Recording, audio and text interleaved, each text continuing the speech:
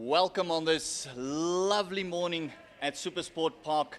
It has been an intriguing match thus far on the second day of the Titans taking on the DP World Lions. I'm Gert Maloney, joining you at this great venue with the legend himself, Mr. Ken Borland. Morning, Kurt. What an interesting morning this promises to be. The Lions survived a torrid final hour last night. Josh Richards and Ryan Rickleton, 33 for 2. Oh, and what a start. A lovely push just down the ground. They will double up with the very first ball of the morning. Just a little loosener there by Bosch, and then also just a lovely push just down the ground. That's probably the most full Corbin Bosch has been to Josh Richards the entire innings. Bosch in particular roughed him up yesterday evening. Quite a few short balls. There's some steep bounce from quite a good length. Bowling from the west lane in, just outside off stump.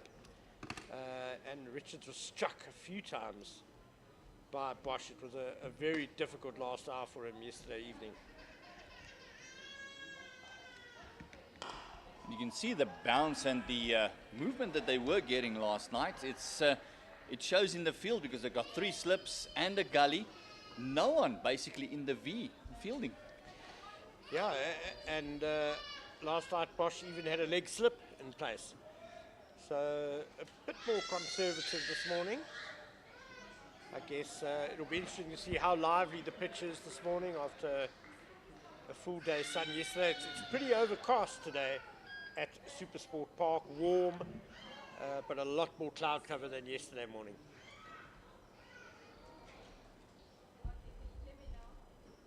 Yeah, it's not great news for the Lions batters because it will definitely give some assistance to the bowlers. A little bit more movement, lateral movement as well. And then we saw that steep bounce of that last delivery from Bosch. Just got up to the keeper as well and still on its way up when it reached the keeper. So there's been a greenish tinge to this pitch throughout. It's slightly less green than it was obviously when we started yesterday. But chatting to Lions captain Dominic Hendricks yesterday evening, it's quite thin grass.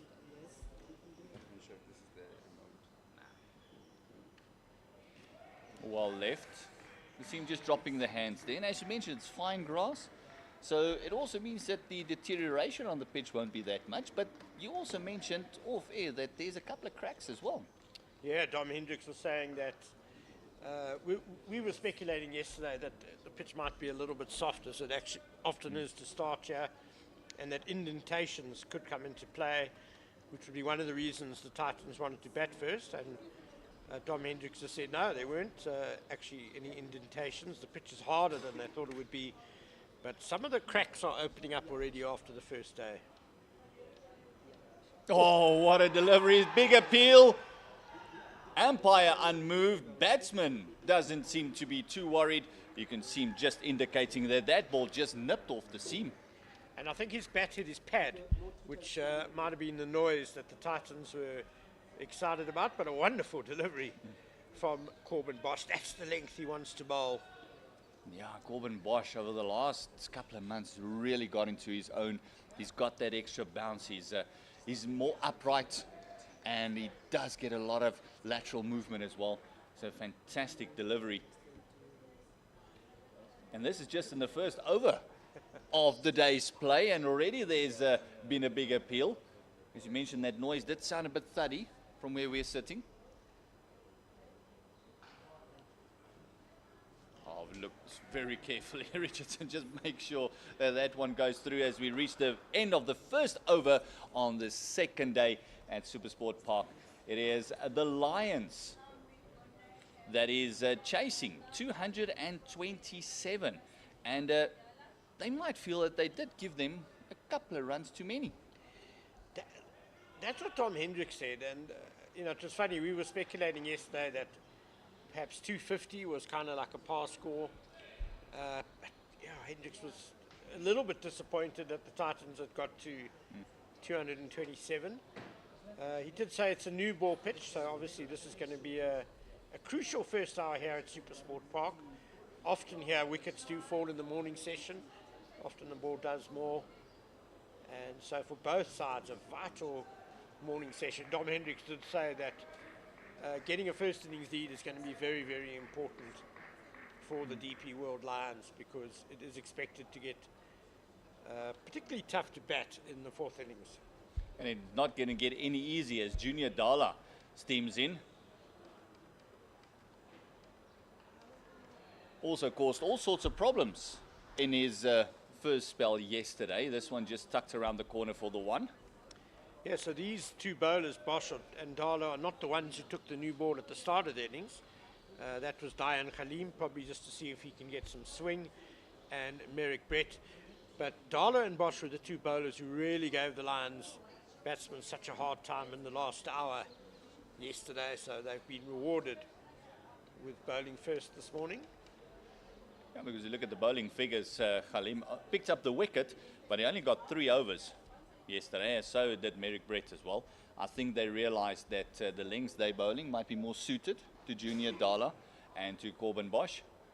Just try to pull the length back on that back of a length. Oh, hit him. Oh, that's going to hurt. Shaking his hand, and I think he'd be lucky for his hand, because that was angling right into the rib cage, that one. And immediately from the sea movement, as we saw with Corbin Bosch, a little bit of sea movement there for Junior Dala. And bounce, and those are the sort of deliveries that were causing Richards so much trouble last night. Very awkwardly played. Get a short leg in there, don't you think? Yeah. Given that delivery. Although Rickleton is now on strike. But even with the left hand, if you're going to angle it into him, maybe even get that leg slip in again. For the one just worked off the hip. Dala bowled really well to Rickleton last night, coming around the wicket as he is now. Oh, this time just finding the outside part of the bat. You can see him just squaring him up as well. I saw the very first delivery that he bowled to Rickleton, and he just steep bounce and movement away from the left-hander from around that wicket. Doesn't make it very hard. Yeah, he beat Rickleton on both sides of the bat yesterday evening. It was a fantastic contest between the two. Of course, Ryan Rickleton, a really high-class batsman, starting afresh this morning on 5 not out. Richards has gone to 16.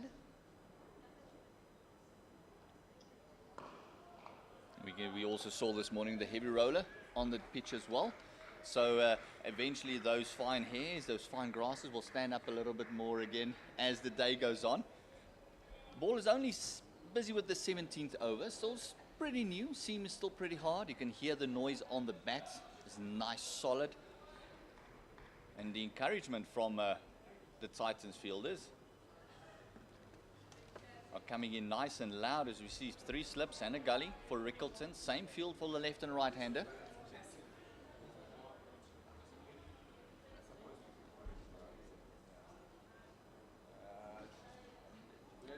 You can actually see just the way that this pitch is played. It's been difficult going, because you look at Joshua Richardson. He's faced 50 deliveries already, and someone who likes to get on with it, Ryan Rickleton, he's only striking it at 19. So it is a difficult pitch to get in on. And they were very much in survival mode the last hour yesterday after the loss of those 2 early wickets. Dominic Hendricks out for 6 and Wandile Makwetu for 5. Oh, this one looks like it just came off the pad. It is leg by, signal by the umpire, and that's where that leg slip comes in. We'll have a look a bit later on our very small monitor that we've got here on the... Thanks to the Titans and the production crew, working tirelessly to bring you this game. And that was the first boundary, although from the padding of Rickleton for the Lions. And they've moved on to 41 for the loss of 2 after 17 overs. And it's going to be hard going as Bosch is going to steam in for his 2nd over for the 2nd day. I think this monitor is longer than I am, Chad. I think we're going to be able to see the seam, knit by knit, thread by thread. It's going to stand up on this monitor. I'm a bit overawed. Yeah, it's almost looks more overcast all of a sudden next to us. Yeah, it'll double as nice shade. Yeah, well, nice shade in the afternoon session. Corbin into Richardson, or Richards.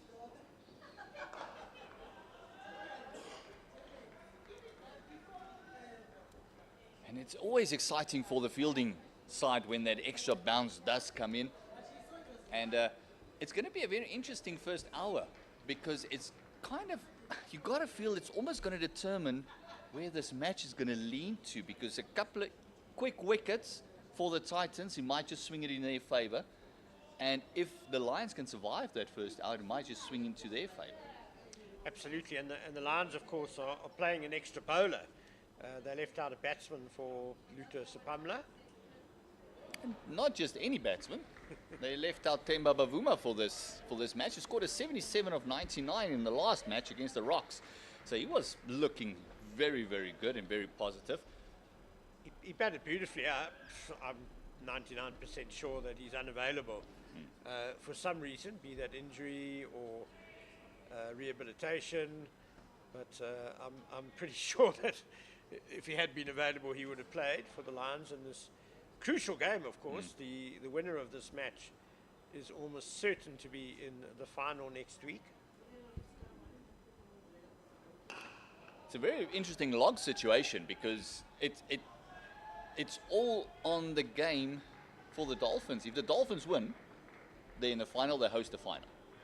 And then it's kind of just who joins them. But if something happens and the Dolphins do not win that match, there is two other contenders for that final. And it's the two teams playing here as well. Well, three others really, because the Warriors are also. They're in Peter Maritzburg playing the Tuskers. There we can just see letting the ball just go through is Richardson, because he's just riding out that bounce. You did mention it yesterday that the short ball they didn't play particularly well. And thanks to KG and the staff here for supplying us with a monitor that we will be able to see something on. As Ken mentioned, it's a nice big monitor.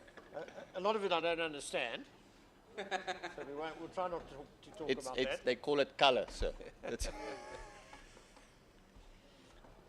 Oh, again, just finding the outside part of the bat, the slips, and the keeper getting very excited there. Kate, you mentioned the Dolphins winning their game in Cape Town. They're top of the log at the moment, but I'm afraid for Dolphins fans, the likelihood of a victory is looking pretty remote after the first day there, because now in the first few minutes of the second day, Western Province have gone to 405 for 3. 100 for Daniel Smith yesterday. Gavin Kaplan is 98, not out. Kyle Verreynne, 61, not out. Tony Lazorzi made 72. Yassi Valley, 45.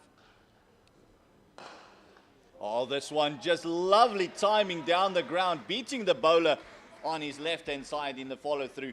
And again, doubling up. We saw the very same shot in the first ball and the first over, as the 18th over comes to an end. It's 43 for the loss of 2 wickets. The deficit's still 184, so the Titans still have something to play with. Yes, they have the runs on the board, 227, maybe a little bit under par, but especially yesterday evening we saw that batting not easy. The Lions slipped to 23 for 2, and we can't stress enough just how important this opening hour is going to be for both teams. The Titans very keen to make early inroads. The Lions, if they can get through unscathed up until lunch, one feels the afternoon could be one where they can cash in and build on a first innings lead. And that's going to be crucial. Yeah. Sorry, the other important thing about what's happening at Newlands is the Dolphins have only secured 1 bowling point.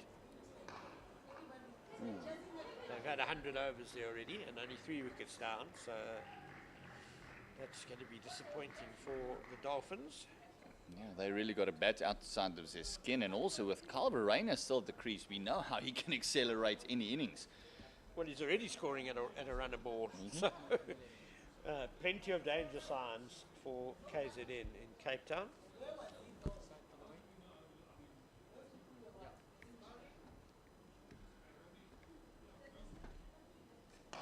Oh, lovely punch off the back foot, Ryan Rickleton.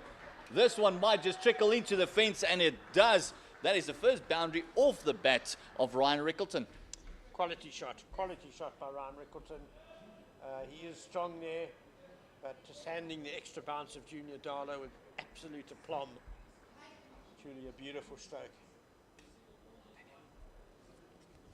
And didn't try and overhit it, just lovely timing, letting the ball come to him. And a fantastic shot. I don't think Junior Dala would mind that too much. Good ball, good shot, good cricket. Goes through it again, this time through backward point. And it's another fall, this time just short and wide. Junior Dala punished. Yeah, the previous delivery wasn't that bad. It was lifting just outside off stump, but fairly straight. That one was a little bit too short, a little bit wider, a bit of a nothing delivery as well, and really easily put away by Rickleton. And for a man who's had the SA20 that Rickleton has had, I mean, that's easy pickings for him. Anything loose or anything off target, you'll have a go at. Still 3 slips in a gully. Oh, squaring up, big appeal, and the finger is lifted. Junior Dala is struck after consecutive boundaries. Junior Dala is sending Rickleton back to the changing room. Wicket time for the Titans. I think it kept a little bit low, and Rickleton trying to get outside off stump, but I think he was struck in line there.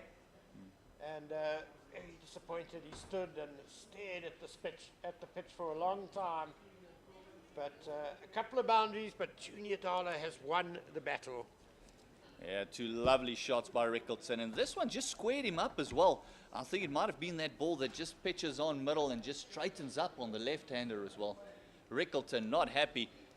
You can see him just laboring off as we see the Centurion of the last game for the Lions, Vian Mulder, striding into the crease. What 100 it was too. He really blazed his way after a fantastic platform laid by the top order, including skipper Dominic Hendricks getting 100. There were wonderful half centuries by Temba Bavuma and Rickleton as well. But Rickleton's gone for just 13, and there's that early wicket that the Titans desperately wanted this morning. 51 for 3. And the thing about Rickleton as well is that if he gets in, he scores quickly as well. Yes. And we know here at SuperSport Park, you get value for your shots. He's the sort of batsman that if he bats for 3 or 4 hours, he's going to do a lot of damage. Yeah, we saw in the last match that they played at the Wanderers as well that he did play a very patient innings. He scored his 50 and only striking at about 60 there. But Vian Mulder, who's at the crease now, made a fantastic century, and he put the rocks in all sorts of problems because he was smashing it all over, and he was scoring at about 120 strike rate. He scored his 140 of about 120 delivery. So fantastic century that he scored, and him and Dominic Hendricks actually were the partnership that just took the Lions to that big deficit or big lead of 252. But you got to feel that the Richards-Mulder partnership here is going to be crucial. Mulder, of course, also someone who is in wonderful form in the SA20.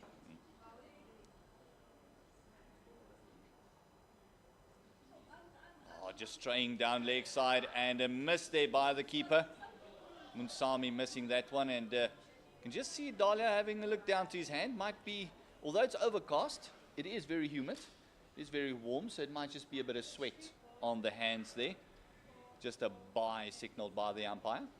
And the first ball switching back to his usual over the wicket. It would have been a great line to the left-hander. Yes. That ball, so maybe just taking a bit of time to adjust.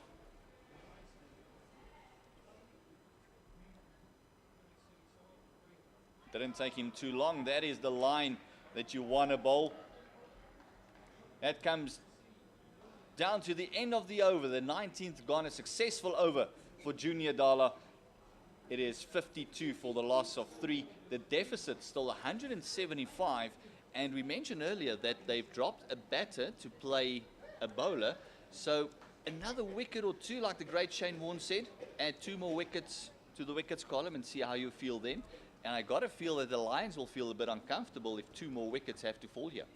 Well, they've only got one more specialist batsman after Mulder, and that's Mitchell van Buren. And then we go into a couple of all-rounders, really. Delano Potgieter, Bjorn Fortuin. Malusi Sabota, I suppose, is kind of a bowling all-rounder. But it will be a concern that... they do have a longer tail than normal, the Lions. So one can't help thinking that with the conditions at play, they could have done really with an extra batsman instead of 5 seamers. Maybe this one just knocked into the covers. Just Mulder wanting to get off the mark there. Just starting his innings in very similar fashion that he did the previous match. Just knocking it in, just getting off strike immediately. Just want to get going. But Bosch wouldn't mind that. He's had a decent go at Richards. He's enjoyed bowling at him. Absolutely.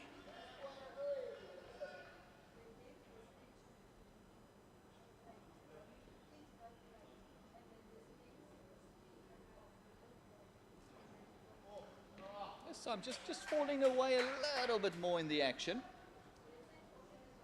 Just see where it ended up. Just that left shoulder dropping a tad more. Maybe trying to get that hip through. Maybe a bit of extra pace. But it's very important to note as well in these 4-day games is the amount of overs that they must play in a day. It really does get long. Still 94 overs of scheduled play left today. So it does become a very long day if you're the fielding side. If you're the batting side, it does give you a lot of opportunities to score the runs and get the deficit down.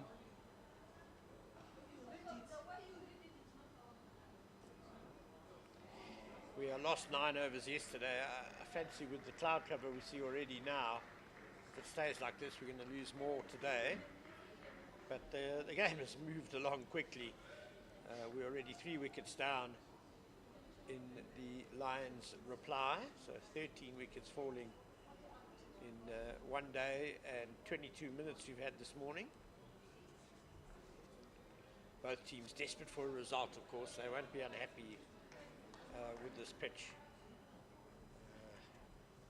They would have said to each other, well, as long as one of us is in that final, that's fine. Oh, lovely one again. Just taking his eye off it and getting out of the way is Richards.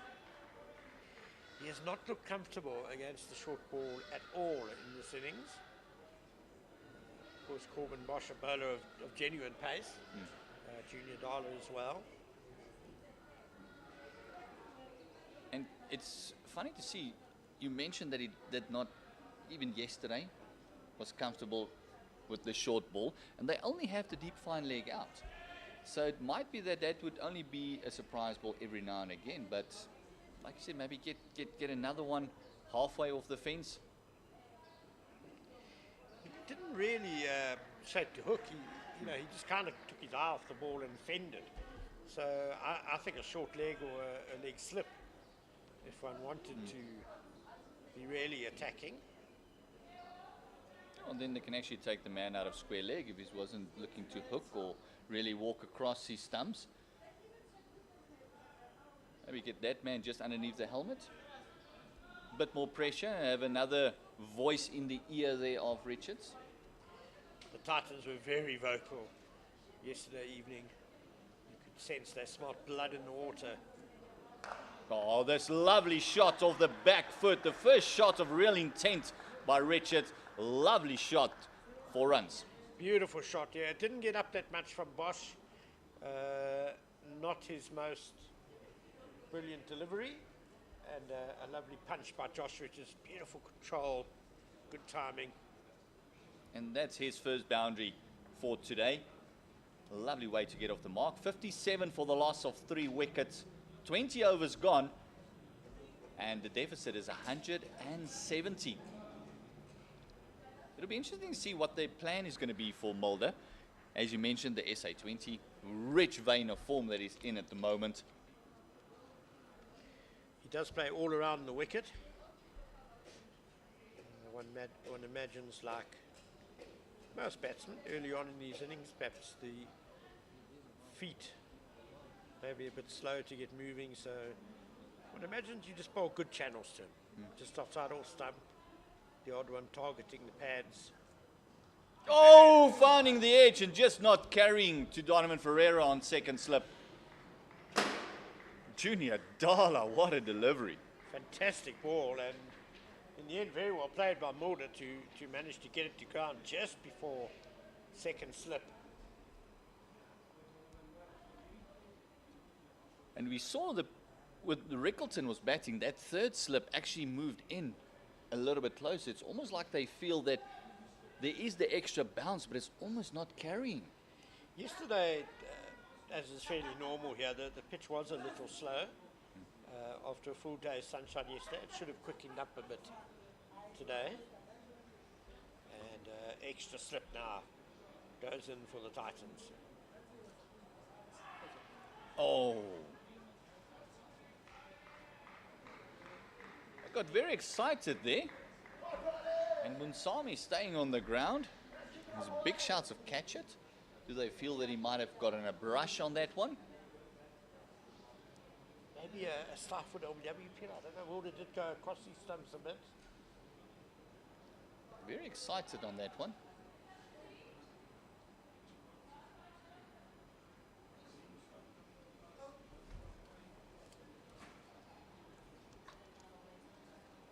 Oh, this time cutting him in half, getting the inside part of the bat. 4 runs to the Lions, but a very lucky 4 runs to Mulder. And Junior Dala is on fire at the moment. Big seam movement back into the right-hander and bounce. Very awkward to play. That's a kind of bowling that I think that in the beginning of his innings that the Rocks lacked at Mulder when he scored that century. Maybe because he's such a positive player, maybe bowl a little bit more attacking, force him to play a couple of more shots. It will give you more opportunities, especially when they're in rich vein of form as Mulder is.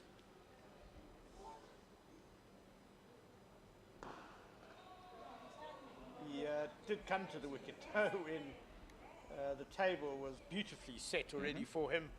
The Rocks bowlers would have been pretty tired. I imagine the ball was old and soft, and it was a much flatter deck than this one is. That's why I like the line that Junior Dala is bowling at him. It's a lot more attacking. He's almost going at the batter a little bit more.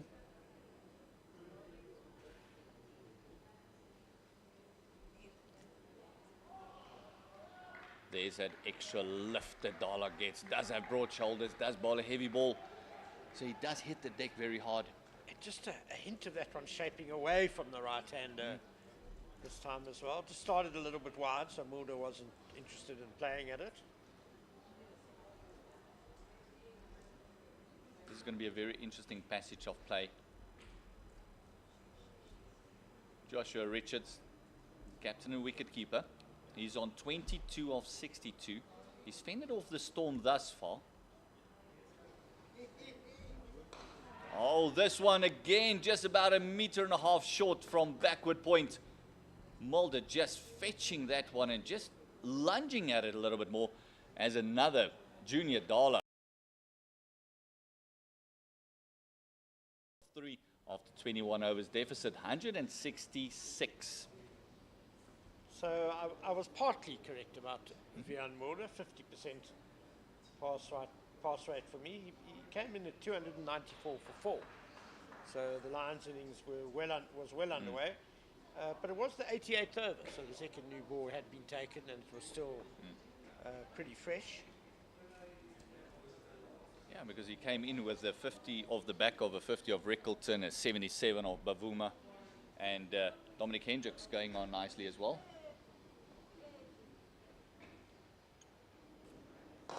Oh, this one just straying onto the pads and just leaning on it.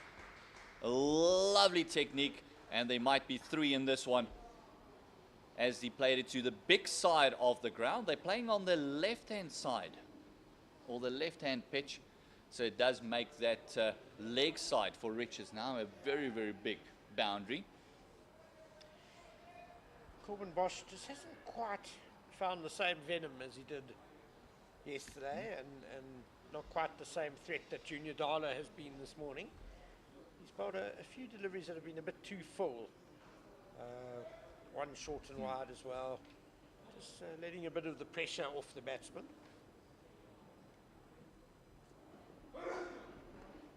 First ball faced by Mulder. And after that first over, we got very excited when Bosch was bowling because there was a bit of venom, there was a bit of something in it. I mentioned that he's a lot higher up than he was. Now you can see the left shoulder just dropping and the bounce has just left him. And the one he bowled on the pads was almost a bit of a floaty delivery, just placing it there on the pads instead of bowling it there. Yeah, even that previous delivery, it was just outside off stump and nothing really behind it. It just sort of went halfway, waist high through to the wicket keeper.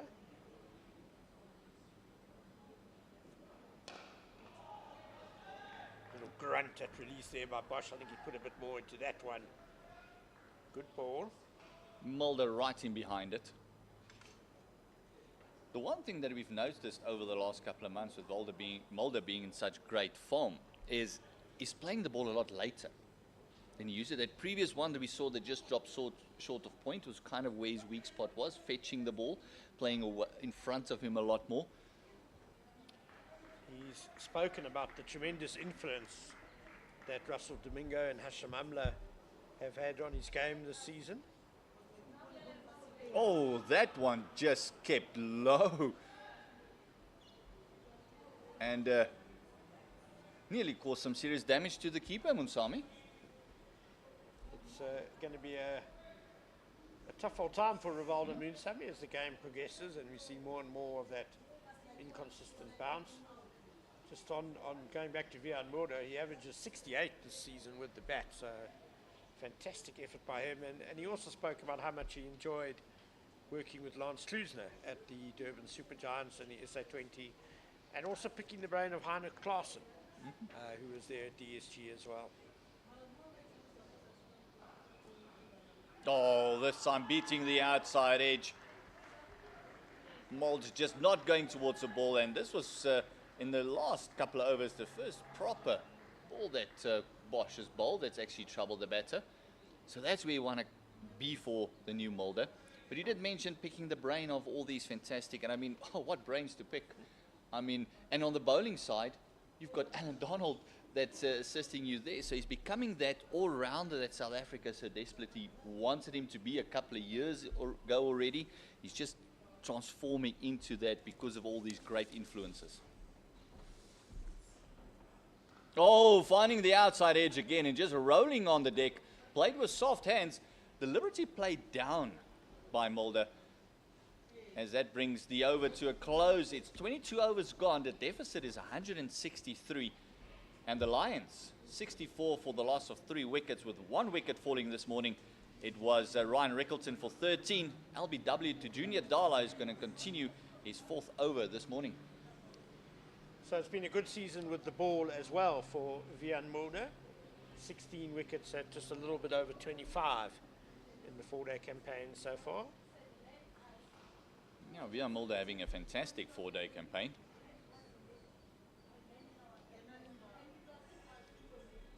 And we mentioned the man under the helmet for Richards. That has happened now. You see the square leg just coming in. He's had a sort of backward short leg, really. I think it's for that one just nipping back, like we saw with Vian Mulder when he got the inside edge. Don't think Dala's going to give them a lot to drive here. No, especially not to that. Could you call him a short backward square leg? No, he's in a very odd position. It's almost like backward short leg or a short backward square leg. Yeah, he's in a very weird position because it's almost like he's there just for the shot off the hip. Or the fend. Ooh, or the full toss. Yeah, that one obviously slipping out from Junior Dala. Just a little apology to Josh Richards, who's had a lot to contend with. I don't think he wants to contend with Beamers as well. We can't bowl him out, take him out. Yeah, that was definitely not on purpose. With the humidity, every now and again, your fingers just get a little bit sweaty. And as you go for that fuller, maybe went for the Yorker, just slips out. It's exactly for that ball, just off the hip. And that very funny position, that backward square leg, almost a short 45, almost came into play there. Musatwala diving, but it was just too far away from him. Looks like he's going to shift a bit. Going, no, he's going back to pretty much where he was. He's kind of halfway to the square leg umpire. He might have just given himself a yard or two more from the bat there.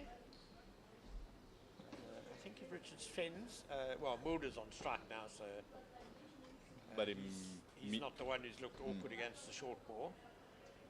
But immediately Munsami has moved him a little bit finer.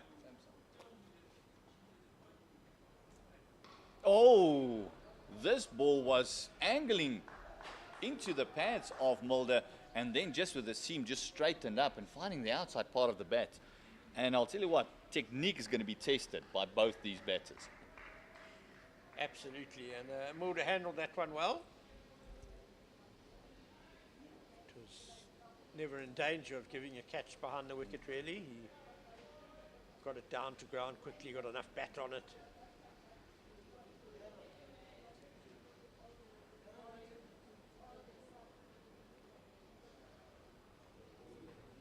Oh, pulling out of the shot last minute. He was tempted to go for it, was Mulder. And I think he only decided to pull out after the ball had passed the edge of the bat. Got himself into a little spot of bother there, Vian Mulder. Going for the hook. There's only a fine leg back. So that might just entice him just to go for it. Even if he gets a big top edge, it'll be safe. But with that extra bounce of Dahl, I think that's why he kind of decided not to go for it. This time he does have a go, and he spanks it over mid-wicket. Lovely shot, one bounce, 4. What a powerful shot that is, just back of a length from Junior Dahl. It didn't really get up, and Vian Mulder onto it in a flash with that short arm jab. Hit with immense power. What a way to end the over. That's a real statement stroke by Vian Mulder. Takes him to 9, and the total is 69 for 3. Deficit has gone down to 158. And the last couple of overs, we've not seen that extravagant bounce, that movement of the seam. Could be one of two things. It could be that the pitch is just evening out a little bit. I know it's very early in the morning, but we've already seen almost 40 minutes of play. So it could be that humidity has just helped the batting team a little bit. I think it could be the ball starting to get a little bit soft. It's 23 overs old now. So that initial hardness of the new rock will start to go, especially when it gets pummeled like it did by Vian Mulder, that last delivery. And we're seeing a change of bowling. Corbin Bosch started well, but then just kind of faded away a bit this morning. He's being replaced at the West Lane end by Merrick Brett.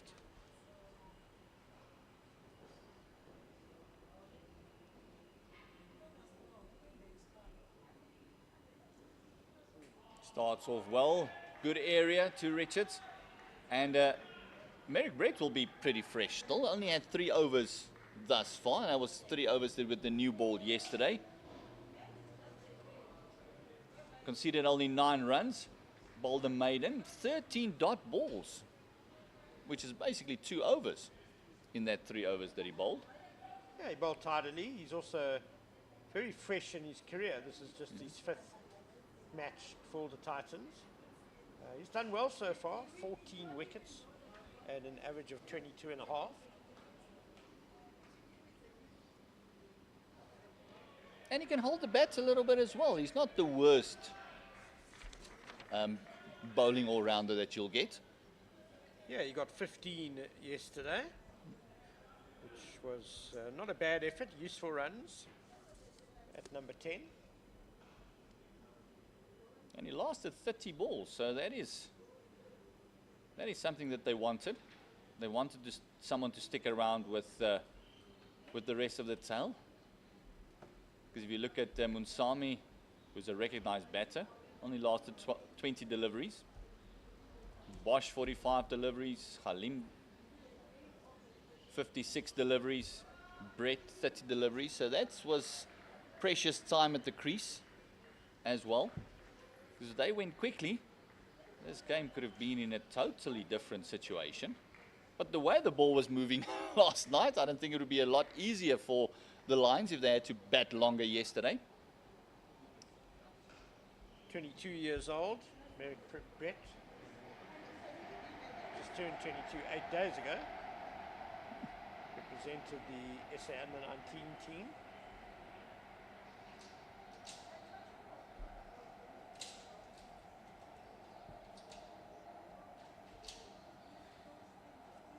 Oh, lovely delivery right at Richards. Now, Josh Richards got himself out last week against the Rocks by stepping across his stumps and being trapped LBW. There was a hint of that there. He was definitely playing a bit across the front pad, and Merrick Brett is pretty accurate, bowls fairly straight, and you could see that one was just kind of angling back towards Josh Richards' pad. That was quite a close shave, I think, for the opening batsman. It's one of those, the bowler, you walk back and you just ask the umpire if he misses.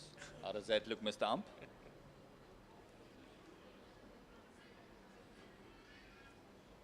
Oh, lovely delivery, jerking back.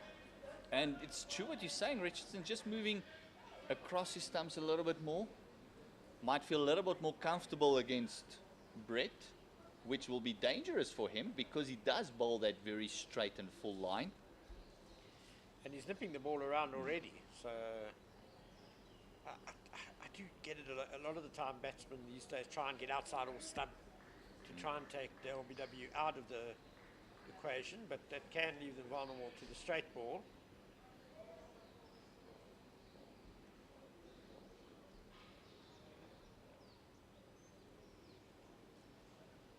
You see that a lot with the batters who's got more of an open stance.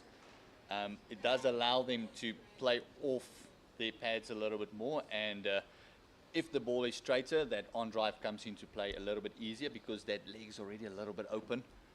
But with Merrick Brett bowling that lovely line with his first over this morning, it could be dangerous signs, especially if that foot gets planted down to the covers. Yeah, and it looked that Josh Richards was actually batting on off stump.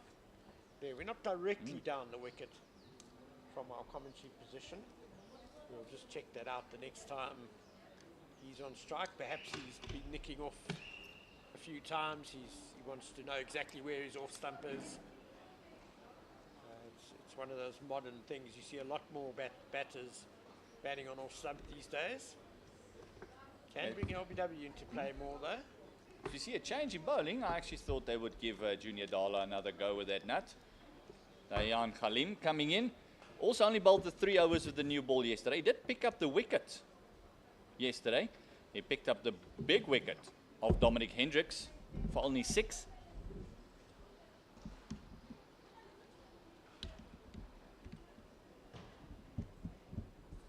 Here's a right armer. And Merrick Brett starting off with another maiden for him. So that means 19 dot balls in 4 overs. Halim into Mulder. Starts with a no ball. Oh. Junior Dala bowled 4 overs this morning. Picked up the key wicket of Ryan Rickleton. I imagine they're going to use him in short, sharp bursts. Pretty sure we'll see Dala again before lunch.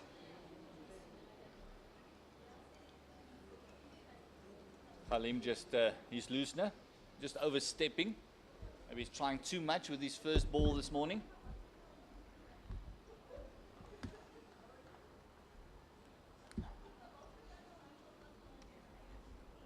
Oh, this one again, Mulder just squared up, finding the outside part of the bat.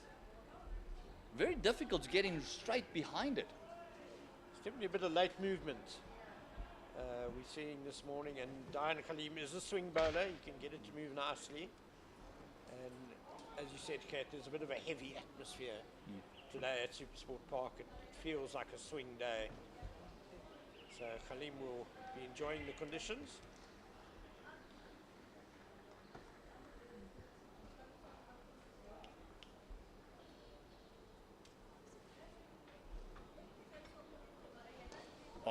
this one just works off the pads. Is it going to beat Merrick Brett, their defense? Yes, it is. Just pass between square leg and fine leg. Just straying onto the pads of Mulder, and in the form he's in, he's not going to miss out. 4 runs. Wasn't too bad a delivery actually from Diane Khalim going for the Yorker. He got it right up there in the block hole, and Vian Mulder managed to get back on it, managed to get his legs out the way, and it was very well played. Clearly a man in form, Vian Mulder, getting boundaries off good balls. And immediately we see square leg coming in there.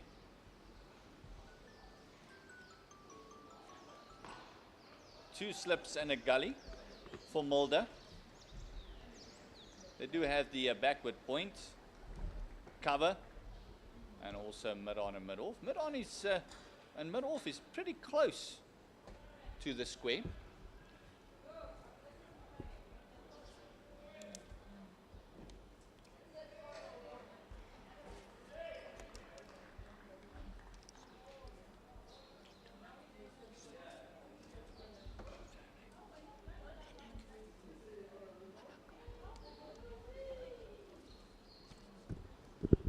Oh, this one played past backward point. That's going to make it to the fence. Mulder hitting the gap and just leaning that one, just guarding it through backward point. And it's a lovely 4 to Vian Mulder. Vian Mulder also one of those dangerous batsmen that if he spends a long time at the crease, he's going to be scoring runs. And in a low-scoring game, 2 or 3 hours of Vian Mulder, and the Lions will be heading for that first innings lead. Yeah, deficit under 150 now. 78 for a loss of 3. Still 2 balls to go in this Khalim over. Already conceding 2 boundaries in his very first over. A big contrast in the Merrick Brett first over.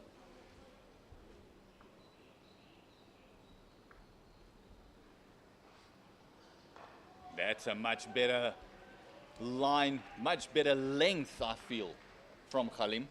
Yeah, Diane Khalim being a swing bowler, he does try and get it up there to give the ball a chance to swing. It can result in some over-pitch deliveries. Merrick Brett is much more of a line and length bowler. But yes, that was a better length from Khalim. Especially with the pitch giving some assistance, you want that just to hit the deck a little bit harder.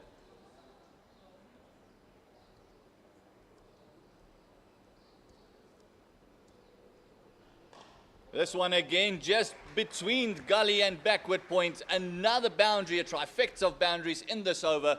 That brings the 25th over to a close. 82 for the loss of 3. Vian Mulder rocketing on to 21, and it deficits 145. And earlier we mentioned the star-studded lineup that we do have.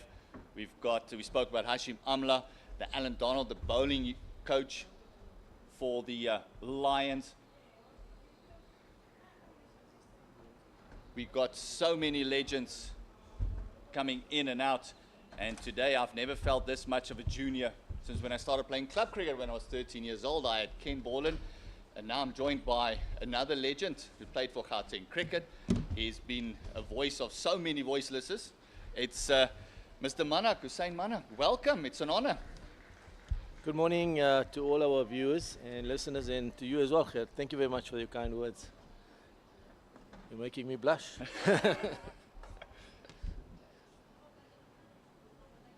Oh, lovely full delivery. Merrick Brett really on target this morning.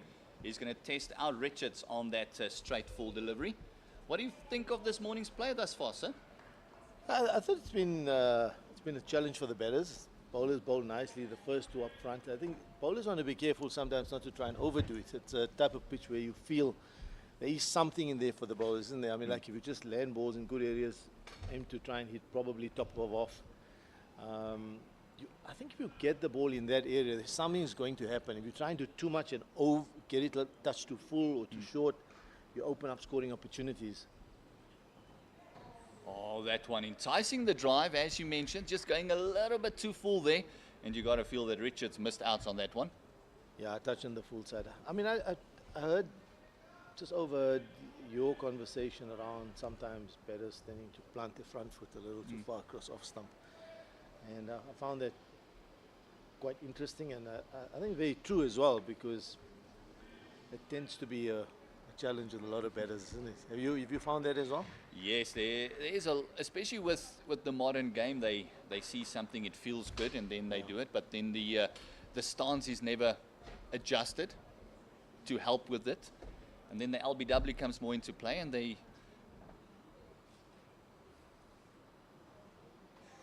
Oh, that's a A fantastic delivery, just nipping off the seam. Yeah.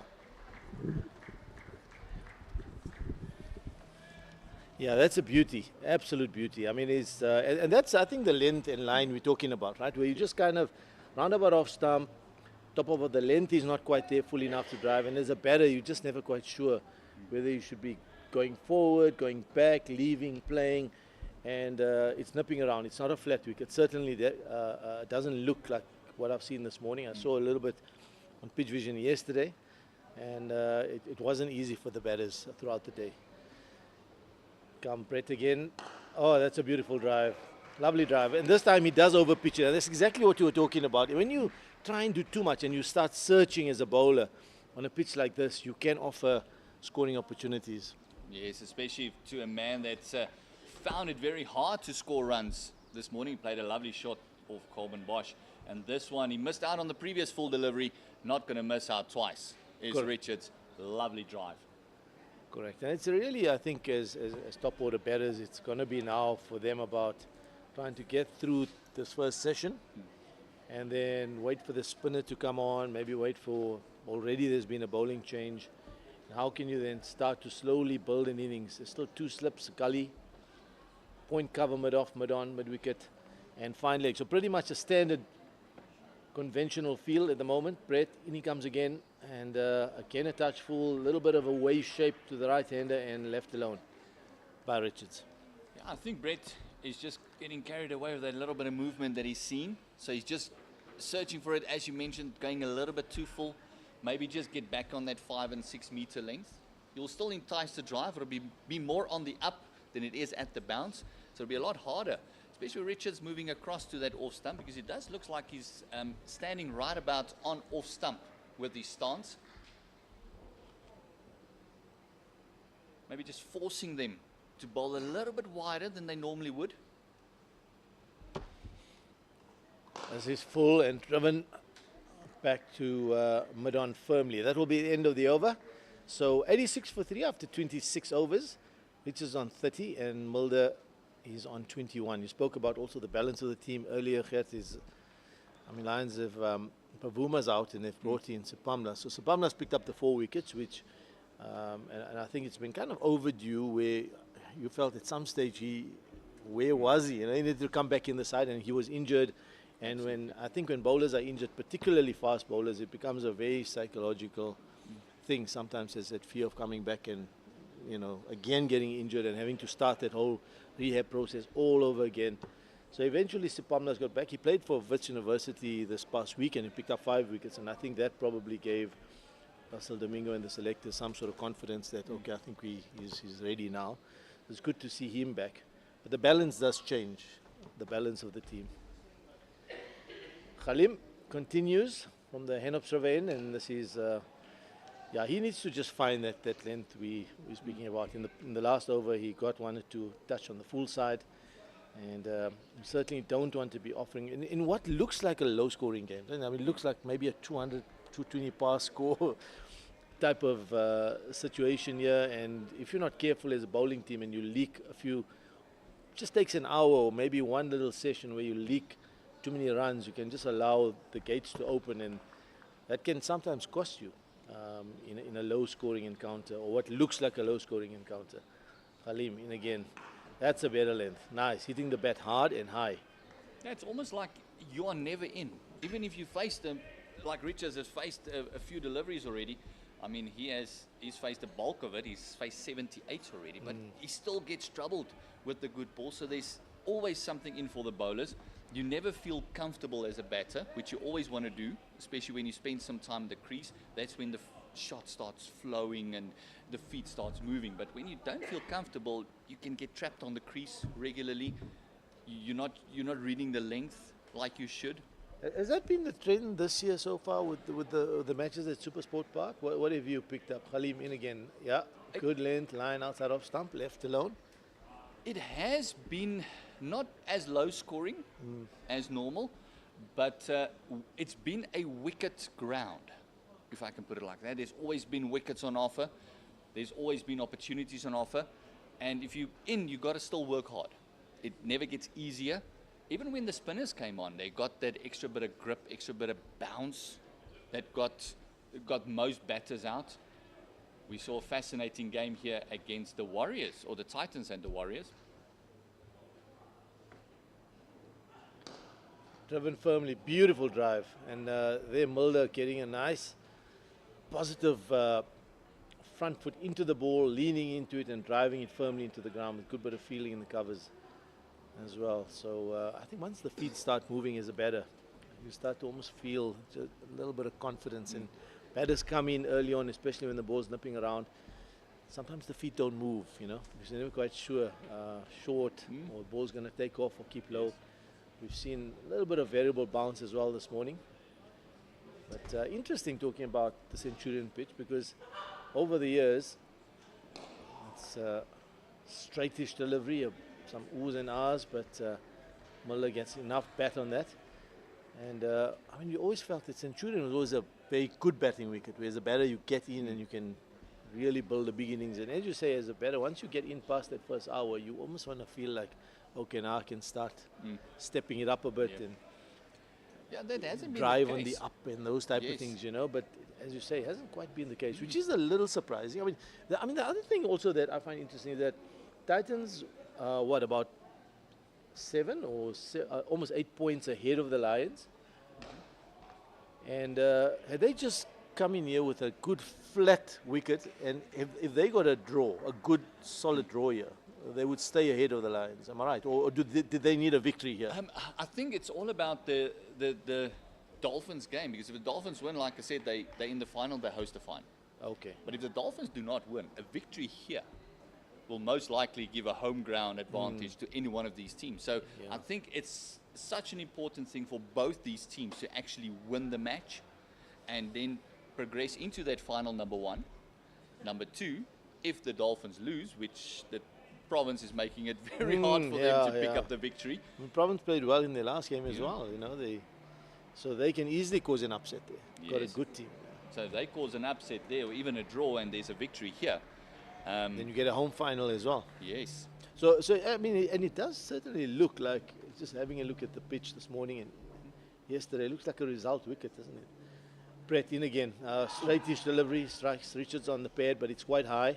Tries to play around that front pad, and that's sometimes the thing. It's probably just hit him above the pad and below the thigh pad. That looks painful. Yeah, it's one of those where you don't want to show pain, but after a minute or so, it just sets in. That's a psychological thing, isn't there? Where as a batter, like, I don't want to show any pain. I'm fine. You just don't want to give the bowler any psychological edge.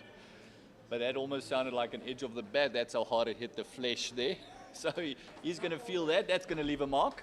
Yeah, there's that little gap between bat and a pad, top of the pad and the thigh pad.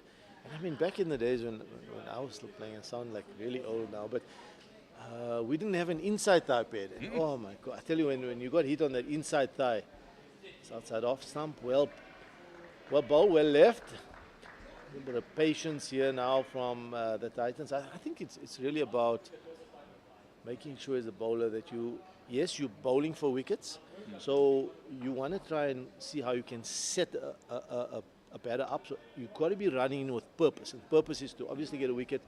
How do you get a wicket? Is it 2 or 3 swinging away, 1 back in? But there's a level of patience required. Like, you can't get a wicket of every ball, and I think that's, as a bowler, you've got to settle into almost that type of mindset, isn't it? Shortish delivery, and that's cut away. So that's definitely too short. He's tried the short delivery, but I'm not sure if that's where he wanted it. Maybe just a little bit offside-ish. Sometimes that short delivery you want a little into the body, don't you? Yeah, you want it kind of up to the throat area, the throat and the nose area, making it hard to pull. And also, one thing that I've noticed with the guys who doesn't have the pace of a Bosch or a Dala is that bouncer kind of sits up. It doesn't the guys who bowl a decent bumper is the one that's still rising when it reached the batter. So it does make it very hard to control. But that one from Breck, almost like a tennis ball bounce, and immediately we see the backward point going back, just to try and stop the boundaries. As you mentioned, low scoring match, getting a little bit defensive here as the Titans. Yeah, that's an interesting field change, isn't it? I mean, because it can come across as defensive, and or like, okay, now as a batter, if I was batting there, I would be like, okay, that's one little psychological battle I've won there, mini battle. Fielder's gone back. I can now push a little easy one into that area if the ball's up to me. But the fact that you've pushed the fielder back means that you've won a little mini battle, haven't you? Yeah, and it is those little battles in between overs and in between ball and bat that gives you that mental toughness. But again, this time it's straightish and straight to mid-wicket. What did you feel about yesterday? You think the Titans a little below par, or did you think that that's more or less a par score? I think if you look at the 2 wickets that fell yesterday and the amount of pressure in that last hour, I think the pitch played a big role in that innings. It did make it very hard. We mentioned that Dominic Hendricks felt that they gave them actually a little bit too many runs. But even if they bowled them out quicker. Brett in again, close to the stumps. That's a good delivery. I think that's where he wants to stay, because I think in that area there, if one doesn't swing, you're hitting the top of off, right? And you're challenging the stumps. LBW comes into play, bowl, all sorts of things. Yeah. If it swings, challenging the outside edge. In that area, you're challenging both edges. And that's as a bowler, I think, where somebody like a Brett who's reasonably disciplined, and you don't mind trying the odd short ball, but as you said earlier, if you've got the pace to pull that off, then that's fine. Also, I mean, you want it more into the armpit in that area there where you want to make it uncomfortable, force the batter into maybe some sort of pull. That causes top edge and all sorts of things, and we've seen a bit of uneven bounce. So that's the over, 90 for 3, 28 overs bowled. That's at a run rate of 3.2. That's the rate achieved, which is reasonable. I think that's a reasonable run rate. On this pitch, definitely. Yeah. Scoring has been tough, and as you mentioned, just gives you that bit of fortitude, because even now for Mulder, they got the deep point out. He scored 2 boundaries in that area of Khalim already in this innings. Yeah, and I think as a feeling side, you certainly don't want to concede too many boundaries. Oh, played with soft hands here by Mulder. They balled its shape away a little, but he played it nicely, I thought. And the ball went down. And that's a good skill to have as a batter. Just play the ball nice and late. Allow almost the ball to hit the bat, as opposed to where you as a batter pushing at the ball. I mentioned earlier that's one thing that he's worked hard on in his technique.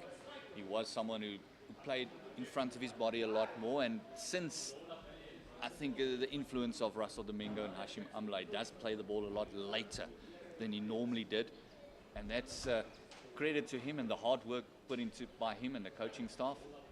Halim in again. Oh, this is a beautiful delivery.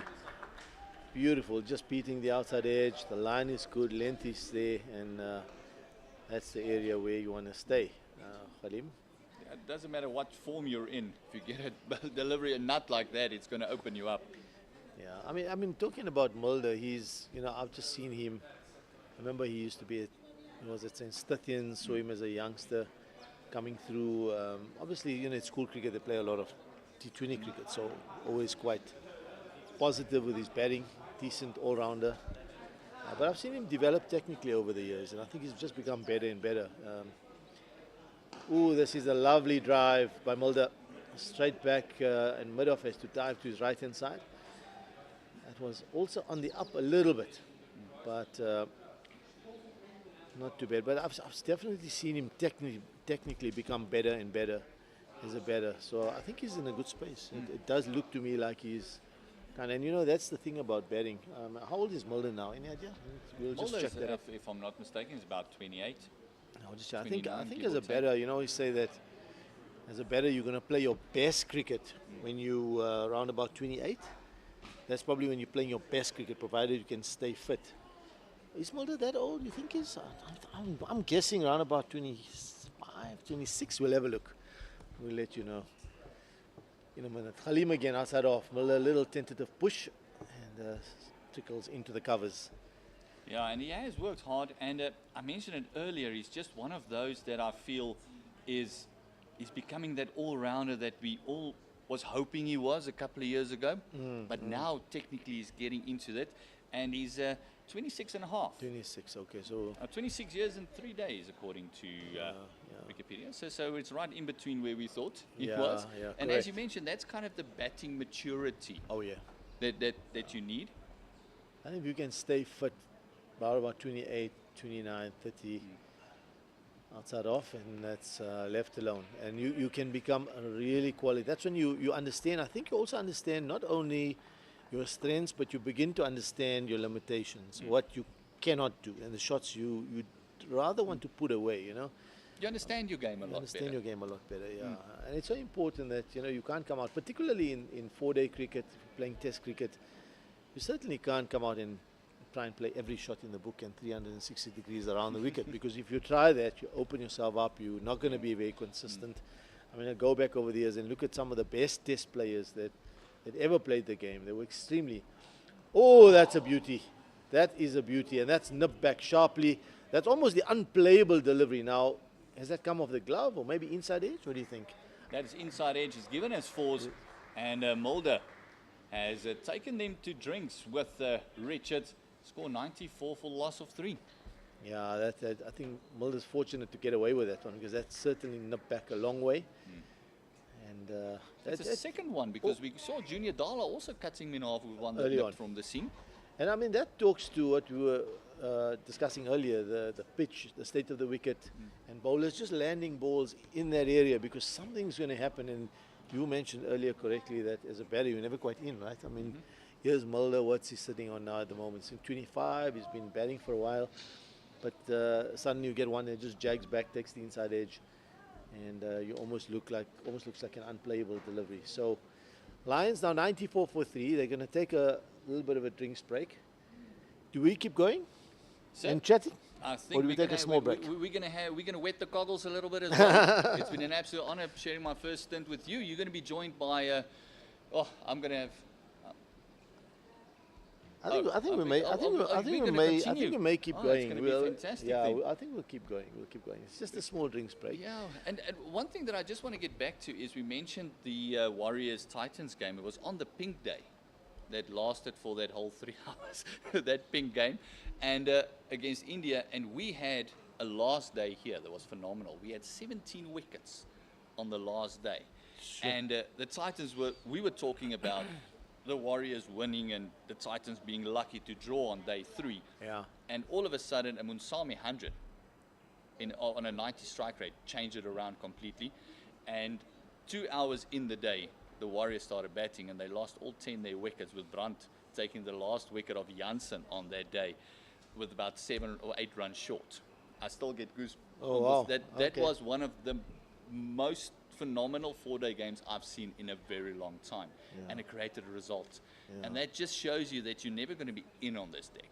Doesn't matter how good you batted in the first innings. Yeah. That last day, that 4th day, if the Lions can just edge out a lead of about 50, 60, maybe hopefully go to 100, that would change the game on his head completely. Yeah, and I think I heard yourself and Ken talking earlier about the toss and Titans winning the toss and deciding to bet. And you know, the toss is always interesting to discuss, and sometimes you're never quite sure how it plays out. But I think Titans will probably know this pitch better. And you're speaking now about that particular game, and what it tells me is that it's not easy batting last. So I think when you win the toss, the question you want to ask yourself is it going to be better, or what's going to be more difficult? Batting on the first morning when you know there's going to be something, it's green and a little bit of moisture in the pitch, new ball, etc., bowlers are fresh, or batting last. And if the answer is batting last, then you bat first. You know, you win the toss, you bat, you get whatever you can. And even if you're slightly behind on the first innings, but if the opposition are batting last, for example, here Lions are going to be batting last, and even if Titans are 50 behind on the first innings, but if they know that 50 they can make up, because it's going to be so difficult batting last, and they've seen this pitch this season particularly, maybe there's cracks that may open up. And if that happens, then it's not going to be easy. So Lions have to really dig in here and try and see if they can get a decent type of lead. Because if that is the case, which, I mean, we'll wait and see, but if that is the case, then, you know, Titans will have a substantial advantage. Do you think that the setup of your opponent's team also influenced that decision? Because they might have seen, especially with the Lions having to bat last, that they've gone in with a batter short, played the extra bowler, so that might have been playing on their minds a little bit as well. Yeah, it may well be. Although I don't think that would influence the decision at the toss. I doubt it. I very much doubt it. Maybe, but I don't think that would. I think it's more looking at the conditions, whether it's above or down below. And I think the pitch would have definitely influenced that. What's the weather like? Forecast for the next few days? Is there any rain forecast? The forecast for the next few days, it's over the last week we've seen that 30%, 40% sort of thing going. It's a bit humid at the moment. Brett continues. Oh, that's an inside edge, and I think that's carried. Now, that definitely looked like an edge. There was a deflection. Let's have a look. Yes, 4 runs, so that's a drop chance. That's a drop catch, but not an easy one because, well, he keeper had to dive to his left-hand side and by a long way. And as a wicket keeper, your initial instinct is you're going to your right-hand side, aren't you? Because ball shaping away, bowlers bowling in the channel. Ball jagged back, inside edge, and it flew. I must say, it took off. That one took off. It was a healthy thick edge, and he didn't flash at it. It was kind of just a gentle It was push, a and it defensive just shot, flew off the inside part of the bat. And just going back to the rain, they say it's about 39% chance, around about lunchtime, 2 o'clock. Oh, okay. So we might have something. So Brett finding the edge. It was the inside edge, though. This one defended by Richards, back down the wicket. But there we go. I mean, that's exactly what we were talking about. If you can just land balls in that area, that's always something happening there, isn't there? But it comes back to what you said as well, the patience. Yeah, if you're going to land it there once, keep landing them there. Don't go search for it. Don't search, Just bowl the ball there. Let the ball do the work and the batter make the mistake. I think that's important. You know, I was talking to Ken last week, and we were chatting about, like, you look at World Cups and you look at the Proteas and you look at Australia and India and some of the top teams in the world. The series outside off and it's left alone. It's also the odd ball bouncing very low, like hardly any carry as it gets to the keeper, and then the next one taking off. So it's a little bit of variable bounce. But, you know, experience, we always talk about experience, and we spoke now about like Mulder's 26, and then as you get older and older, you become better because you become wiser, you understand how your own game, you understand how to play the game, more match awareness and everything else that goes with batting. You just become better and better. And as a bowler, provided, of course, you're strong and injury-free and you can keep going, I think the same thing applies because, I mean, I mentioned last week that if you look at that World Cup final, the 50-over World Cup final, Brett is in again outside of stump, left alone. The two teams who made the final, which were Australia and India, had the 2 best attacks. Yes. They had the 2 best attacks and they made the final. So you look at India, had Bumrah, they had Siraj and Shami. 2 best pace attacks. And then and also not only the best, but also the most experienced. I don't know, all like maybe late 20s, 30s. And then look at Australia. Also Hazelwood, Stark, Cummins. Yes. You're not going to get any, you know, you look at those 6 bowlers in world cricket. There's not too many bowlers better than those 6. Of course, Rabada will come into there. They will maybe a few others. There always will be. But you look at that pack, the three bowlers like that, experienced, running in, know what to do, patient enough when the need arises, and can run in and really take you down in attack when the need is there. I mean, they keep coming at you all the time. They give you nothing. Like there's no room to breathe as a batter, you know. And then compare that to many other younger bowlers. Maybe bowlers who have as much talent, maybe even more talent, but just don't have that experience. And what the experience does, it just gives bowlers that little more patience when they need to be patient. Younger bowlers go searching a little too early and then release the pressure, you know. Over bowled, 98 for 3, 30 overs bowled now. And also the younger bowlers, they tend to overthink it a little bit more. I feel than the more experienced bowlers, because they know this is what's working for me, this is where I'm going to bowl it, this is what my ball does. And if the batter counters what I'm doing, I got a backup plan. Where younger bowlers kind of, they run in, they try and hit the deck hard, and as soon as things don't go their way, the wheels come off. Correct. A little bit. So Yeah. and that's where that experience comes in of knowing your game, knowing what is my backup. If the pitch is not conducive to the way I bowl, if you look at the great fast bowlers, if you go back to a guy like Malcolm Marshall, played for the West Indies, he could bowl in any conditions.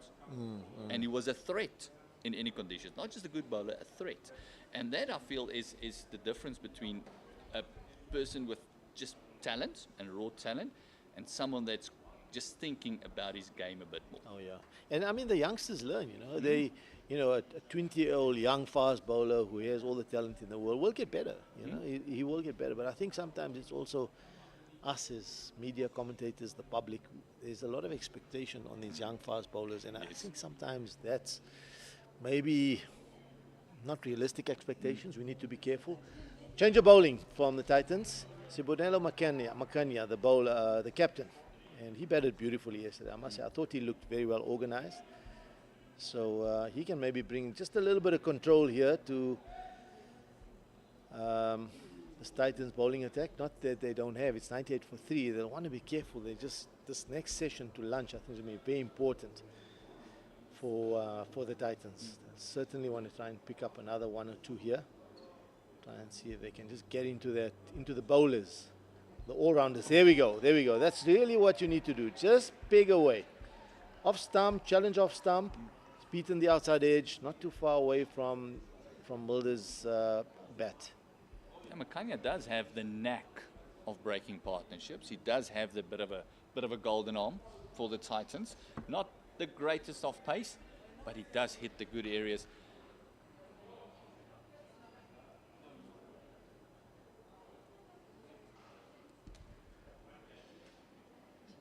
Yeah, well bowled, 2 slips. Gully, the point is still on that on the boundary, probably about 10 or 15, maybe 20 meters off the boundary, and then cover mid off, mid on. Deep square leg still back, and then fine leg. So the reason the deep square leg's back, what do you think? Is there a tendency for him to every now and then maybe drop one short, or maybe does he bowl a decent quick bouncer? Doesn't bowl the bouncer that often. It does have a tendency to drop it a little bit short.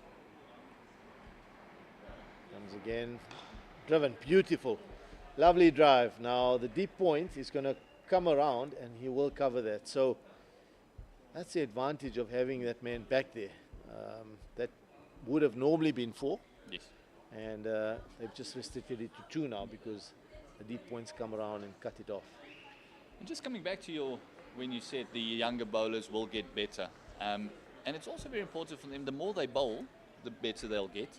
And then also sometimes you mentioned the media, and remember, us as coaches make the mistake as well when you see someone with this immense talent. The expectation is there of that player. Oh, full toss, gets away with it. The expectation is there. You kind of forget the age. We see it a lot with under 11, under 13, maybe even under 15 players. You forgot that person is only 12 or 13 or 14. Or if you look at one of the talents coming through now is Kwena. Mbaka coming through as well, the left arm quick. Fantastic bowler for the under 19s. He's only 17 years old. Oh, yeah. Still yet to turn 18. Driven, this is in front of square, again through the covers, and this time it's restricted to 1. So after that last shot into the covers, what did happen is the deep point was moved a little bit squarer, more in front of square. 50 partnership, so that's well batted by Richards and Mulder. Richards contributing 20 and Mulder 28. And to note, 2 of those boundaries of Mulder came from the inside edge, which Dala and Halimu cut him in half a little bit. So it's not been easy going for the Lions, but the deficit has gone down to 126, so they're making good work of this. Yeah. But remember also, it's a type of pitch where you could have wickets falling in clusters. Yes. So it's very important to remember that. You spoke earlier about, you add 2 wickets here and what does that look like? And suddenly, 101 for 5 looks very different. But it is that type of wicket. New batter's going to come in, and he suddenly, you could have 1 or 2 nick off very quickly. Brett continues, in he comes. Swings away, leaves, through to the keeper. Yeah, the bowler has done a fantastic job, because it's the old saying, 1 normally brings 2. And in this pitch, it's a reality. It will bring you the second, but Mulder has settled down nicely. Has had 1 or 2 falling short of that second slip, but played with soft hands, playing down deliberate. Interesting discussion. I mean, you spoke about Mapaka now, and he's certainly an amazing talent, right? But also a lot of young batters coming through. If you look at that under-19 setup, there's some talent there. I watched a little bit. I must say I didn't watch all the games, all the South African, but I watched enough just to have a look and see what's there. And there's definitely some talent, and so important as the system itself, that we are very careful. You're going to have the Quinton de Koks of this world and the Rabadas of this world, and you're going to have the exceptions, the Sachin Tendulkar from time to time, who come in and is the exception, who can come through at a young age. And you just feel that with some players there's that level of maturity that they can come and just play. I think with a Tendulkar, if I look at him and just listen to him over the years, there certainly was that level of maturity, and he played so much cricket at a young age that you almost knew at 16, 17, I mean, he was scoring 200s. When a young batter can score 200s and 300s at domestic level, and you're going like, okay, there's something special here. So there's an exception here.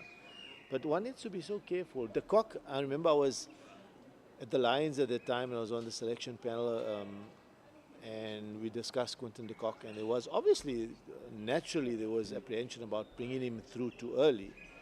But you sense that Quinton de Kock was the type of batter who actually was unfazed by pressure. He was unfazed by big-name bowlers. He would just come and play, and you just had that gut feel. And I think sometimes, and that gave you a difference. It was maybe unlike a Tendulkar type of player, where you knew this guy was so mature that he was. I think Quinton de Kock had a very good cricket brain. He had a good understanding of what he needed to do. Spoke to Quinton once, asked him, what did you do differently from a lot of the other young players at Kes, for example, where you went? And he said he just hit 5 and 6 hours of cricket balls every day. He hit so many balls that at some stage he worked things out. But having seen Quinton over the years, you felt that he just has that cricket almost feel for what to do with different types of bowlers in different situations. And he was very much unfazed by pressure. He would just come and play. So, and I think he mentioned even once somewhere, and I think it was the first pink ball test in Australia when he was interviewing, he said, a ball is a ball, whether it's a pink ball, a white ball, a red ball, I just see the ball and I hit the ball, Yeah. So that type of almost like a I won't say don't care, but I mean, he just plays, And he, at a young age, you felt that he was going to come in and he could just play. He wasn't going to be affected by pressure. So maybe he was also an exception in that sense, with a lot of talent. And that's a good single, because that man at the deep point boundary, that's what that does. Nice, and we spoke about Mulder playing the ball nice and late, and that allows him to get the single. So over ball 32, 102 for 3. But that what you mentioned now about not being phased, isn't that kind of where they saw Graham Smith as well? That why they brought him in as a young captain at that age, because he just wasn't phased, and he wasn't scared to take on anyone, even if it was the Shane Warnes and the Ricky Pontings of this world. Correct. I mean, I think Shane Warne, and I'm trying to go back. There was a World Cup. Do you remember that World Cup in South Africa? What year was that? The one where South Africa lost with the duck with Lewis Pascoe at Kingsmead against Sri Lanka. And that was the miscalculation. I think it was after that when they decided, okay, we need to make a change, and then Smith came in, and then there was a tour to England, and the rest is history. But you're right. I think Smith also. I mean, he had this kind of like a very strong, bullish personality where he was ready to take the attack, and also showed a lot of maturity, as you say. So he was also kind. So I think you picked that up along the way, but it come back to that earlier point, that it's an exception rather than a rule. And if we think that every year as the under-19s come through, the talented players there must just automatically walk into kind of first-class sides, I think we're mistaken, because that could be a mistake. You could set those young players up to fail, and they need to almost go through the process of maturing and finding themselves and finding their game. Outside edge, and that's a good delivery. And well played by Mulder as well. Yes, it was an outside edge, but again, he's not pushing at the ball too hard. It's soft hands, ball goes down, allows it to go down towards second slip. So, I mean, yeah, you know, I saw that World Cup, and I think one of the factors was was it the game against India where they lost? It was, I think there were a few extras in that game, if I'm not mistaken.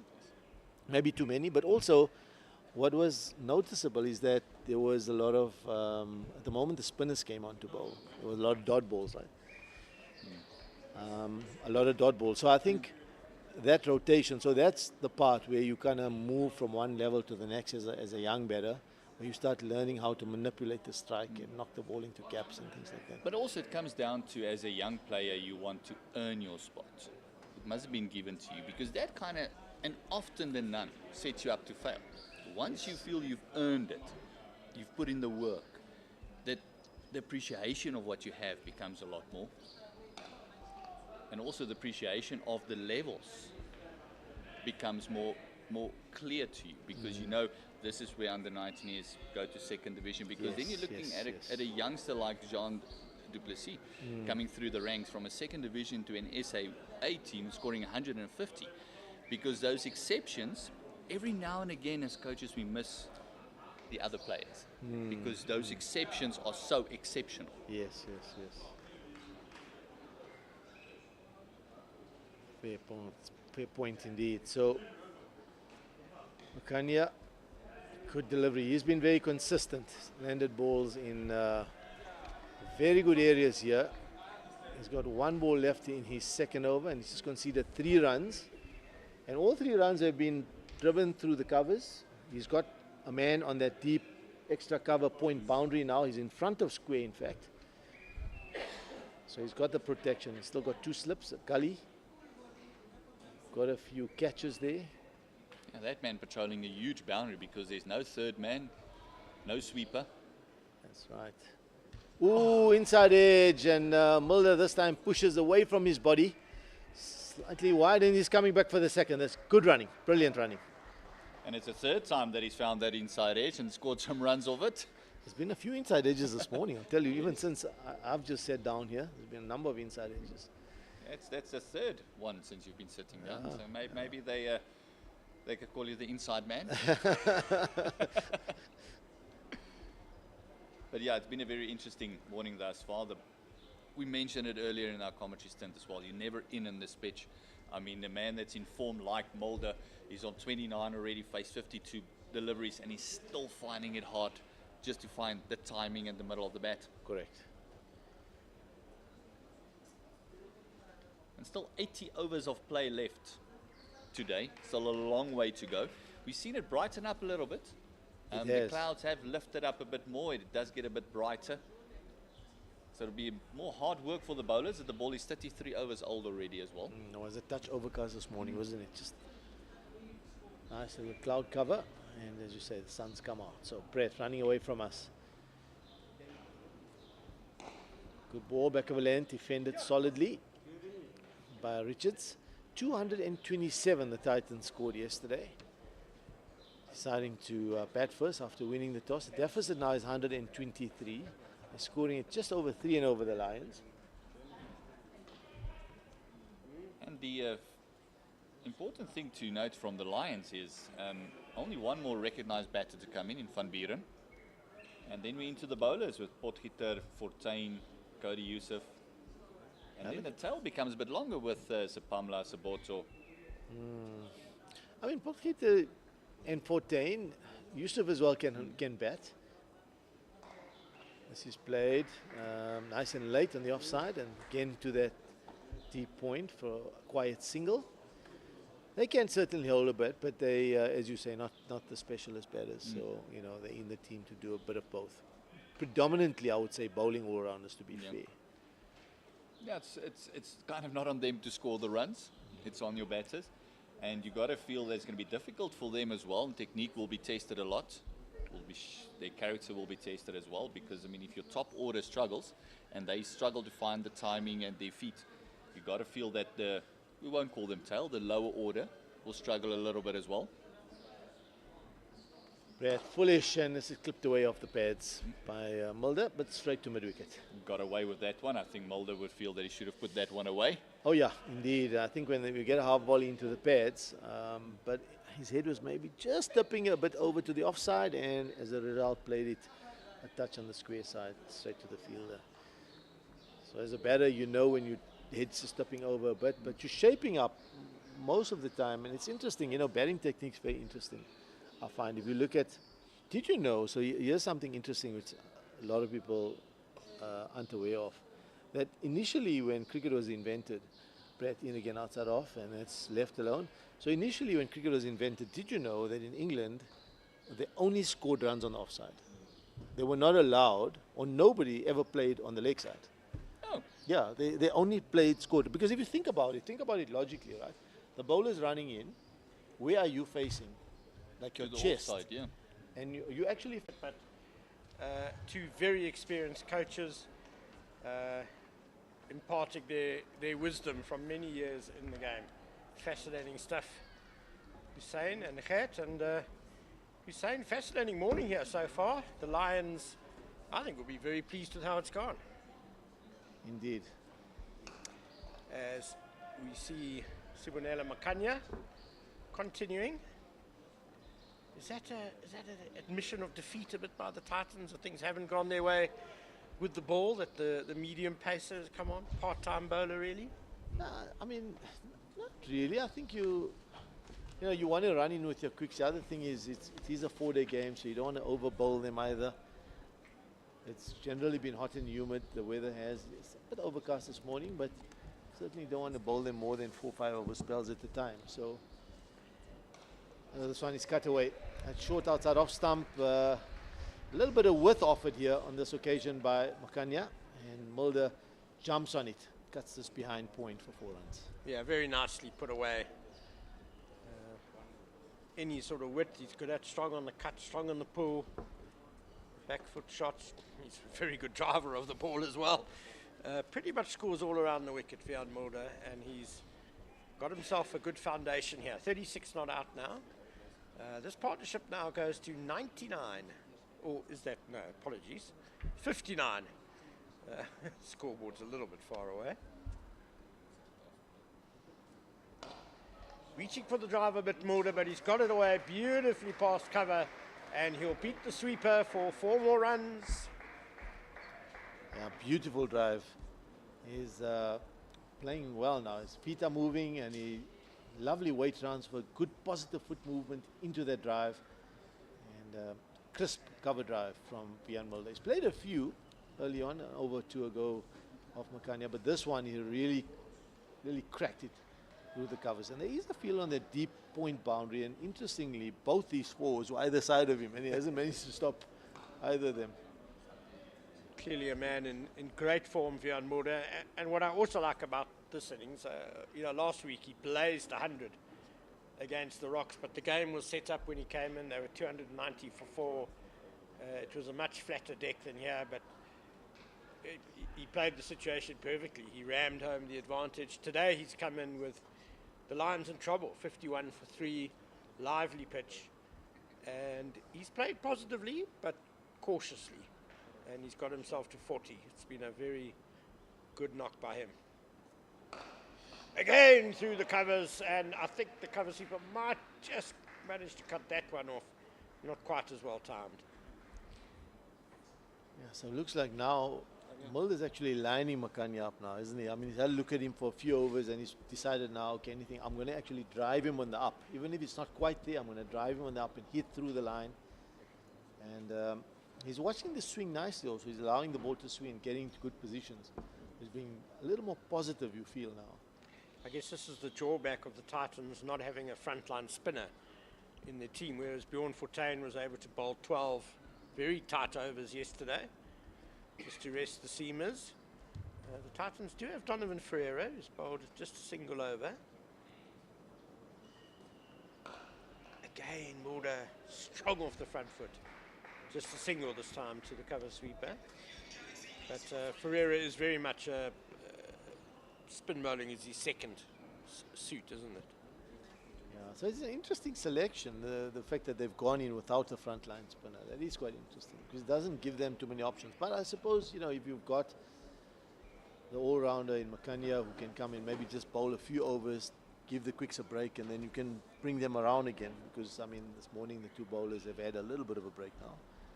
Bosch has had a small break. He can maybe come back for a little short burst. I guess the danger is that Makanya leaks runs too quickly, though, which we're starting to see a bit. So it'll be interesting how much longer he keeps himself on. I fancy Junior Dala's had quite a good rest. He bowled 4 overs first up this morning. I expect him to have another go before lunch. Agreed. Merrick Brett, meanwhile, continues from the West Lane in to Mulder on 43.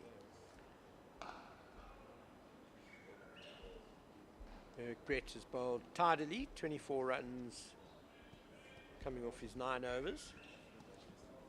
Yeah, he has. He's bowled nicely. I think he's just been disciplined on around about fourth stump in that area, swung the ball away. He was unlucky because there was an inside edge of Richards, which was dropped. Difficult chance. That's very much his role. It's his strength, that line and length, building pressure, gets a bit of movement.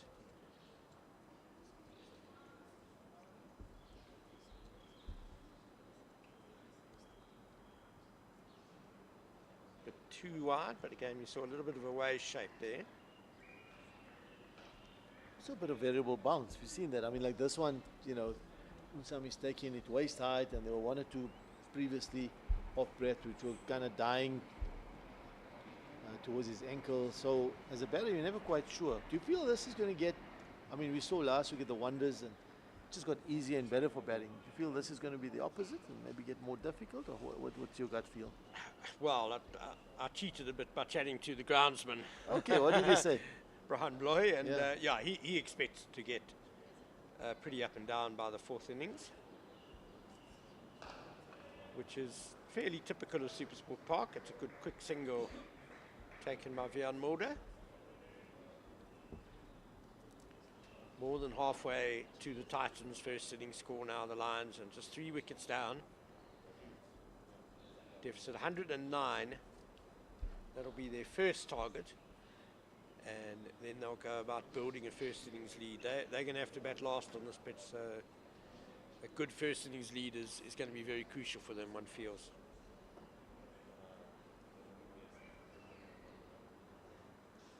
So I think the batting last, and very often when we think about the challenges of batting last, we think about spin and the ball turning. I think here it's going to be the variable bounce, isn't it, with the cracks and stuff. Nicely played by Richards. Another good single taken by the Lions, 120 for 3. Yeah, groundsman Brian Bloy did say that he also expected a bit of turn actually as well. Okay, in the 4th inning, so it's going to be interesting for the batsmen. The seamers will be getting the ball to go up and down. The spinners will be getting some turn. Perhaps that's more of a worry for the Titans with Bjorn Fortuin in the 3rd innings. He already got a bit of turn and bounce yesterday.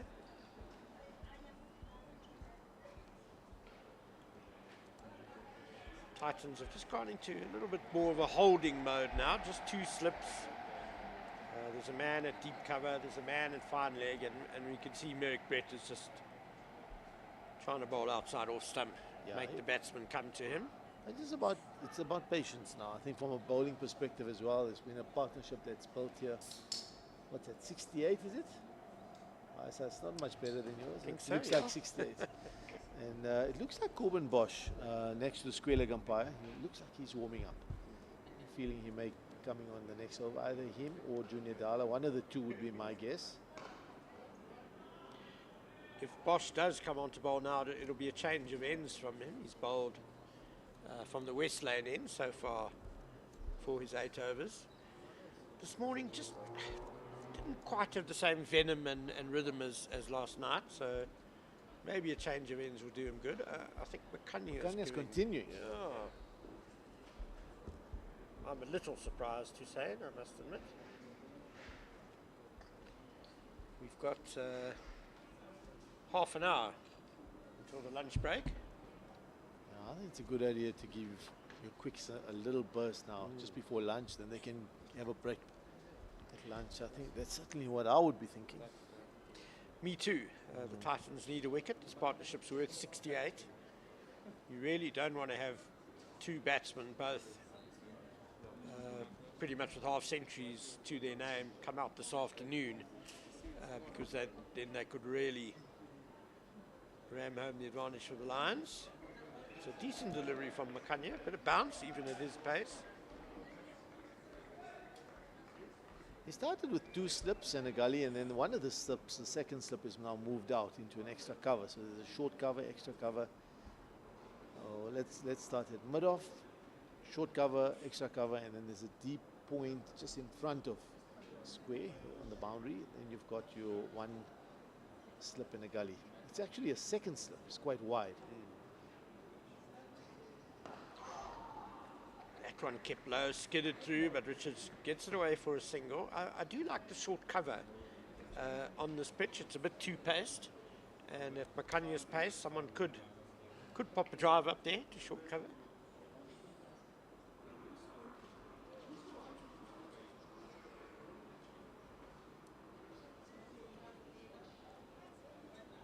One has to admire Josh Richards.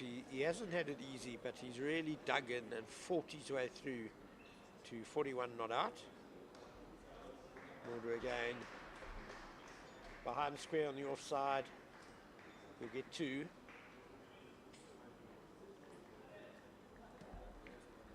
This is really, I think, where the value of somebody like Avian Mulder, who's got international experience, comes in. You can see him walk in here, showing his experience, staying calm, always nipping around early on, and now he's starting to flourish a bit now.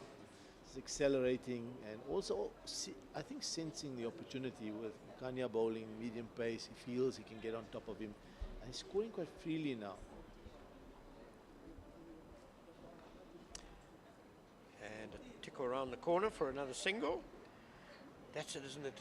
The big players recognize the big moments and are able to take advantage of them, aren't they? Are able to capitalize. Yeah, and that's why if I compare the two sides and I look at a very talented Titan side, it's perhaps maybe we look at, that's probably what they're missing there, isn't it? I mean, that experience of somebody like a Mulder and maybe a Dominic Hendricks, that experience, guys played like international cricket for so many years, can come in and just when the pressure's on and you've lost the early wicket this morning, calm things down. The runs keep ticking over for the Lions. I think Makanya needs to rethink this a bit. It's just all too easy for the Lions at the moment.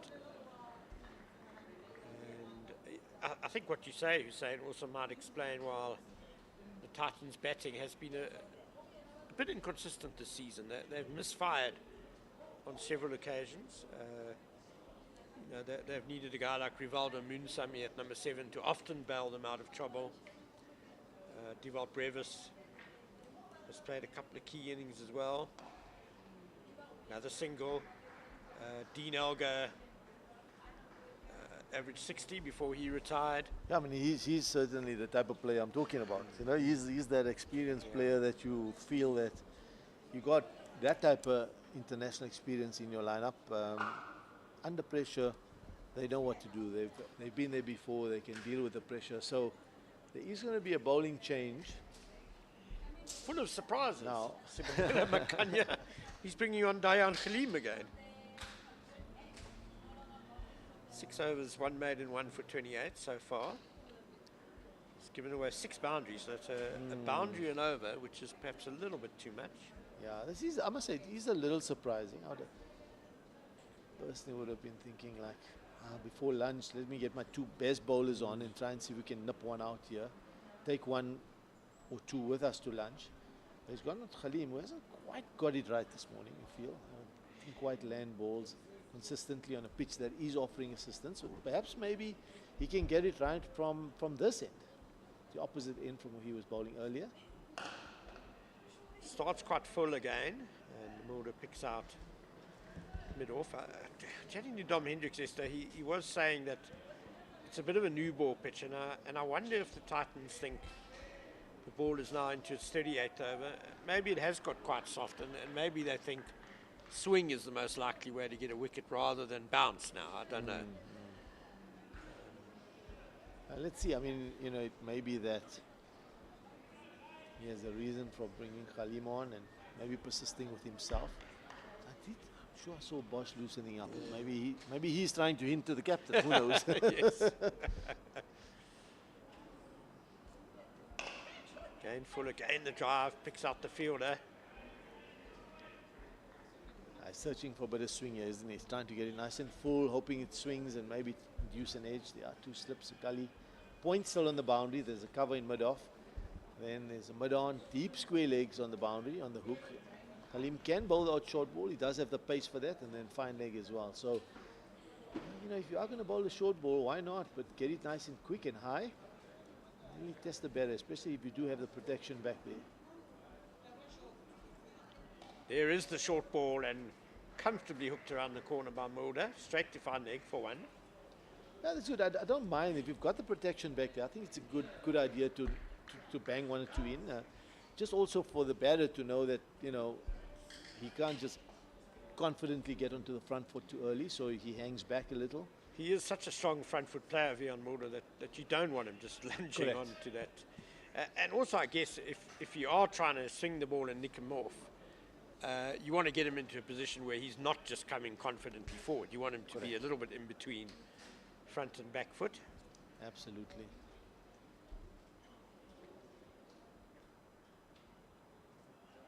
Beautifully bowled, just nipping away by Khalim, and it goes between the gully and the slips. And there we go. I think the value of that short ball, the ball before that, doesn't only affect or play on the mind of the batter that faced that short ball, but the batter at the other end is thinking in his mind, and you can see there what happened.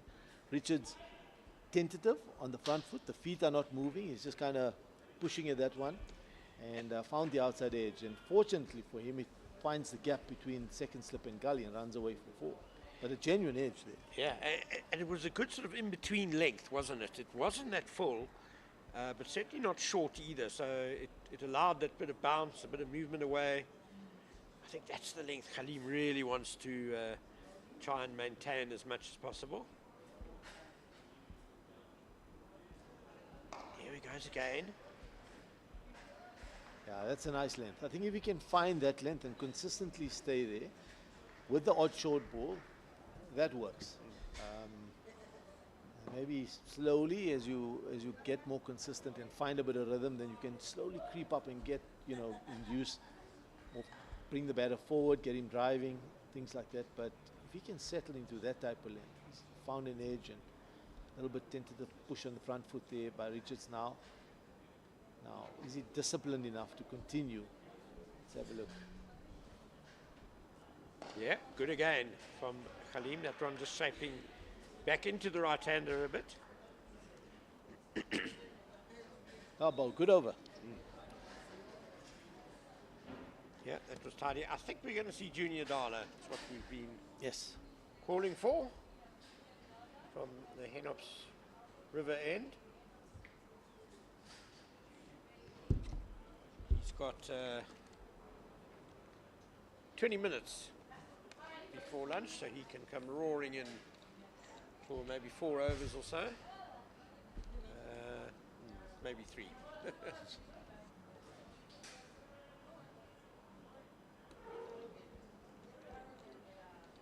Bowled very well, Junior Dala. 8 overs, 2 for 24.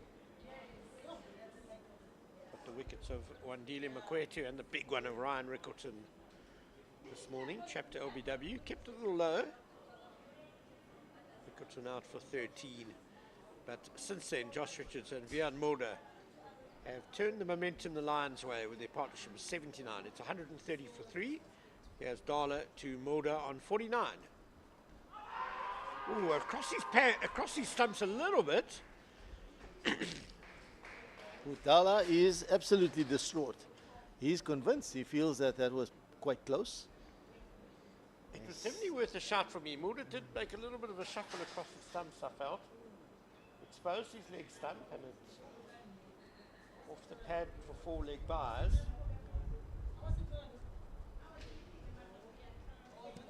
Did that ball keep lower touch, do you think? I think a little bit, Because there was yeah. that LBW you spoke about, Rickleton's LBW, that also looked like it just squatted. Umpire Harris, you could see very quickly signaled that he felt it was going down. Going down leg, yeah. Going down the leg side. Junior Dala not convinced.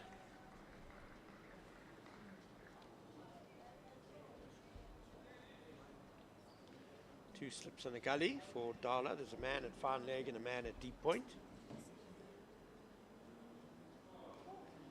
Give Mulder the benefit of the doubt that he just withdrew the bat in time there.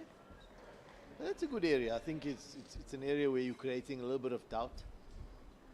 And Mala just doing a bit of gardening, tapping there because there's something happening. And you land balls in up balls in good areas and odd balls nipping back. Saw a few inside edges this morning.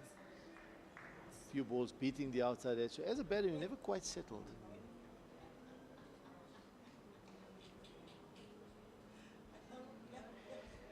Yeah, I think we've seen that in the scores, that in the Titans innings we had 5 batsmen get past 20, and yet the highest score was Makanya's very good, 66.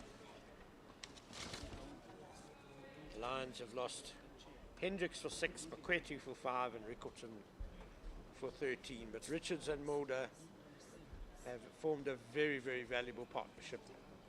Yeah, for them, of course, so much at stake in this game. The winners very likely to make the final next week.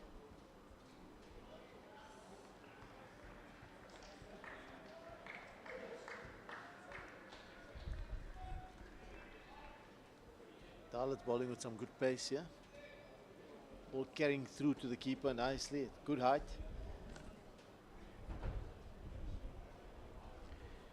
Yeah, I fancy the Titans have a little bit more pace in their attack than the Lions, with Dala and Corbin Bosch. The Lions, Cody Youssef is probably the quickest of their attack.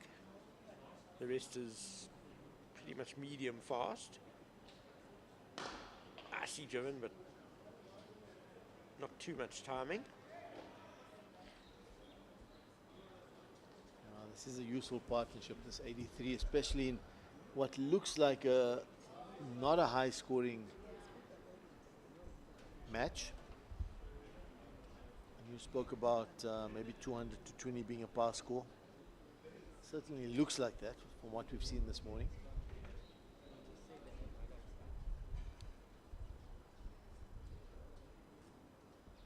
Ooh. It was there for the cut, certainly. And he just played over it, did Vian Mulder. End of the Dala over, 134 for 3. So Dala having a bit of a chat with the umpire. Probably about that LBW appeal. The first ball of the over. Fast bowlers have long memories. Dala probably feeling a bit hard done by. Dayan Khalim will continue from the West Lane end. If they can just, you feel that what the Titans really need here is a bowling partnership. What they need is 2 bowlers from the 2 ends to just settle down and bowl enough balls in good areas where they're not leaking runs, and something will happen. There we go. That's the type of line, length. You can see that hitting high on the bat. And as a batter, at some stage, you're going to feel like, I think this one is there to drive, and you want to have a go, but it's not quite there. They just need to settle down, the Titans. A little more discipline required from them. They've leaked a few too many runs this morning, one feels, especially in this partnership. Yes, they've created chances as well. Maybe a few boundary balls. Yeah, we've had over 100 runs already in the session. First session of the day, 101 runs in 24 overs. Nicely worked by Josh Richards. They're thinking of a second. Yes, Richards coming back. Excellent running between the wickets. And that is 50 up, I think, for Josh Richards, or was the scoreboard already? No, I think he's gone to 48, yeah. I think that's what the Lions did so well yesterday, Hussein. They bowled in partnerships. It was a good all-round bowling effort by them. Everyone was tidy. Vian Mulder probably the exception, 3 overs for 25.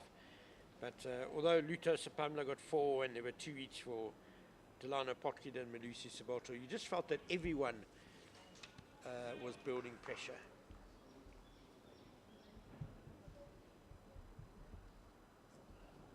To full, and he gets away with it, thumping it to cover. Ah, that was overpitched. He's searching there again. Searching, and that's the danger as a bowler when you try and look to get a wicket with every ball. You're trying to bowl that wicket-taking delivery as opposed to just being nice and patient, because there's something happening. I suppose it's a bit like when the fast bowler sees a trampolining pitch and loves to bang it in short, see it hit the keeper's gloves above the head, but it's not really a threatening delivery. When there's swing on offer, you can also start bowling 2 full. Looking for the glory ball, pitching middle and leg and hitting off.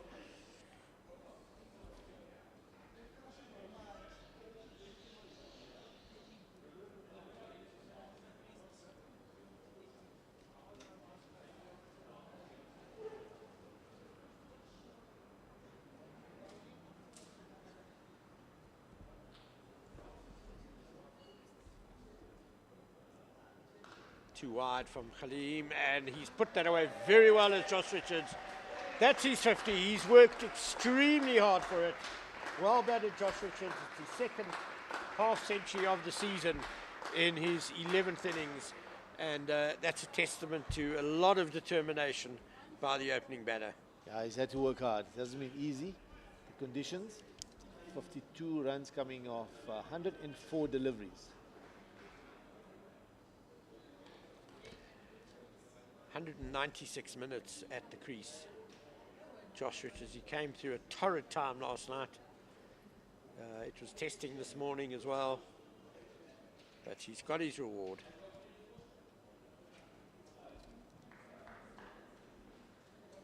Khalim just offering a little bit of width there outside off stump, dragging that ball down.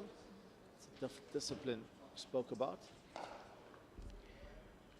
Yeah, it rather gifted Josh Richards with his 8th boundary. It's the end of the over, 140 for 3, and the Lions have now got that deficit down to 87. Yeah, I'm just looking at the bowling figures here, Ken, and I'm looking at Merrick Brett, who's bowled 10 overs, 0 for 26, so he's going at just about 2.5, 2.6 and over. Junior Dala, 9 overs, 2 for 24, so he's at also about around about 2.6 to the over. Corbin Bosch, 8 overs, 0 for 14. That's 1.75 and over. That's an excellent economy rate. Hasn't given much away. And then Khalim and Makanya, they're going at 4.5 and 5.5 to the over. Nicely worked away by Mulder. Good timing, and finally cannot cut it off. So the runs are flowing here for the Lions just before lunch, and that's Vian Mulder's 50. It's the 4th time he's gone past 50 this season. 2 of those he has converted into hundreds, and it's another excellent innings by the all-rounder. And it's his 12th career first-class 50.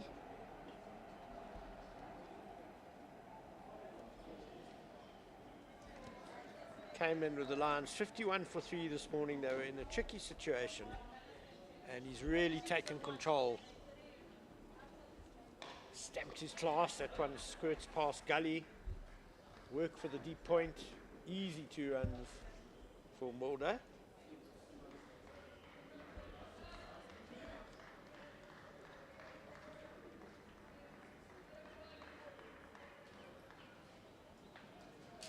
Should now worth 95. Sure, it's raced to 95, Yeah. isn't it? I mean, Yeah. it was sitting on about 60 odd not so long ago.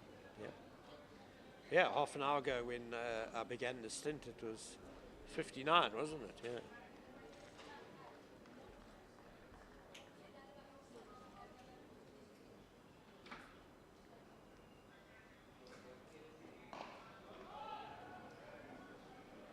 Still a bit of bounce on offer for Junior Dala out of this pitch.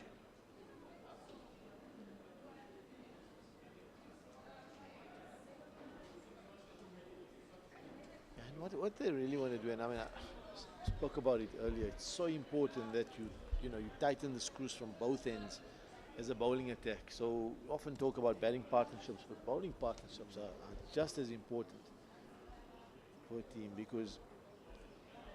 And you do sense Junior Dala's frustration, don't you? I mean, you can almost sense it. It's palpable because he's running in. There was an appeal early on, and then he beat the outside edge once or twice, and then that 4 runs down the leg side, which is a touch on the short side, but again, he felt that the fine leg, Khalim down there, should have stopped that one, and kind of half-hearted effort. Ball went for 4, but they're just not putting it together at both ends. One end, bowlers bowling a few good balls, a few good overs, but at the other end, they're leaking then a few runs. So they're just not putting it together at the moment. Oh, he's chopped it on. The pull is his strong shot, Vian Mulder, but he got a bottom edge to that one. Trying to pull from outside off stump, and perhaps the vagaries of the bounce here, just undoing Mulder. Didn't bounce as high as he expected it to, and he's bottom edged it into his off stump. Well, Dala gets a well-deserved wicket, I would say, because Mulder's tried to play a pull shot. Although he's tried to play that off the front foot, and it's a bit of a casual shot. And this wicket's almost gone against the run of play, hasn't it? Because it's not something you expect now. We're leaking runs. The partnership was certainly flowing and developing. And Titans pick up a wicket totally against the run of play, but it's one that was desperately needed. And it's 146 for 4 now. Pian Mulder goes for a very well-deserved 55 of 85 deliveries. Batted 106 minutes. He's done a wonderful job for the Lions. Yeah, very valuable innings for him. I think the shot was on. It's a strong shot of his. He'd back himself to do it, but just the bounce is not as consistent and true here at SuperSport Park. They often say you need to be careful of the cross-batted shots here. Maybe it was also a little bit full for the shot.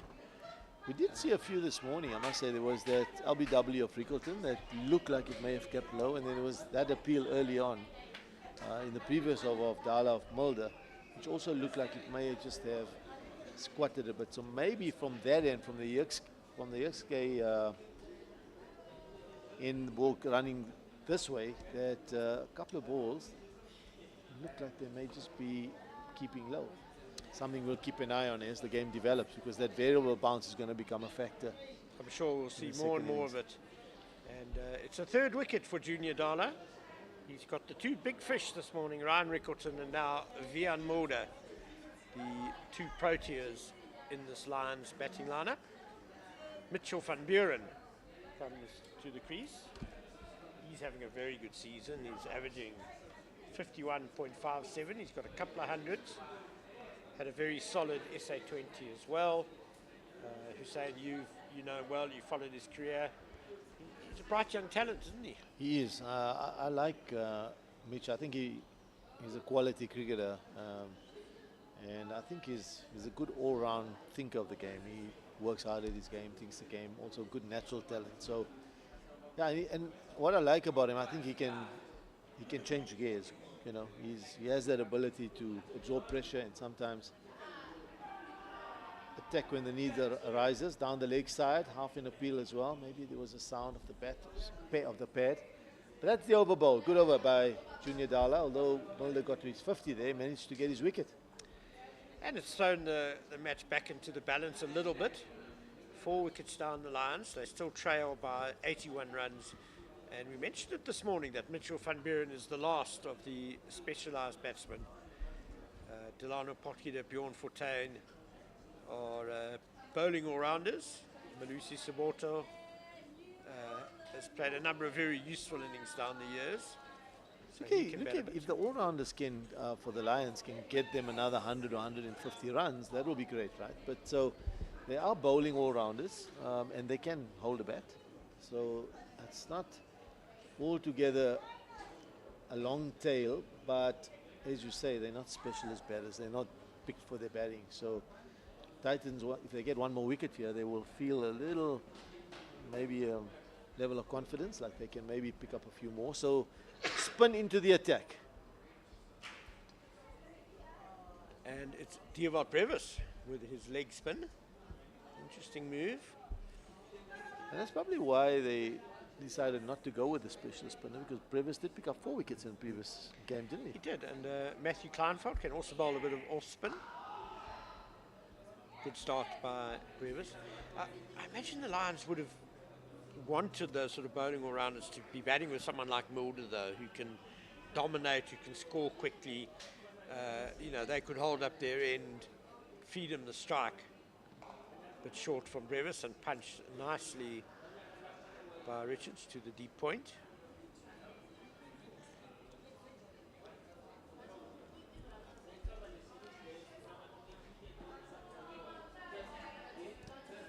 So before lunch, and dearly love another wicket here. They get one more here, and as you say, then into the bowling all-rounders. It just opens it in up. Not entirely, but they would feel like it does. Yeah, I quite like the leggy having a go, Yeah. especially with a So new do I. batsman at the crease just before lunch. Oh, too short. Just a single though. Van Buren off the mark. Nice friendly delivery from Brevis to get him his first run. Oh, bit of turn.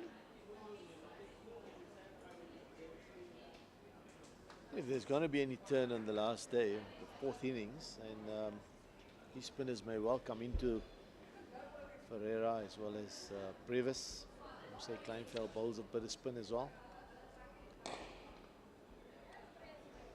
It's well placed by Richards. Well, Donovan Ferreira has already produced a match-winning bowling performance for the Titans this season. He got 12 wickets in the match in Potchefstroom against the Dragons, bowling the Titans to an unlikely victory on the last day. I fancy that's not going to be given out, despite the confident appeal. End of the over, 149 for 4. Well, for Mitch van Buren, I can tell you, even though they looked high and maybe sliding, a bit of nerves and heart in mouth stuff there. There are no reviews, so you as a batsman, As a I guess batter, you there's always- nothing to fall back Yeah. onto. If umpire decides just to stick his finger up and just maybe makes an error, which can happen because they're human. Oh, and this close to lunch, they might be thinking about, What's for lunch? what's on the menu. Umpire Pongani Jeli, very experienced and a very good umpire Lots as of well. experience. He's not going to make that mistake.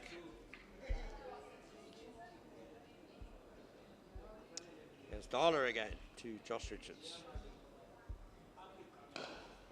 Nice drive, beautifully driven. Past extra cover.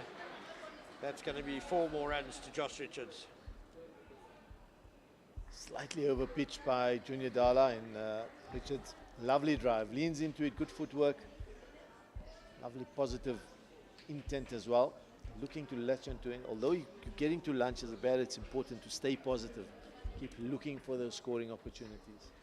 Yeah, it was a half volley there to hit, and Josh Richards growing in confidence through this innings, and conditions have certainly eased a bit as the ball has got a bit softer. It's not whizzing around quite as much.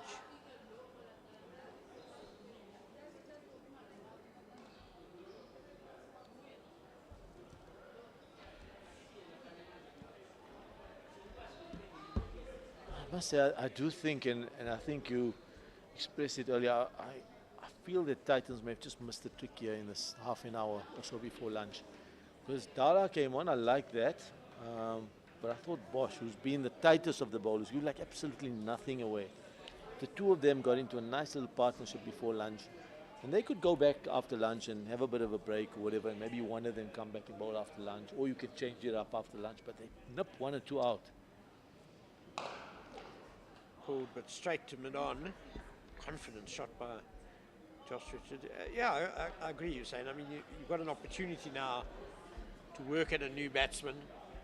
You don't want him to get set as well. Correct. Van Buren. Get your 2 strike bowlers on. Burst before lunch. That's not easy being a captain. I mean, at times you've got to manage the workloads of the bowlers. That's the other thing that comes into play. Ooh, almost right squared in him the up. block hole, and Josh Richards was a bit at sea there. He was trying to hit that through the leg side, and it squirted out on the offside.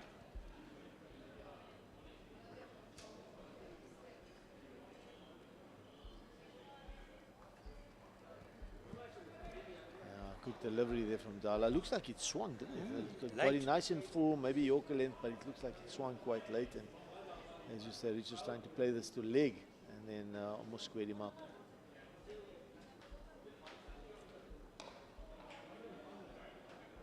Thoughts of a single wide of gully. But quick work by Diva Brevis. Stops the single. How was Brevis shaped up this year in 4-day cricket? He looked okay? He has played a couple of very, very impressive innings. I think where his game management has been quite superb. He's averaged 44 this season, and that includes a pair at Newlands, which can happen, but he's hit a couple of hundreds. And, you know, they've come in tough situations. One here in particular at SuperSport Park on a tricky pitch. Batted particularly well. I think his control and his understanding of his game has really grown this year, and that's what I like to see. Such a talented player is improving, and I think his hunger and desire to play all formats is also very impressive. And that's going to be the lunch break then. It's been an eventful morning.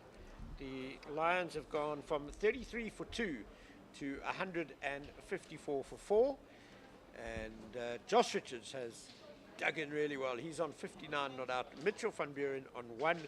We lost the wickets of Ryan Rickleton for 13 and Vian Mulder for a bright 55.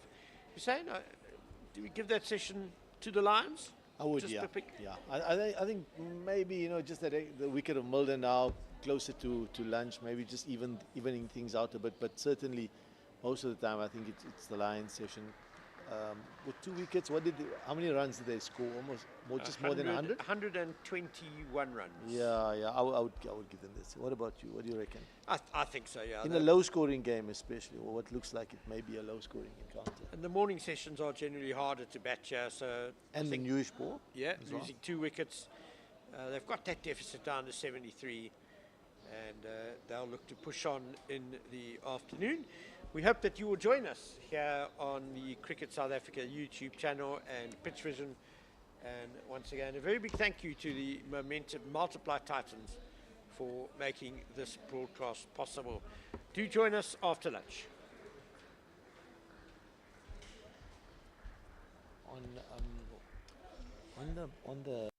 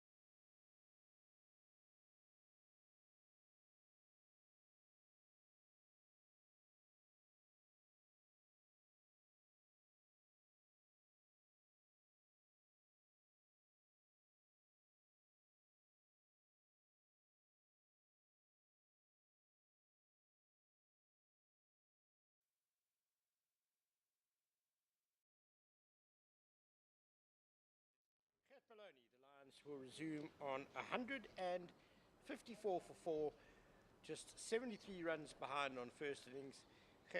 Hussein Manak and I, before lunch, felt that it was the Lions session in the morning. What do you think? I think the middle part was the Lions session, that first half hour. Kind of the Titans might have felt they getting the upper hand with the way the ball was moving. They were cutting. Even Mulder got a couple of inside edges. And then the big wicket of Rickleton. They might have felt, listen, we're in for a shout, new batter at the crease. And then, yeah, the Lions swung it their way. I think they are in a little bit more of a comfortable position than what the Titans is. But 73 runs still to play with, not the easiest of decks. So I think, again, like it was this morning, this first half an hour after lunch, with only one recognized batter, and Van Buren still at the crease with Richards, that this could be the partnership that's going to open up a hole for the Titans, and something that the Lions should work on just to build up another partnership like they did with Mulder. Yep, absolutely. It was a massive blow just before lunch when Vian Mulder bottom-edged Junior Dala into his stumps, trying to pull from outside off stump. And Mulder had really shifted the momentum the Lions' way with that innings of 55. Mitchell van Buren is pretty new at the crease. He's only faced 3 deliveries. He's on 1 not out. Josh Richards, really an innings of great determination and tenacity. It hasn't been particularly fluent. He's had a lot of struggles, but he's hung in there brilliantly. He's on 59 not out. Yeah, we saw it last week as well with Dominic Hendricks when he settled the boat for the Lions, and him and everyone around him. He had a partnership with Rickleton, he had a partnership with Themba Bavuma, he had a partnership with Vian Mulder, and then the Rocks came, and the same with Peter Malan, who did the same thing for the Rocks. It shows you that importance of having that one player at the top or in that top 3. Just settling everyone down and allowing everyone to bat around him. So true, as Merrick Brett is going to continue after lunch. Oh, lovely flowing drive from Richards, but straight to cover. It's a different start than what he had this morning. The ball isn't quite whizzing around quite as much as it did this morning. It's into its 44th over. The bounce isn't so steep. The movement has dropped down a little bit, but I still think there's assistance there for the bowlers. There's certainly still a bit in this pitch. We can still see a bit of a greenish tinge to it.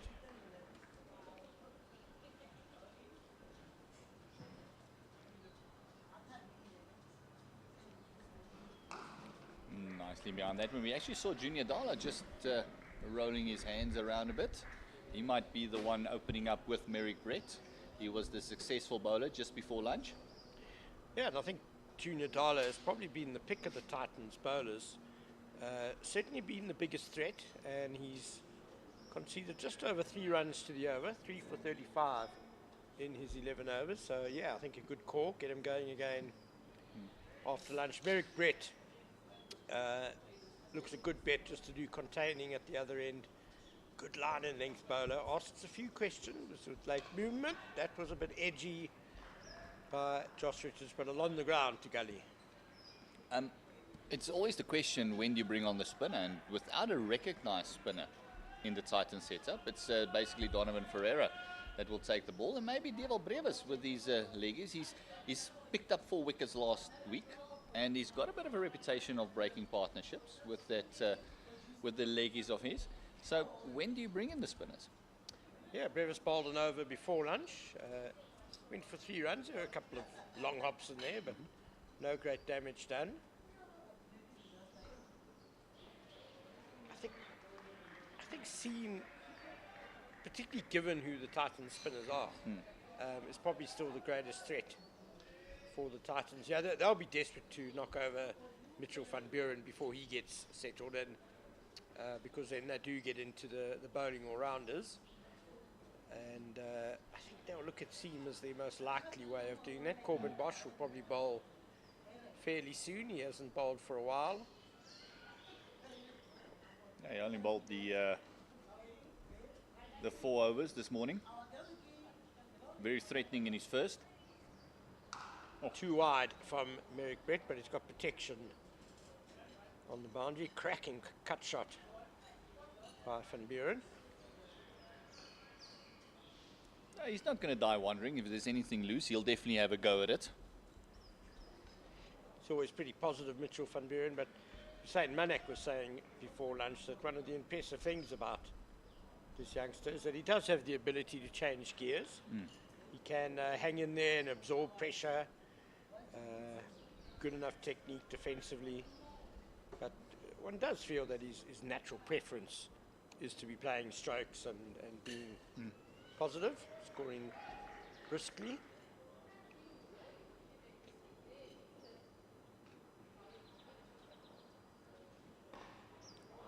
Thoughts of a single, but square leg is, well, mid-wicket is loping around towards square leg to do the fielding. Dayan Khalim. And that ends the first over after lunch, 155 for 4. And it's going to be Corbin Bosch who's going to bowl from the Hen of Sovereign, not Junior Dala. Bit of a surprise there. When he picked up the big wicket of Mulder.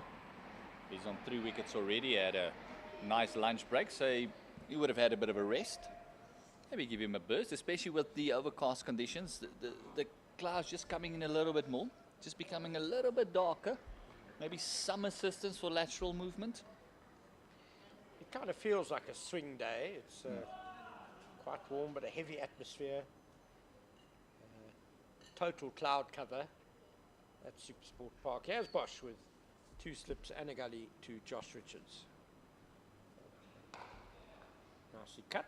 Just a single though, that sweeper on the point boundary in play.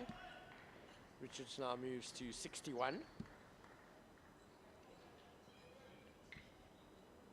And it's funny that they haven't gone more attacking to Van Buren. Maybe get someone under the helmet, someone in front of him, maybe even a short cover, just for that up-ish drive. Because a very positive player, most likely in the beginning of his innings, will give you 1 or 2 opportunities. Because they play shots, they go after the bowling, and they play everything with positive intent.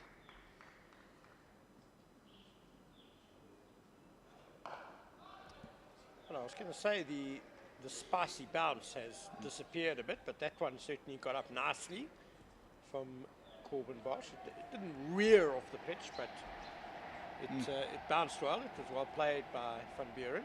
Van Buren. I also think the fact that Bosch is coming in, he does hit the deck very hard, similar to Junior Dale. So they do get a little bit more purchase than someone like a Merrick Brett, for instance.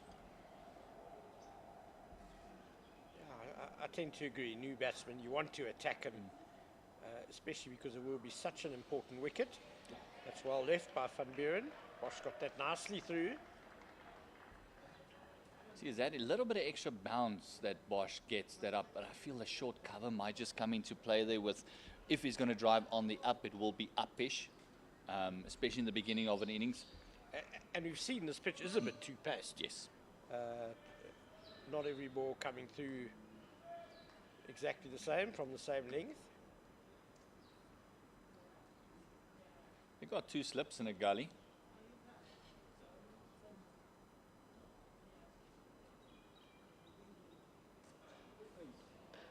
That's the real effort bouncer from Corbin Bosch. Sails over the batsman's head. Good take by Munsami. Couldn't have been too far away from a wide. Yeah, not too much effort from the batter to get under that one.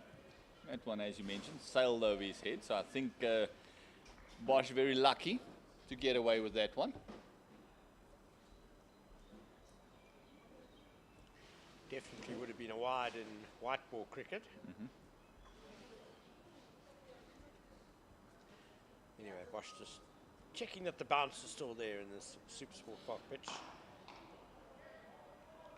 Just there, that is the length that you mentioned that's a little bit too paced, because that's the one that spats into the bat, and the other one that keeps a little bit low and come through a little bit slower.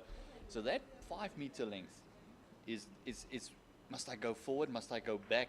That's where that 2 pace really comes into play. And I like the line as well. It kind of angled into off stump. But you know that Bosch could also straighten that one up a bit. So that's where he wants to be. Short ball again. And that ends the over. 156 for 4. And the deficit is 71. And we've seen Bosch now in this over alone bowled a lot more shorter balls than he did in his very first spell. Put together, actually. His first spell was very more conservative, trying just to maybe get those slips into play. And this time, much more aggressive. And they only have the deep fine leg out for him and a conventional square leg. So a very interesting ploy to go for the short ball. Then maybe force Van Buren and Richards to start hooking because there is no one there. Yeah, and he does tend to bowl those sort of lengths more often. Corbin Bosch, I thought maybe he was a little bit full this morning, in fact. Struck on the pad, he's well forward, but I think the line is good, but the height on this bouncy SuperSport Park pitch. Yeah, you can just see the bounce. They're just getting over. Even normally, your keepers will have their hand in front of their mouths where they say, oh, how's that not out? You can see that one just way too high, going over the top. Nice and straight though by Merrick Brett. He does tend to be either just outside that off stump or targeting the stumps. So he looks a very handy bowler, a very handy prospect for the Titans, just 22 years old. Yeah, back outside off stump again, and that one just died through to wicket keeper Musa. I mean, he's taken one of those horrible blows on the side of the knee.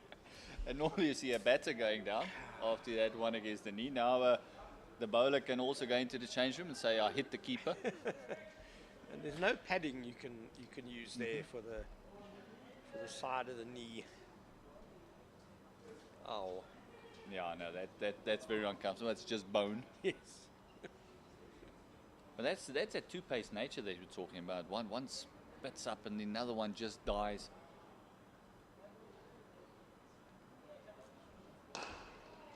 Full again. Richards nicely behind it.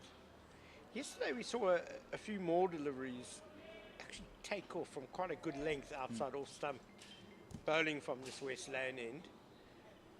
Today not so much. I mean, maybe the bowlers just haven't hit the spot enough times, or maybe the pitch has settled down a bit.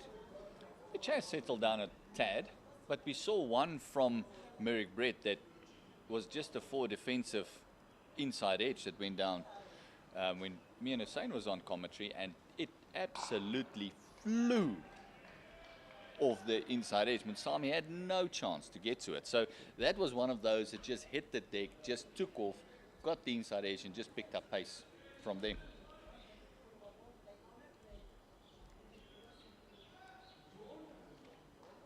Still very humid. Still a lot to do in this match, especially for the Lions still. Still 71 to get. Yeah, their first priority will be to draw level with that Titans first inning score of 227. Richards ever watchful. He's grown in confidence as his innings has progressed though. More and more balls out the middle of the bat. He's played some very nice drives. Settling in for the long haul. Yeah, and the footwork has become more intensive. It's actually more towards the ball. He does set up on off stump already, but he's been moving the feet a lot better, getting nicely behind the ball.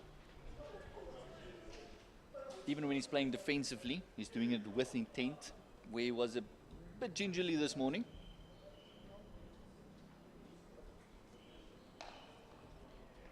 He's played that well. It was a decent delivery by Merrick Brett to end his second over after lunch. 156 for 4. Richards on 61.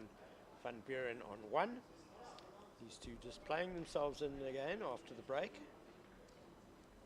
A second over from Bosch after the break, and I still feel that this is the partnership that the Titans would want to break very, very early. The prize wicket of Richards will be first prize. But even if they can nip out from Buren here, they just feel that they might have a bit of a hole to bowl at. Just hear Munsami there in the background, encouraging Boshi. Good start to the over. And noting this is only day 2. You've seen 14 wickets already. Another 6 for the Titans. And with the overhead conditions, the way the pitch played, I think they would, before tea, they would reckon another 3 if they can't bowl the Lions out. And this is going to be a day that kind of shifts the momentum one way or another. Well, especially this session. You know, we fancy we get around 30 overs maybe in the session. So going at 3 and over, the Lions will either be in the lead, and we'll just see how many wickets down they are by that stage. Titans obviously, yeah, they'll certainly want to get 2 or 3 wickets before tea. Lions very eager to get a decent first innings lead because they're going to have to bat last, with inconsistent bounce expected and turn as well in the 4th innings. Yeah, not a huge percentage of rain that's forecast, but it does look like there might be a threat of a few drops here and there. There is thunder showers predicted, about 30% around about 2 o'clock, and we can see it is getting a little bit darker. I can tell you that for the last few weeks, the chance of rain in Gauteng has been 100% every afternoon. There's been a storm somewhere in Gauteng every afternoon. It's rained somewhere.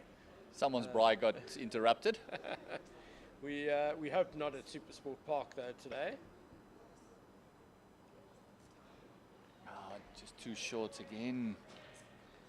Not troubling the batsman at all with those bounces. Just tiring himself out, Corbin Bosch.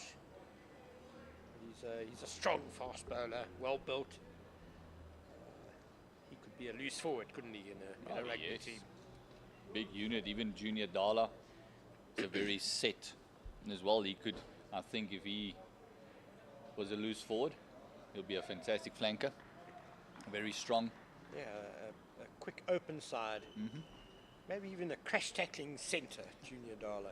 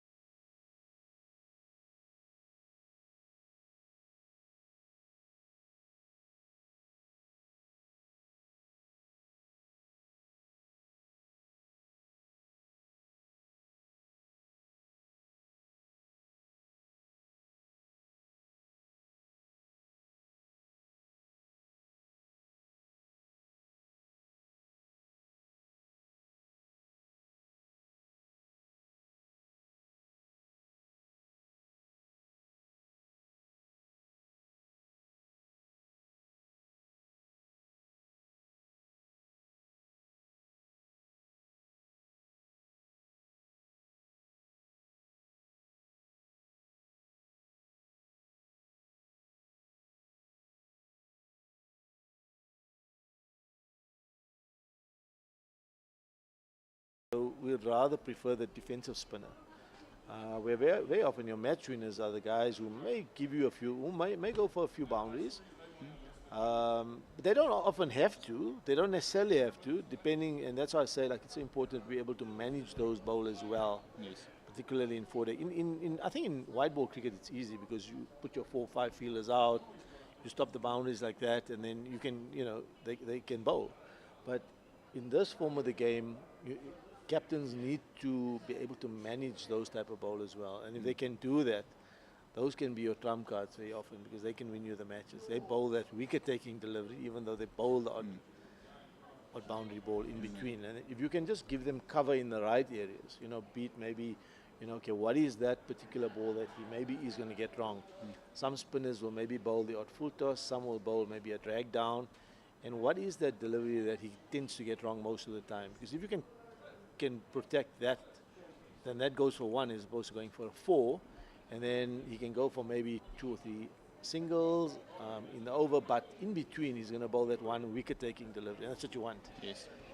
And the one thing that I've noticed as well is, especially in the junior format, is that specific bowler goes for a couple of runs, but it's not necessarily where the batter intend to hit them. And then they just look at the scorecard and say, listen, you're leaking runs, you take him off. Yes. Instead of seeing that this person is creating chances. Because, I mean, if you look at a young bowler, give him in a T20 game, you give him 4 overs, he's a leggy, he goes for 40, but he picks up 3 wickets, so 3 for 40. I mean, if you've got other bowlers that can keep it down, and he's taking top order batters, that's a lovely situation to be in. 3 for 40 in any team, I'll take it. Absolutely. I agree with you 100%.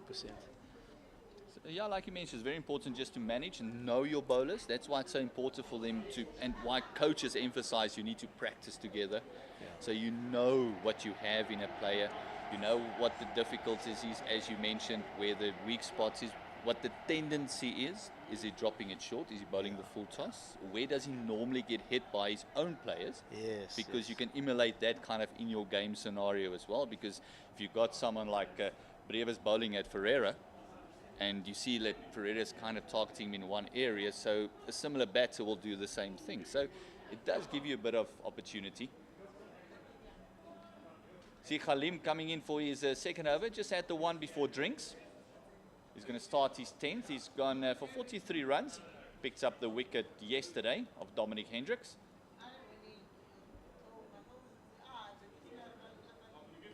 As he started off just before drinks with his first over, going down leg. Yeah, pushing this one down leg. Now he's got a second slip in now as well, because he just had the one slip in the previous over. He's asked for a second slip, but he's got to be careful that he doesn't keep bowling down leg, because previously there was one little inside edge or little leg glance that went down for 4. So stay one side, stay disciplined. His partnership is now with 32, 49 is the deficit. Yeah, I don't think it'll please his captain if he asked for that second slip and he's keep going into the pads. Captain might just ask him why then.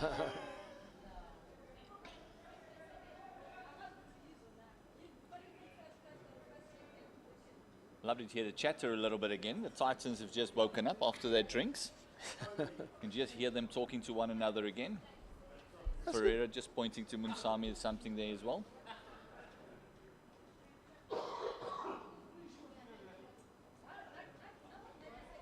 Lovely delivery there, just on that full stump line. And a great leave by Van Buren. He's been there a while. Yeah, what is he on now? He's on 8 at the moment, but he has faced 46 deliveries. Yeah, it's hard work. I think this is a pitch where you've got to graph your runs. Not going to come easy. You've got to get yourself in and wait for the bowlers to lose patience. I think that's what you want to do here. Yeah, we mentioned it earlier, you're never really going to be in. The deck does give something to the bowlers. Oh, lovely shot there. He kind of adjusted. He was going to go for the full pull and then kind of adjusted to a short arm jab because the ball just didn't get up as much as he expected. But great eyesight just to adjust for that short arm jab. Yeah, he played this nice. He was well controlled because he didn't try and overhit this one. It was a short ball, but I must say it have a lot of energy on it. You can see they're just dropping on, just playing it roundabout off the hip. So Van Buren keeping an eye on that, and as you said, so not a lot of energy in that one. It just looks like a short ball, but you know, there's no real gumption in that ball. If you're gonna dig it in short, you're gonna make sure it's quick and it's up above head height, and really try and challenge the batter. Now there is a man gone back on the hook. One slips out into mid wicket. Square leg's gone back on the boundary. So I mean, if you're gonna bowl a short ball, it's got to be with purpose. And I think that's again where a lot of viewers looking at the screen, they see a Bosch coming in and it's way over the batter's head, the short ball, but it shows the intent. It does show the intent. Every now and again, if they get carried away with it, yes, they're wasting deliveries, but it shows the intent of the short ball. And I've often felt that the most difficult short ball is the one still rising when it reaches you as a batter, because the control is never there. And as you mentioned, you need a bit of venom for that. Lovely delivery. That one just moving late after it passed the batter. End of the 59th over, 182 for 4. And just eating away at that deficit. It's 45 now is the Lions. Working hard is Richards. He is on 75, 165. And Mitchell van Buren, he's at 12 of 48. Yeah, Khalim's been interesting today. I mean, his bowl, like if I look at in this over, just take this one over. Started off with the ball way down leg side, and then he bowled a good delivery outside off, top of off, fourth stump, go flying through to the keeper. And then he bowls a short ball with basically flat energy, gets hit through to mid wicket, and then he bowls 2 or 3 really good high energy deliveries flying through to the keeper, you know. So a bit of a mixed bag, like Smarties, and just wants to find that consistency. Yes, especially because he started off with 2 slips and a gully. We asked the captain just to put an extra slip in. So those last 2 balls would have been the ideal start for him. Saw that one from Ferreira. Everyone getting excited, just hitting the toe end of the bat. Reverse sweep coming out, playing it through backward point. That's 4 runs to Richards. So Richards using the pace there. And just starting to express himself a little more now. He knows there's a bit of pace on the ball here, not much turn. And it's just helped it along behind square on the offside. Yeah, didn't try and overhit that reverse sweep either. Just get the middle of the bat. There's no one patrolling back to the boundary there. Ooh, that one had something on it. Even Donna Ferreira got a bit excited with that one.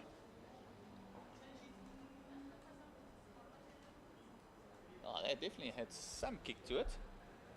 Well played by Richards. He's on 79. Dropping it short is Ferreira. Just the one down to square leg. Ferreira must just be careful here. He's maybe trying too many things.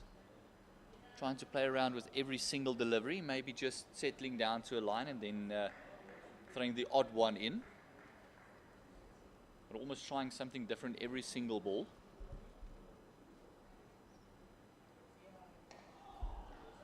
I feel that's where his stock ball needs to be. Try and put 4 or 5 in that area and then throw in the quicker one or the slide or maybe the loopy.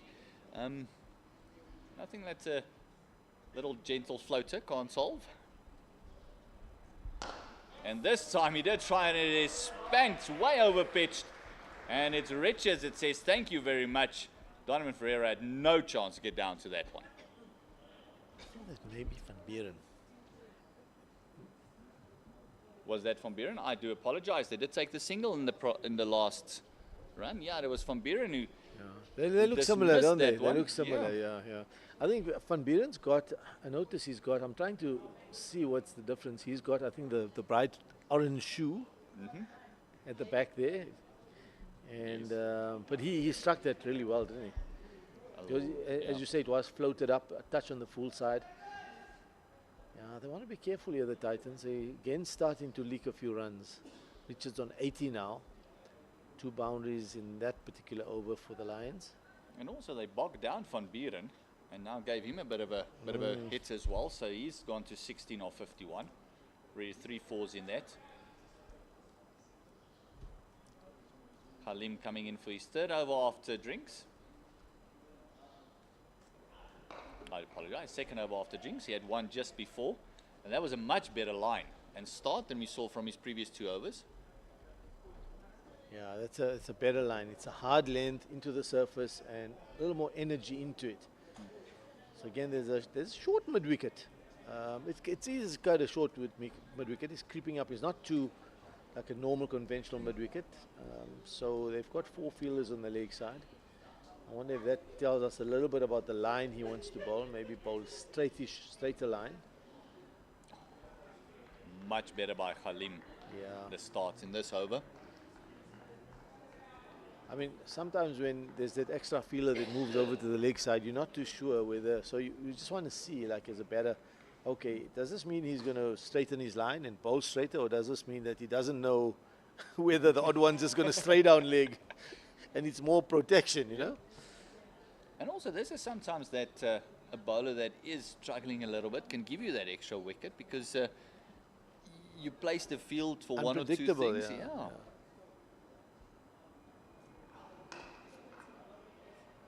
He's running in now. It looks like after he got kind of hit for that little pull shot for 4 from Van Buren, since that he's been running in and bowling with much better energy. It's overcast. It's just clouding over a little bit. I know you said there may be a 20-30% chance of rain from 3 o'clock or something like that. Yeah, let's hope that doesn't materialize, but it does look like it's clouding over a wee bit. You mentioned the short arm jab from Halim. Are you saying that fast bowler has got a bit of an ego?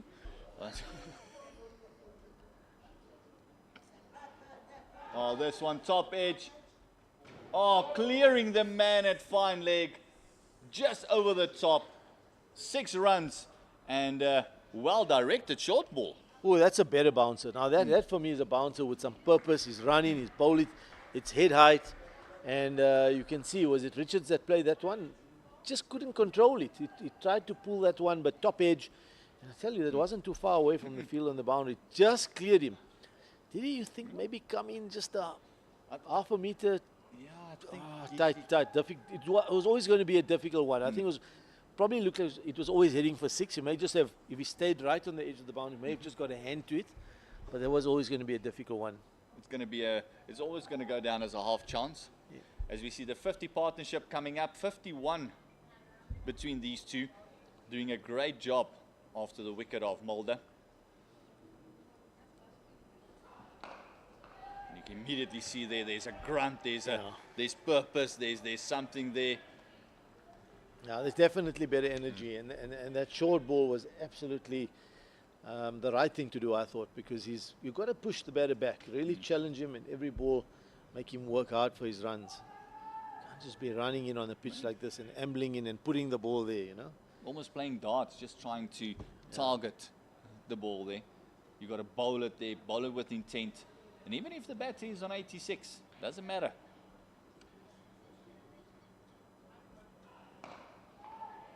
Much better energy. Halim just looks like a different bowler when he bowls with intent. That was the best over, I think, that he has bowled thus far. Even created a chance, although it went for 6. It was a chance created nonetheless. 197 for 4. Deficit is only 30 runs now for the Lions. Yeah, it's whittling away now. And, you know, the moment you get past that deficit on the low scoring pitch, and I'd just like to say what looks like a low scoring pitch, because you never know, it's not Lions going to score 400 here, you know. It's possible. I mean, you know, 2 batters get stuck in and bowlers get tired and ill-disciplined and just lose patience. You know, batters dig in, you can get a big score on any pitch. It becomes a mental game. So Ferreira continues with his off-spin. Good quick single taken by Van Buren. It's straight to mid-on and runs immediately off the bat. Do you feel that on a pitch like this, it would be more the patience of the batter or the patience of the bowler that will turn the match? Again, single to mid-on. So Midon's just hanging back a bit, and I'm just wondering, you just don't want to give them easy singles. Yeah. Rather force them to play the shot over the top. That's where you create the chances. It's kind of just laboring in, walking in very slowly. And these two's running has been It's been very good. good. It's been good. Calling has been precise.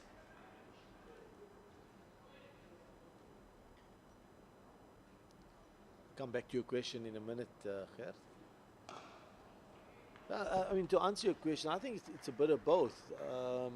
Both need to be patient. I think, but importantly, for a bowling team, it needs to be from both ends.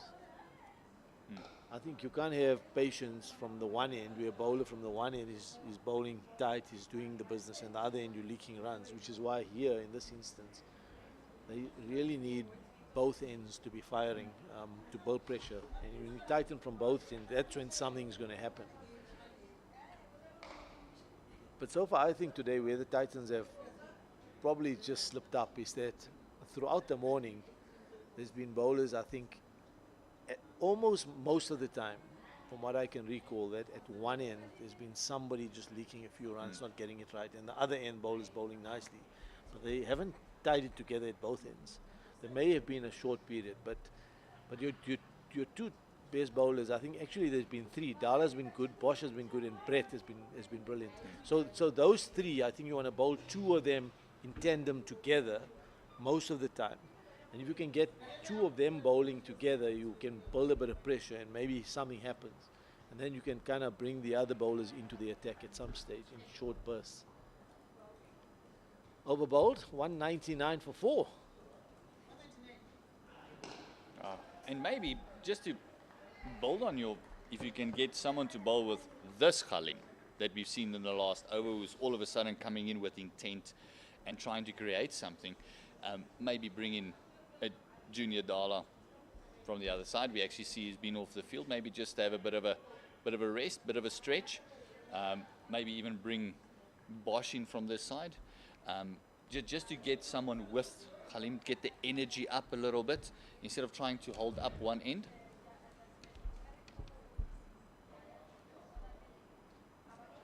Oh, this is a lovely shot. Fantastic shot by Richards. That one didn't have the venom the previous one had in, just sat up, bit of a tennis ball bounce and spanked for 4. Yeah, that's set up. And he did it in front of square, so he's picked that one up early. But, I mean, the other thing is that there was a short ball the previous over. That was steeper bounce, got the top edge. And I think this time around, for me, Richards is now waiting for the short ball. So, you know, as a bowler, you also want to be smart. You don't want to be predictable because the batter's now sitting back, he's waiting. And what he really wanted to do now is just get it nice and full, work with that slip, because at the back of the batter's mind, he knows his top edge one, there was half a chance there. He's expecting the short one anytime, and you've given it to him. And now he's angry. Yeah, it's that little bit of an ego. Especially fast bowlers don't like to be hit in front of square when they bowl the short ball. Oh, yeah. So that he would not have pleased him. But that was a quick bouncer. That's a good one. I mean, that's where you want. That's why you want to bowl it. If you are going to bowl a bouncer, that's what you want. I mean, that got to the keeper and was still on its way up, right? Munsami has had a lot of work to do behind the stumps. There's that variable bounce has been there. It's been up, it's been down. He's had one that's missed the padding. It's hit him straight on the knee earlier on by Brett.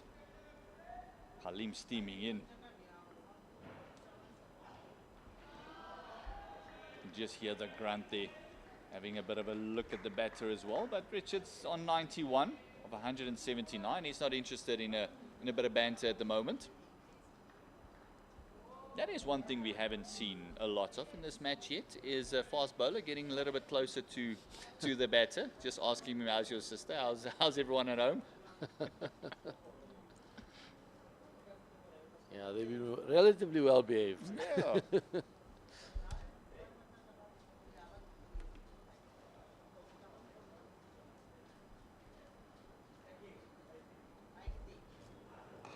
Oh, finding the outside part of the bat that Khalim this time around. We saw last week with the Rocks and the Lions down at Wanderers, where Pillay had a lovely chat with Jean du Plessis.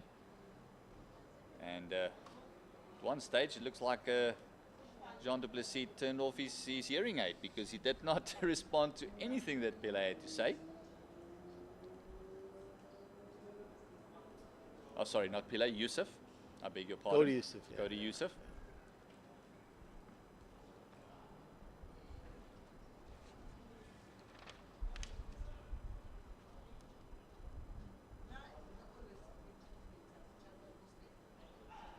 Oh, that one just kept low, and you can just hear the gasps from the Titans fielders, especially bowler Khalim.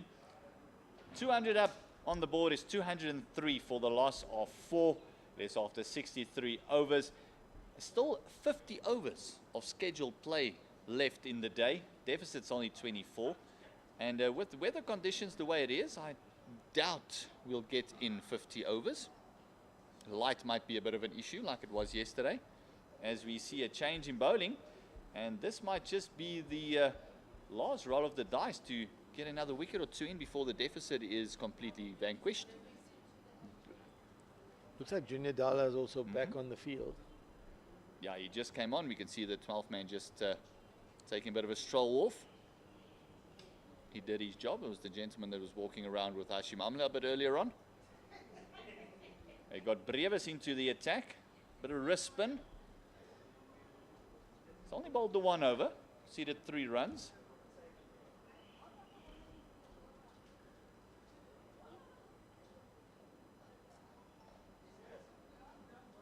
But a turn there for Brevis. Just dropped that one in a little bit short, but with the leg you expected. He does have the sweeper out instead of the deep point.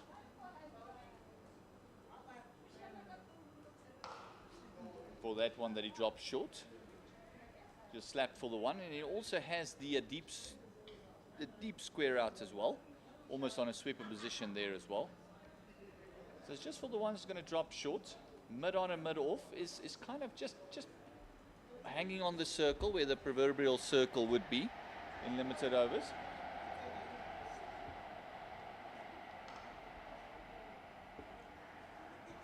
Lovely shot. Brevis grabbing his head there, but he's the only one that got excited with that one.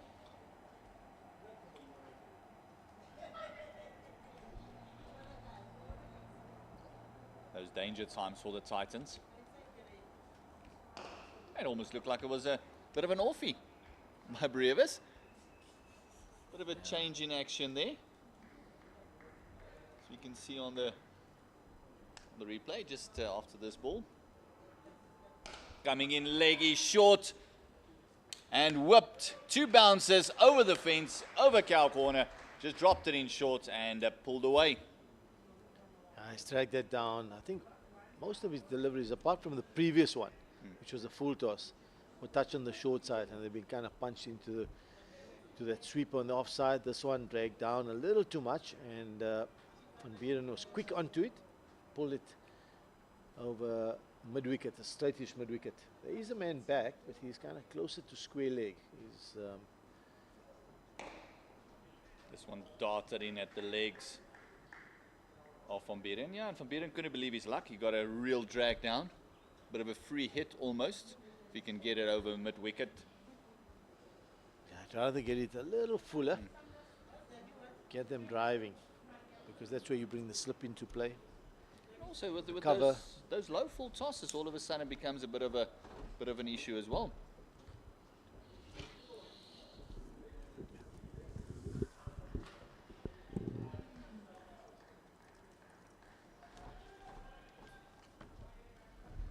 So Khalim continues, and Gert, you're going to make way?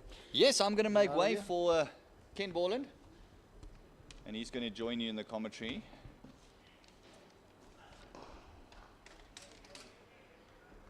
So Khalim has built up a bit of head of steam, and is bowling quite nicely in the last over. A couple of real quick, short, sharp deliveries. And that's what you want to do, is really challenge the batter. If you are going to dig it in, make it short and sharp.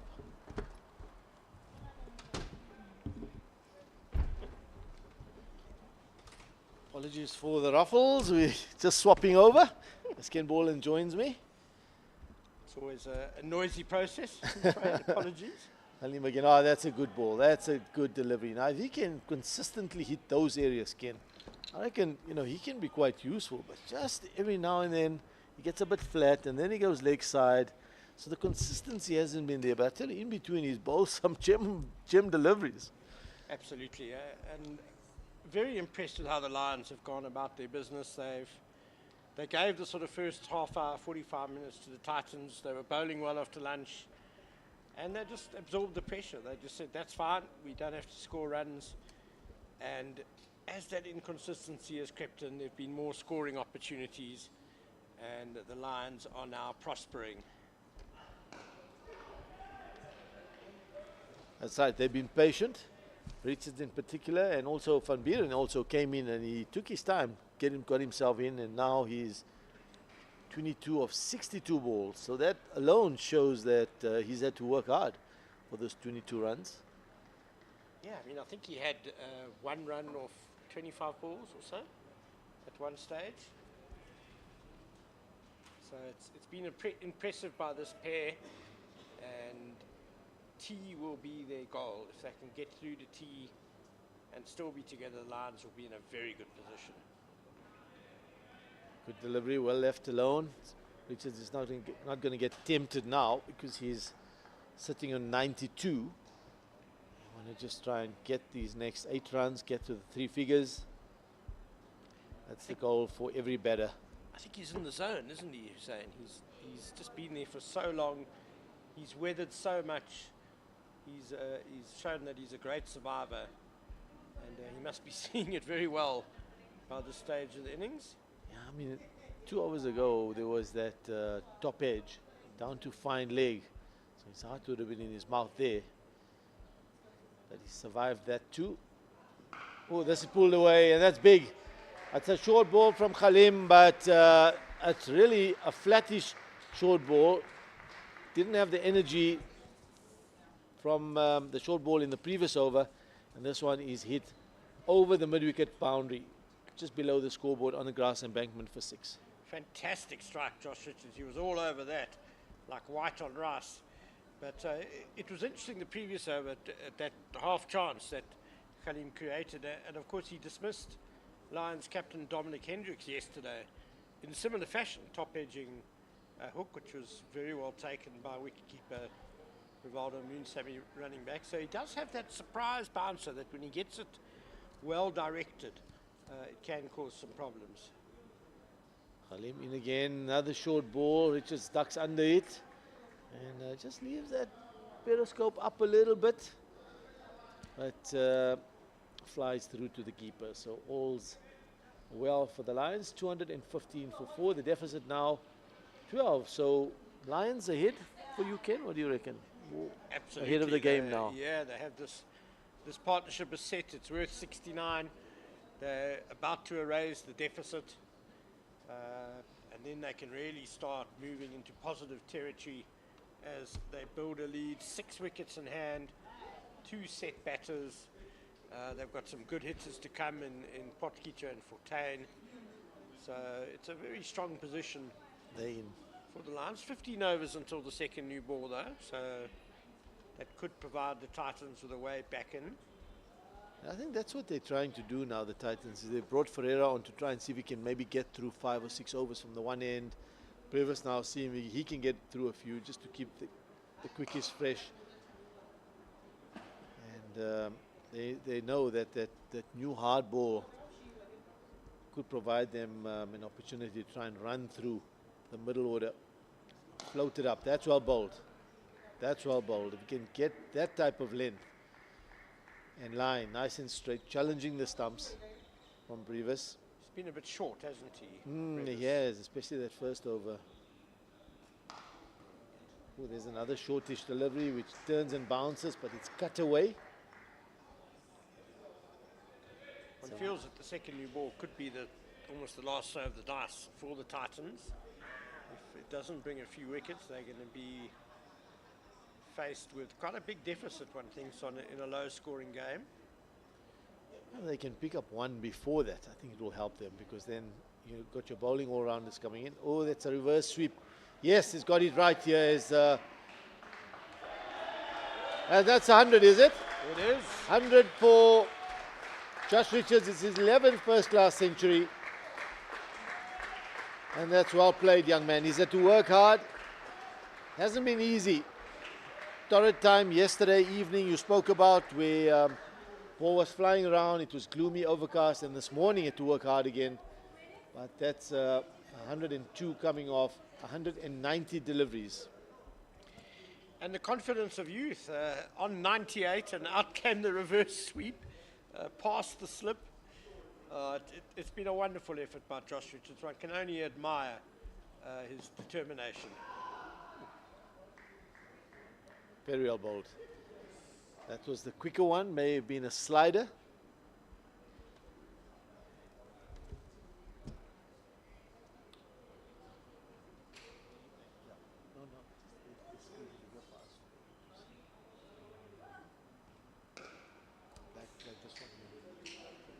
One run out to the cover sweeper. We're just trying to get a replay of that.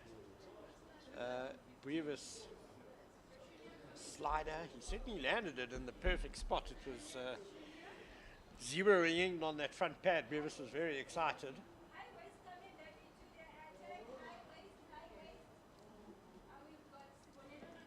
Okay, so what's going to be happening now at the Henops River end?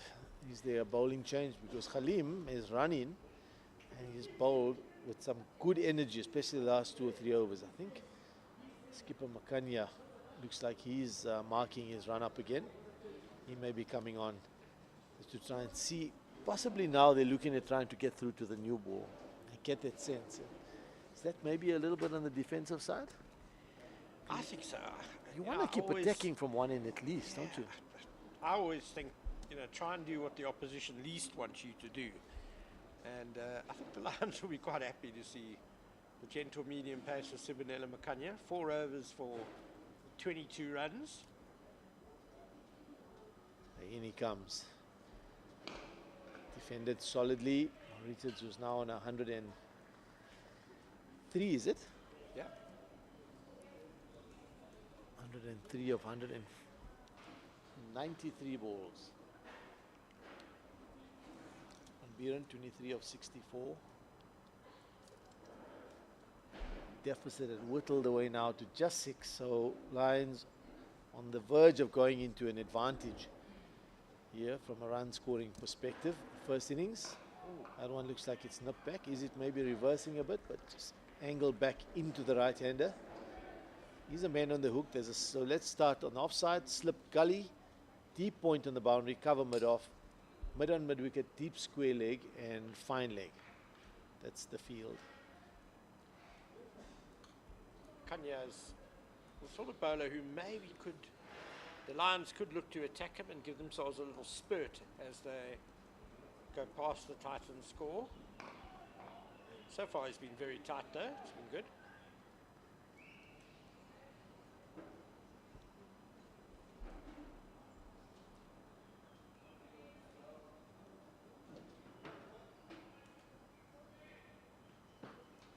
I mean, now they're in a strong position, the Lions, because they've basically got to the Titans total, just 4 wickets down. And still 2 of their top order batters, one's on 100 not out. And they take this 75-run partnership and keep going. They can take this game away from the Titans. You feel this is a crucial partnership. It's a huge one here for the Lions.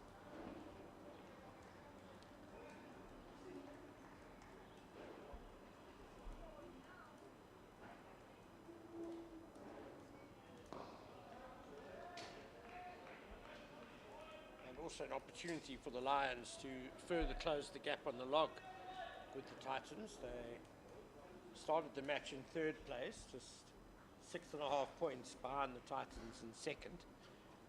The Lions got full house of 4 bowling points. They've got 2.4 batting points now.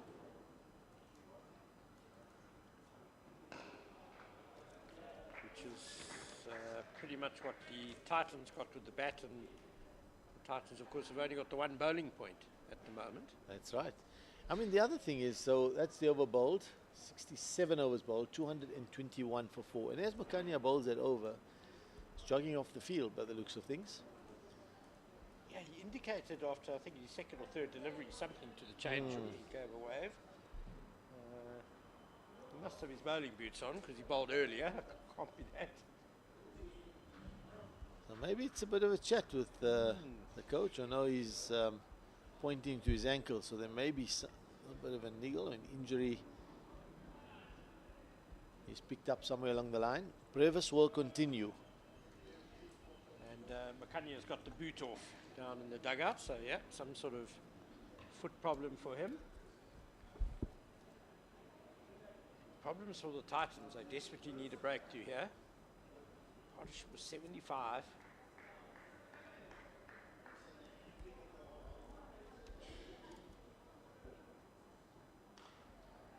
Yeah, that's all bowled by Brevis. He can. He's getting a bit of turn. He's getting a lot more than Ferreira was getting. So it's about him just landing balls, good areas, challenging these two right-handers at the moment. Another good delivery. You can string a few of them together here. Pull a bit of pressure. Maybe force a false shot. As you say, desperate for a wicket now are the Titans. There we go, there we go. Oh no.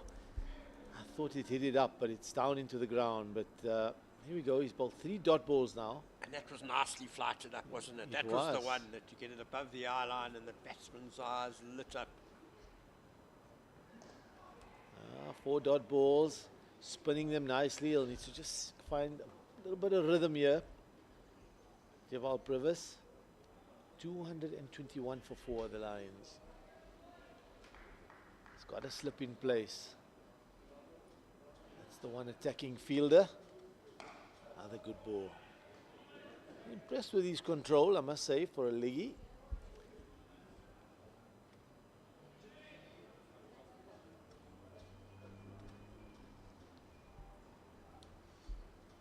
Oh no, and just as I say that, I don't know if he heard me or what, but here we go.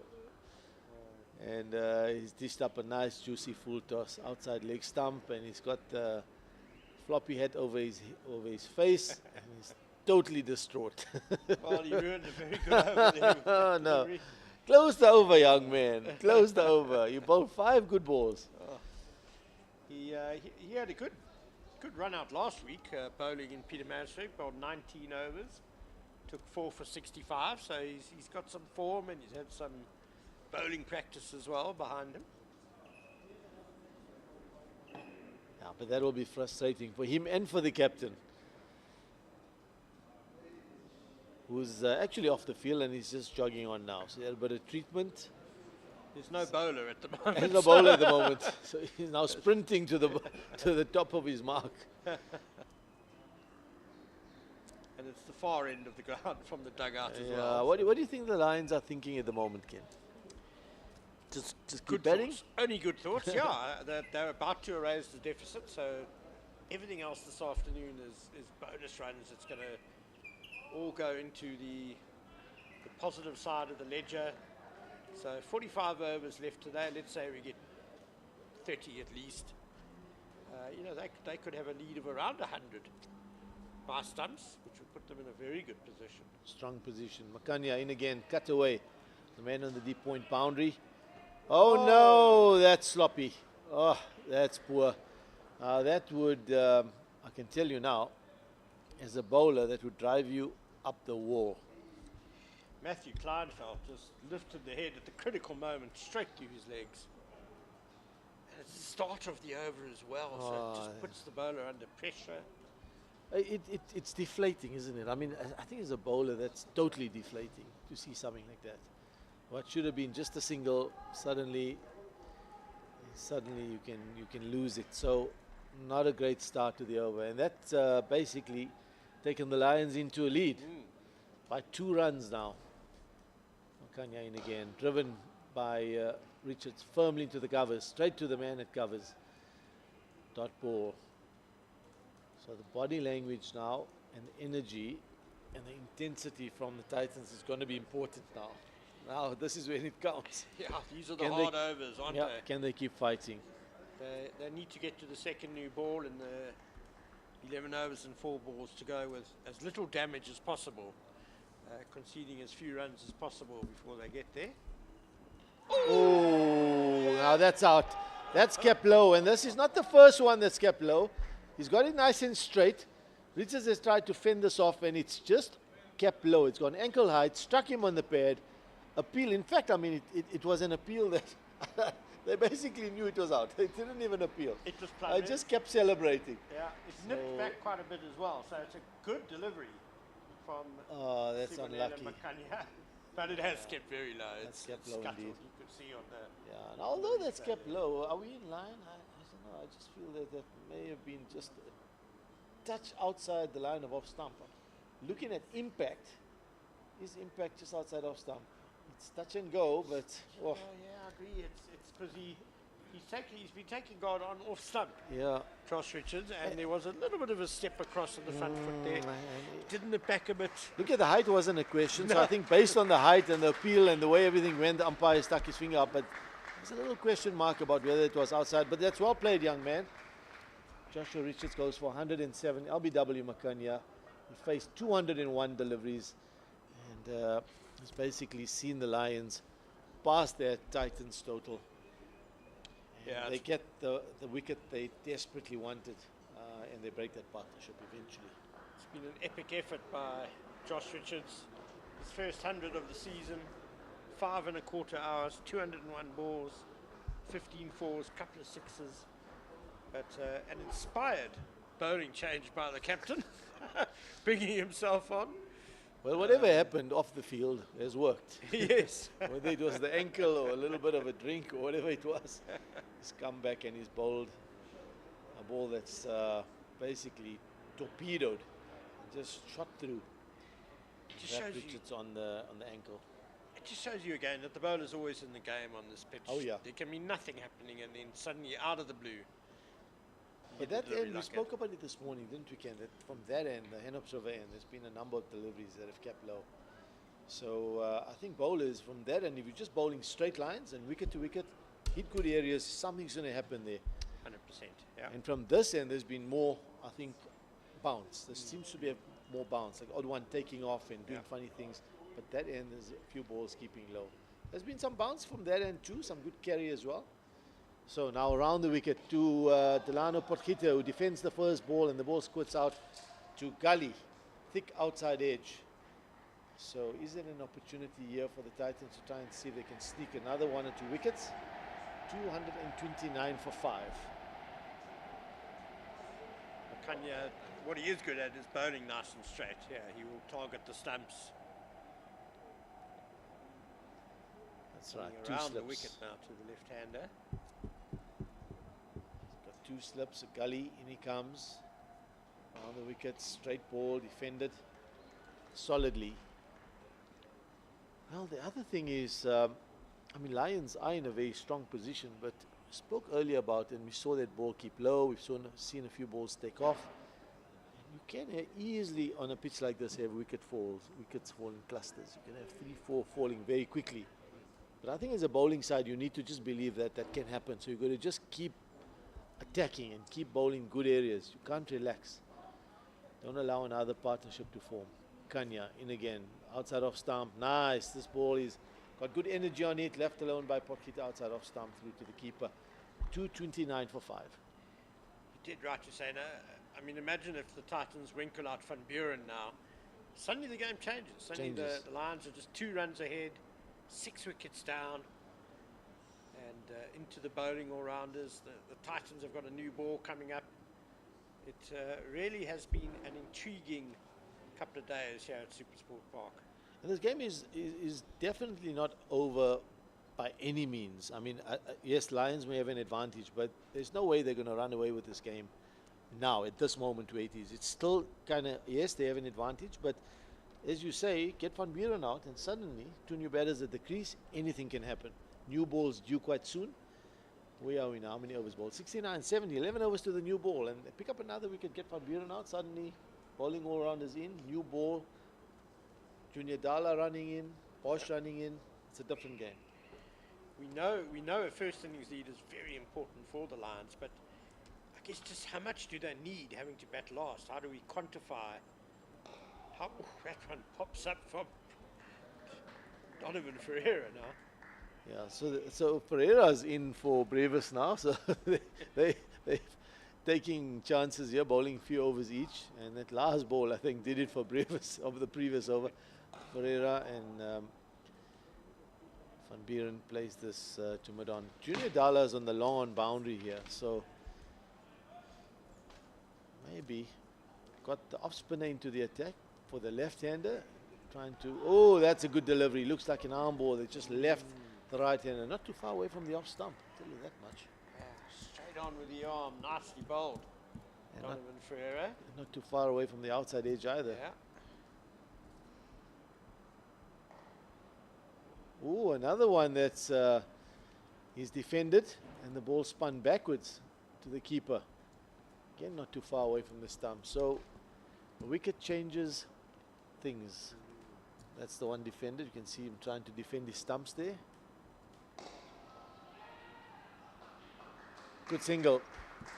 It's important for the Lions that they take every run they can get. Every little single they can steal, they need to try and take. Now Ferreira to the left-hander, he would have been waiting for this. Obviously a slip in place for the new batsman, short cover.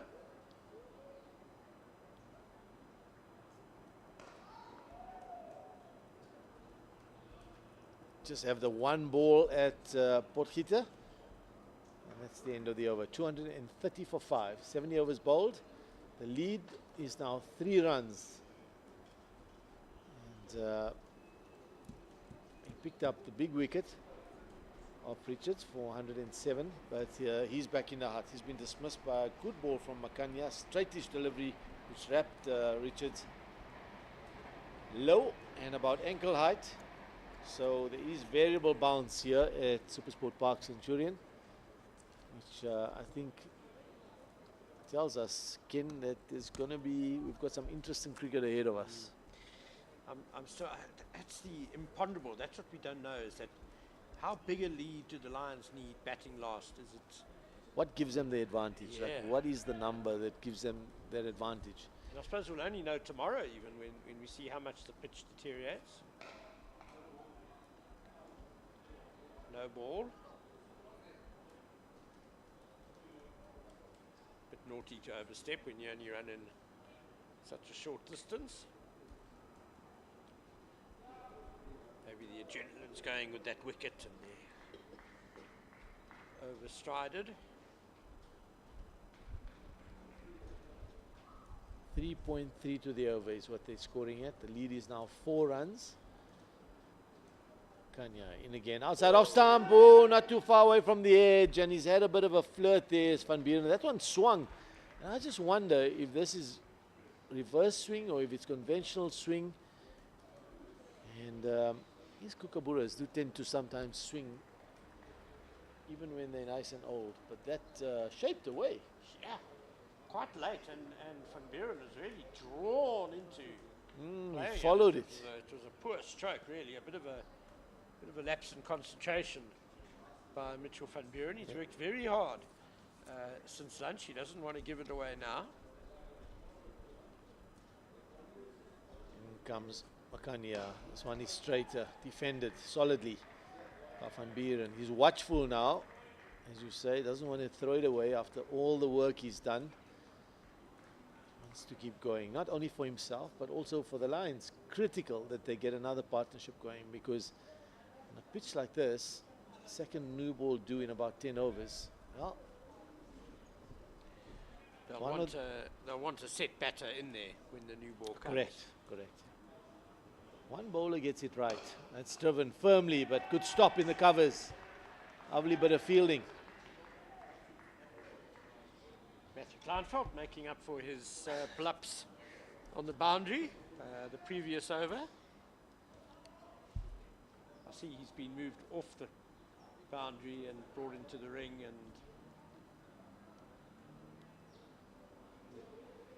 looks like Merrick Brett out at deep point now. There's a few words, I think, being between the slip cordon and Van Buren. This one is defended solidly, straight ball. Donovan Ferreira had slip. I don't think he's short of a word. I think especially after Van Buren played and missed a few balls ago, a few words being exchanged. Now, feisty character, Donovan Ferreira. now Moonsam is up to the stumps.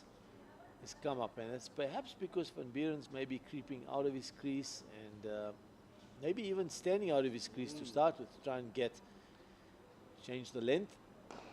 It's defended, so he's bowling nicely now, is Makanya. He's asking a few questions, bowling those straight deliveries, and batters now have got to be watchful, because it's so important that as a batter that you get your front foot out the way, because if bowler now he's seen that there's balls keeping low from that end, he's bowling straight lines, trying to bowl for LBW, so to speak, and as a batter it's so important that your eyes are level, your weight is going towards maybe mid-on or off stump at the other end or towards the umpire, and you get that front foot out the way, because if you plant your front foot, which is exactly what Richards did, he planted his front foot just a little bit too far across to the offside, ball keeps low, you're in trouble. Over bowled, 231 for 5. Yeah, Van Buren stepping out to try and take that LBW out of the equation, get down the pitch a bit more to Makanya, but wicketkeeper Moonsami taking that option away from him really by coming up to the stumps. So good thinking by the Titans. Josh Richards taking that off-stump guard, which I guess is fine. He maybe has a problem knowing where his off-stump is, but absolutely critical then if you're going to do that first step you take, you can't go across, can you? You've got to. You can't, absolutely. Yeah. And I think, for me, if you take an off-stump guard, I like an off-stump guard, but particularly when bowlers are challenging your outside edge. So if you stand on off-stump, what you're doing in effect is, let's have a look at this ball, a nice straight delivery, asking Potgieter to defend that one, and he does so solidly. You can take the outside edge out of play. So it's a nice guard to take, but you've got to be so careful with that front foot, as you say, that you don't plant it a little bit to the offside. If your weight starts going toward mid-off and you plant that front foot a little bit towards too far to the offside, you can get into trouble with the ball nipping back. So, but I mean, the other question then becomes is that, do you stand on off stump for all the bowlers? Do you stand on off stump only for the new ball? And for me, I think when you come across a new bowlers swinging the ball away, challenging the off stump, 2 slips and a 3 slips and a gully, off stump guard I like. I think it asks the bowler to either bowl straighter or wider outside off stump, which opens up opportunities or takes the outside edge out of play. But when you get a bowler like Makanya, who's medium pace and, you know, is bowling nice and straight, then I think you should be looking to maybe go back onto middle or maybe even leg stump, get the front foot out the way. Yeah. Because, you know, you're basically right in line with the stumps now. And if you miss it, you did, you know. And we've seen a few balls. So that also for me talks to a lot of match awareness, where sometimes, and the reason people often talk, we were talking earlier with Gert about Steve Smith, and you look at him, he's just an unbelievable thinker of the game. And that's why he's so good at what he does at test level. He's like consistently over a number of years, number 1 test cricketer in the world, better. Because he's prepared to make those little changes. Like, you know, he will get off his front foot out the way when a bowler's swinging it in. He'll get more into a side-on position when the bowler's swinging it away. He's happy to make the changes. And during his innings. During his innings, in the middle. And for me, that's where I think Richards now, and I'm not sure, I'd like to have a look at the replay and see whether he was on off-stump guard to Makanya. And if he was, then maybe that's something he could think about. He was, because remember we were chatting about, did he get outside? Yes, you're right, yeah, absolutely and, spot on. that's exactly it. That ability to adapt during play, during the innings, to the different challenges. I mean, I would imagine a guy like Makanya, you're looking to access the offside more. Correct. So you want to be batting. And I mean, at this stage with the old ball, he's not Middle or challenging your middle outside edge. He's not going to nick you off. I mean, you know, he's got to do really well to nick you off, or it's going to be a very loose shot. Yeah. So that's the type of shot you want to play. That's a beautiful stroke. Lovely from Van Buren. And if you can get yourself into that position, with front foot's out the way, you can drive back past the bowler. And that's what you want to do. Have a look where he is. He's on leg stump and he's triggering slightly maybe to middle, and he's driven that back down the ground. I think that's a nice position to be in for a bowler. Exactly what you were talking For a bowler about. like lovely, beautiful shot. And just a punch, really. Beautifully controlled, lovely timing. He had to create his own pace there as well. Beautiful timing by Mitchell van Buren. I mean, the other thing about batter standing on off stump that's important, and I think it's now we're talking about LBW decisions, and I think they become a lot of times batters who stand on off stump. A lot of times when they do get struck on the pair, it tends to be outside the line of off stump, and they're marginal, you know. And I think if probably this decision of Josh Richards, if you had to take it upstairs, you may find that maybe the impact's marginally outside off stump, because they're getting so far across. He's starting on offside and triggering, and it looks like that impact is always going to be outside off stump, especially where the bowler's bowling and you look at the angle, he's bowling off stump. That means the angle's coming in. Makanya in again. Good line, good length, defended, dot ball. And I think Ryan Rickleton was a similar LBW as well. You know, I think both of them would have been kind of umpire's call on impact. Yeah, I mean, Rickleton's one. I mean, Rickleton, I remember in the game against Tuskers, there was a Rickleton decision from wide outside off, bowlers bowling from wide around the wicket, struck him, I thought, outside the line of off stump. Then, if I look at in this game yesterday, there was a decision. Oh, well bowled. Attempted drive outside off stump, and he's missed it. But Munsami, who's up, found that difficult to hold on to. And we're certainly not having a go at the umpires, because I think they've got a very, very difficult job, and they don't have the benefit of the replays and all those things. But these are marginal calls. But yesterday I thought, who's the opener from the Titans? Kleinveld.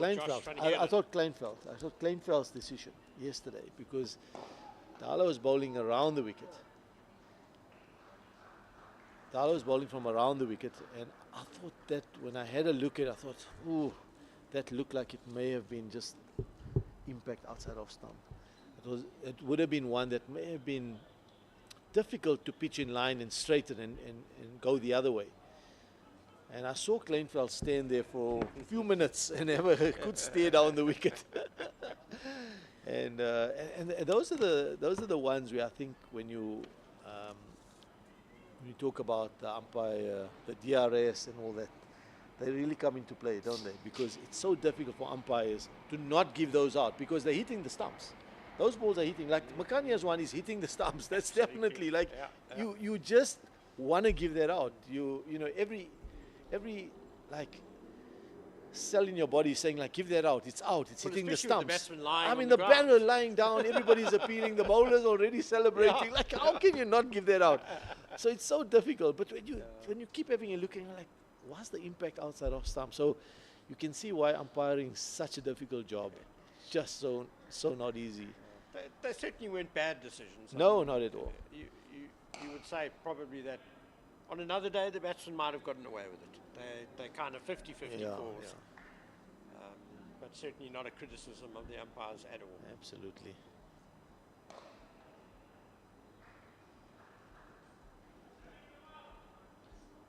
Van Buren ticks it over. Lead goes to 12 now, but it's slow work and hard work again for the Lions, because now they've got to get another partnership going. This one is worth 10. Where the Lions have been good is they haven't lost wicket in clusters, which we said this pitch is capable of. That's good bowling. Pereira is bowling nice and straight, particularly to Potgieter. Oh, that one just outside off stump. He's got a slip in there. He's got a short cover. He can pick up another wicket here before the new ball. The Titans tossed up, driven. Oh, it's squirted out over cover, and it's not going to go for 4. Junior Dala's after it. Will just be a couple. That's well bowled. He's tossed it up a little. Potgieter was not convincing. He couldn't resist. Got away with it. He Couldn't. He had to have a go, and it was nearly his downfall.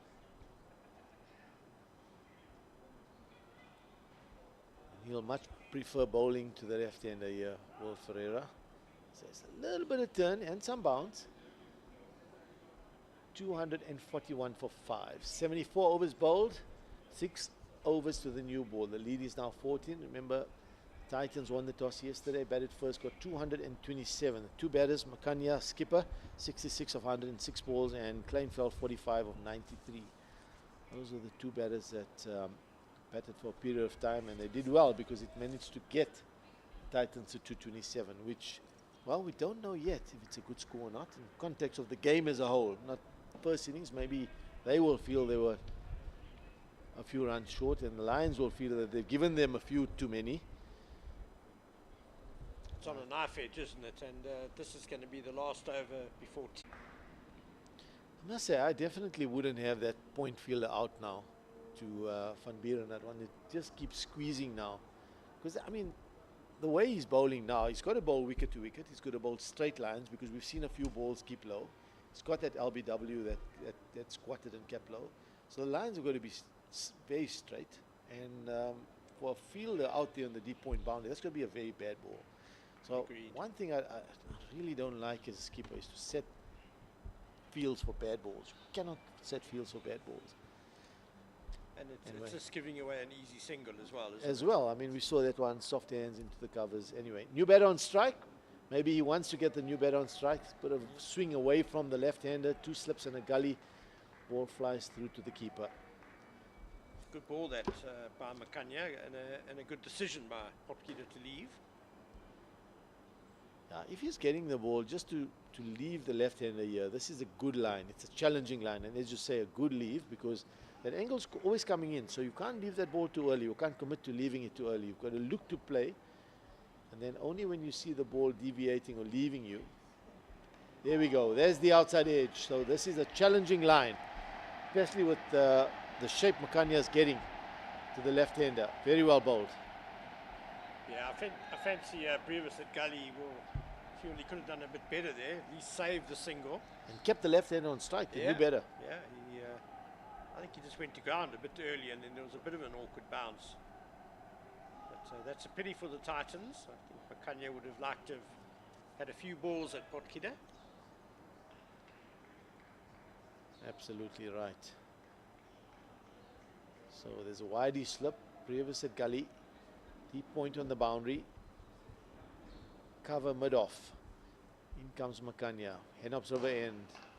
Van Buren advancing down the pitch just to try and see if he can change the length or take that LBW out of play. Maybe turn it into a half volley.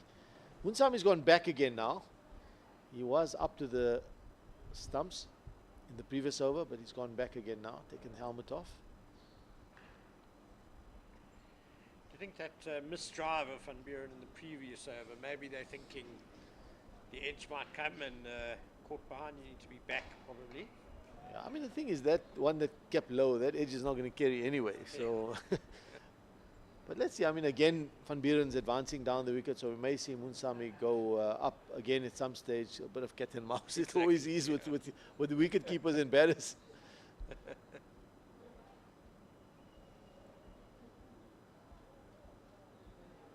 So gloomy SuperSport Park Centurion. Nice and overcast. Sun did come out for most of the morning. It was a beautiful day. In fact, slightly stifling it was, a bit humid.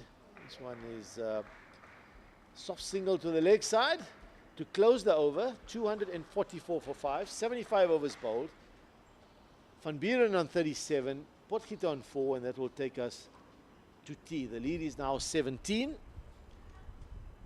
And that's a scorecard, 107 for Joshua Richards. He's got to 3 figures today, and then Vian Mulder, 55. He batted nicely. And 37 now for Van Buren. So as far as the wickets go, 1 for Khalim, 3 for Junior Dala. He bowled beautifully today. Kanya picking up the 1 early on of the Centurion. 244 for 5, 75 overs bowled. Ken, that will take us to tea. Any final words from you before we head off and have a nice cup of tea? Yeah, well, it's been another fascinating session, really. We've had 32 overs bowled, and the Lions have added 90 runs, but they've lost a key wicket. I think a Lions session again. So they're 17 runs ahead with 5 wickets in hand. It's going to be another really fascinating session after tea. The new ball due in 5 overs. And this match is just, the weather might be overcast, but the cricket's really been bright and very entertaining. It's been good. I think we're in for a fascinating few days, afternoon session as well as tomorrow, because there's something happening all the time. I don't think batters can relax, and bowlers are in with a chance of a wicket all the time. So we'll see you in a few minutes, probably about 15, 20 minutes or so. Please join us.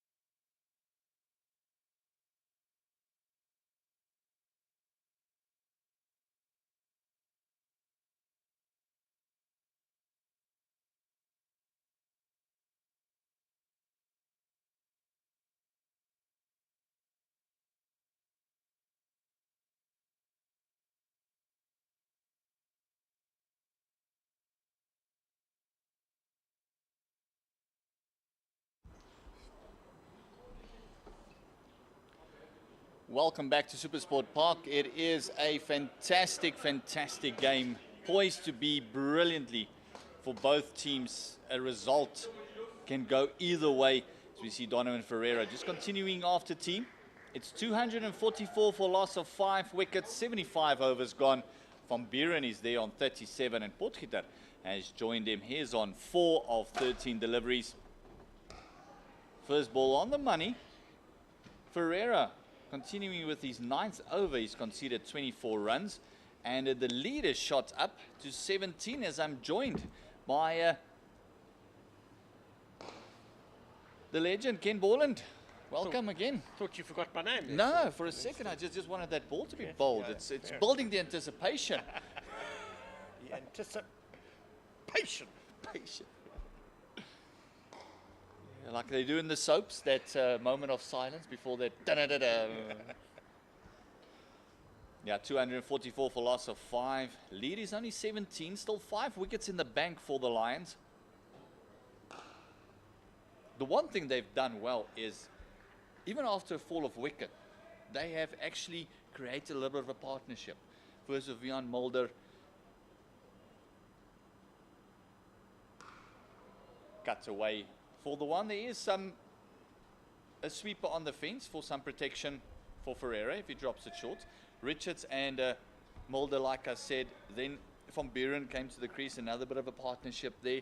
This one already up to 16 again. So in difficult conditions, still creating partnerships. It's a sort of pitch where you feel you could lose a cluster of wickets, so you're dead right, Kat. For me, this is going to be a fascinating final session because we know the Lions are more than likely going to have to bat last. We know the pitch is going to be harder for batting. There's the cracks are going to be wider. There's going to be more up and down bounce. It's going to be turn. What we don't know is how big of a lead do they need? Well, what will you bet your house on if you're the Lions, that you are far enough ahead that you can chase whatever in the second innings? What do the Titans bet their house on? What can they defend in that second innings? It's really fascinatingly poised, isn't it? And both teams going for a win. I can't see them shaking hands anytime soon. Nope. It's not going to happen in this match. Up until the very last delivery on day 4, it is going to be a crunch game. Makanya coming in, and ooh, that one jagged back. He enjoyed that one after tea, and yeah, the lead. You've got to feel anything over the triple figures is going to be hard for the Titans. The Lions would want to go for that psychological 100-run lead, and that's going to be very hard to work down on this pitch that's going to get harder to play on, as you said. Yeah, I think in a low-scoring game, a lead of 100 is big. That's a very sizable lead.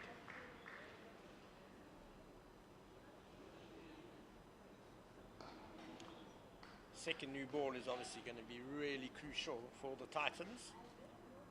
We are in the 77th over, so it's coming soon. And they will want to run through the rest, get these last 5 Lions wickets. Certainly before the league gets to 100. Yeah, I think Donovan Ferreira will just continue. Just make sure that these last couple of overs there's not a lot of damage. Then that new ball is going to be critical. Makanya finding the edge, and what a fantastic catch. What an absolute beauty. The umpires are just checking with one another. That ball carried. The batter is unmoved. He's saying that it dropped short. Or umpires conversing. My gut feel is it dropped. It landed short. My gut feel. But what a fantastic take that was at second. Oh, well, it's a first slip.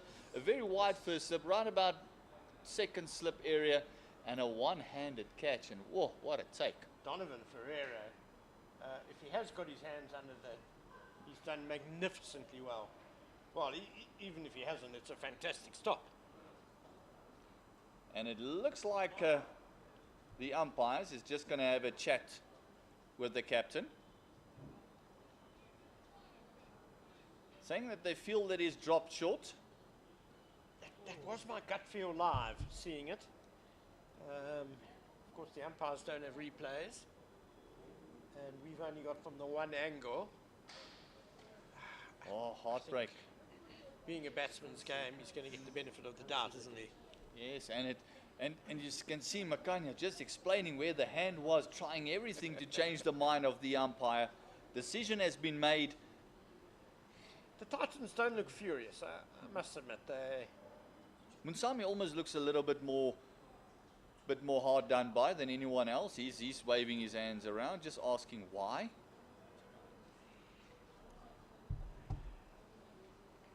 But credit to Ferreira, fantastic take.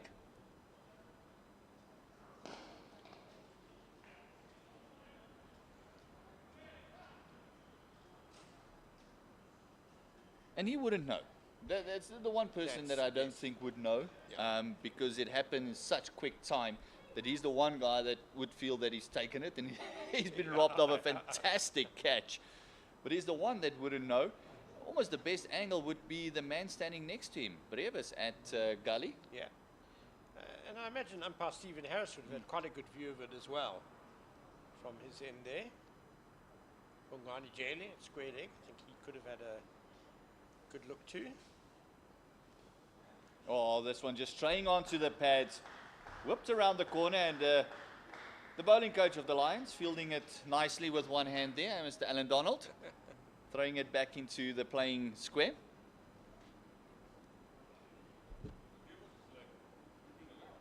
Didn't want any of the guys to feel bad, so he popped it up to Junior Dala, didn't try and throw it in himself.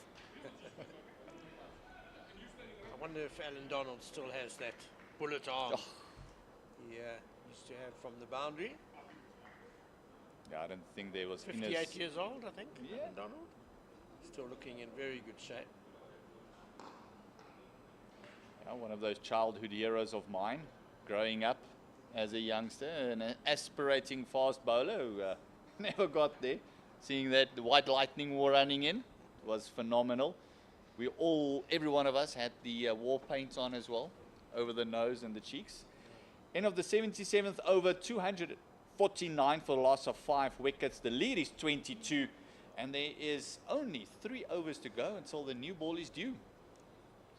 Alan Donald only started his official test career in the second half of his career, if you like, because of isolation.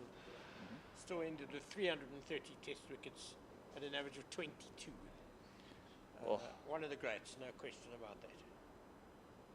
Donald Ferreira coming around the wicket to Potgieter. It's similar to a lot of those players from back in the day as where they would have ended up if they had more time on the international scene. Maybe a decade onwards, if a bit more of the modern era players, what they would have been.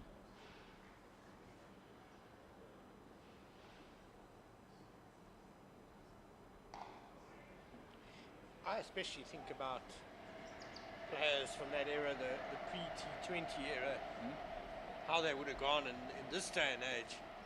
With the IPL and the massive T20 leagues. Goodness, there would have been some absolute superstars. Yeah, look at the likes, Adrian Caper. I mean, be interesting to see Lance Lusner playing a T20 match, I think. He played a few. I mean that T20 really arrived right at the end of his career. But him in his prime, he would have been probably the most expensive T20 player in the world. He definitely would have been right up there. One more ball to go in the 78th over. Donald Ferreira just getting the ball to kick off this greenish surface. Might have 1 or 2 foot marks that he can work on there. He's quite tall as well, Donovan Ferreira, so he's been getting a bit of bounce.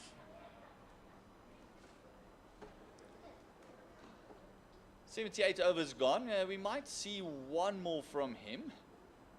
Or we'll actually see the new ball being taken immediately on the 80th over. Did see Corbin Bosch at slip, doing some warming up, going through his action, getting loose. I imagine Junior Dala would take the new ball with him, but he's just striding purposefully to fine leg. Yeah, I don't think Khalin He bowled a couple of decent deliveries, but the most dangerous bowlers have been Junior Dala and Corbin Bosch. Oh, just straying onto the pads once again is Makanya. As you mentioned, Junior Dala picking it up, just lobbing it in. We know he's got a rocket arm as well. And it's 250 runs for the Lions. It took them 471 balls. It's been hard graft for the DP World Lions. Makanya just changing angle, coming around the wicket to the left-handed Potgieter. 2 slips, a gully, backward point. Only the man on fine leg at the fence. It looks like young Merrick Brett.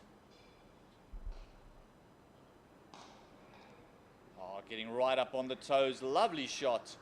Just to rotate the strike, just making it very hard for the Titans, this left-right combination.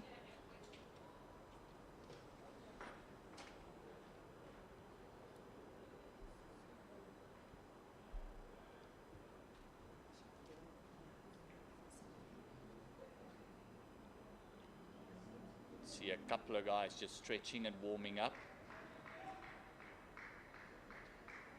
All to catch the eye of the captain, saying, let me roll the arm a bit.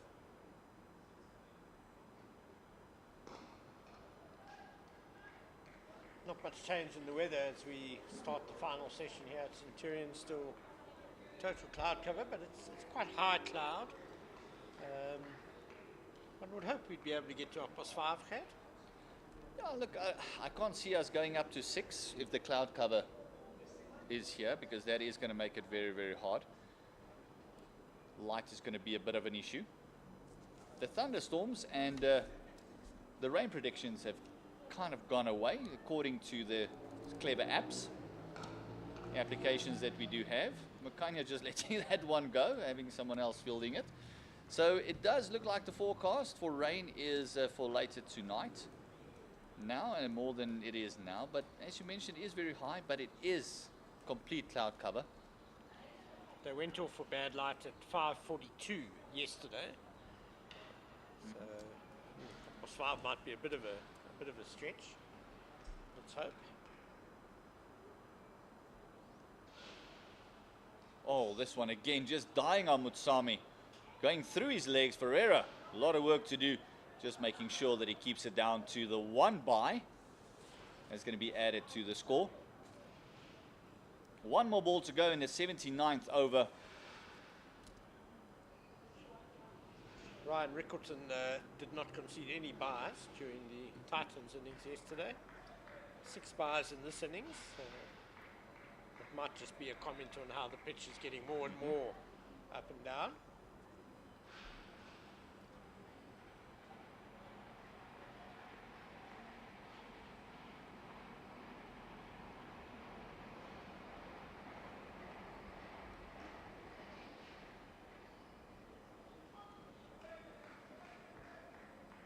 Lovely finish, just a bit of movement there. The first time we've seen a bowler just running up to the batter. Much smaller frame of Makanya, getting into his stride there. 1 more over to go till the new ball is taken. It is 79 overs gone, 252 for the loss of 5 wickets. This partnership is 23, and the lead is 25. Makanya's got the heart of a fast bowler, though. He comes charging in. You can see he kind of expects to get a wicket every ball. He is one of those guys where you give him the ball and he just expects something to happen. He is a very positive character. Donovan Ferreira. 1 more over before the new ball is due. I don't mind in the situation if they actually would have given a fast bowler a go, maybe just to loosen up before they take that new ball.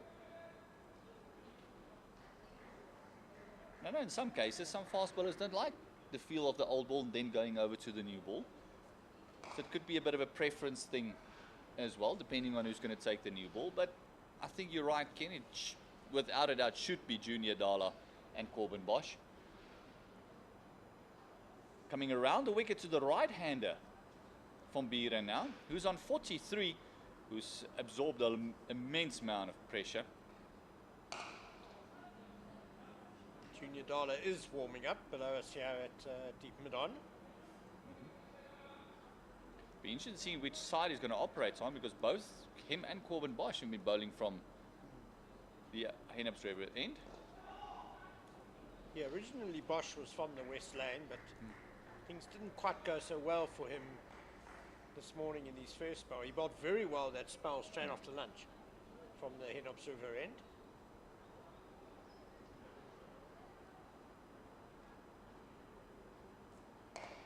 Oh, this one, just lovely wrist work. Just slapping it through for the one.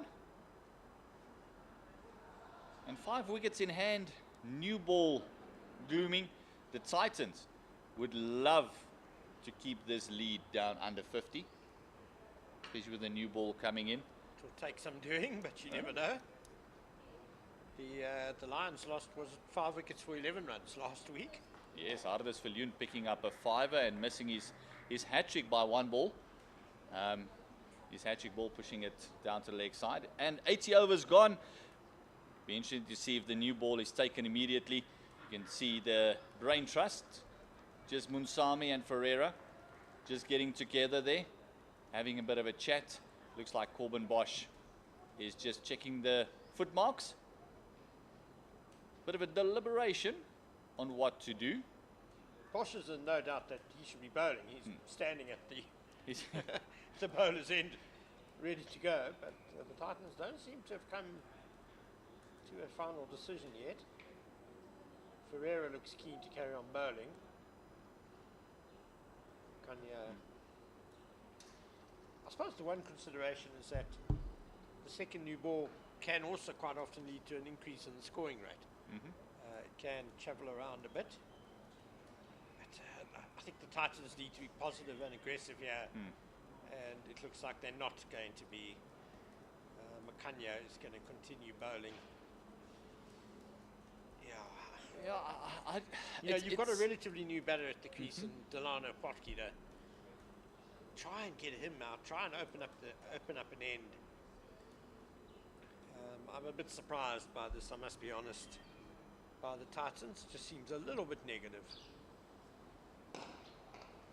Yeah, it's kind of the 6 from the one and half a dozen of the other, where you feel that the new ball might travel to the fence a little bit more, but it will also give you a lot more firing power, where this last couple of overs, nothing has really happened. And they were happy to knock it around for the 1s and 2s, but that's also increasing the lead for the Lions, which is bad news for the Titans. But the Lions, and there we can see the new ball being asked for. It was 1 ball in. Well, they're trying to play mind games with the Lions. I mean, what's the point of playing 1 ball with the old ball? I could understand if it was your new ball fast bowler, just bowling 1 with the old one and then taking the new, but you can't change your bowler mid-over, so it's going to be Sibonela Makanya taking the new ball. I don't think those words have been spoken too often during his career. And also, I think it's a question of maybe after he bowled that ball and he saw that there was nothing in it, maybe just going against his original decision. Immediately, there's a bit of bounce with the harder new ball. Areas will become very important here. 253 for the loss of 5 wickets.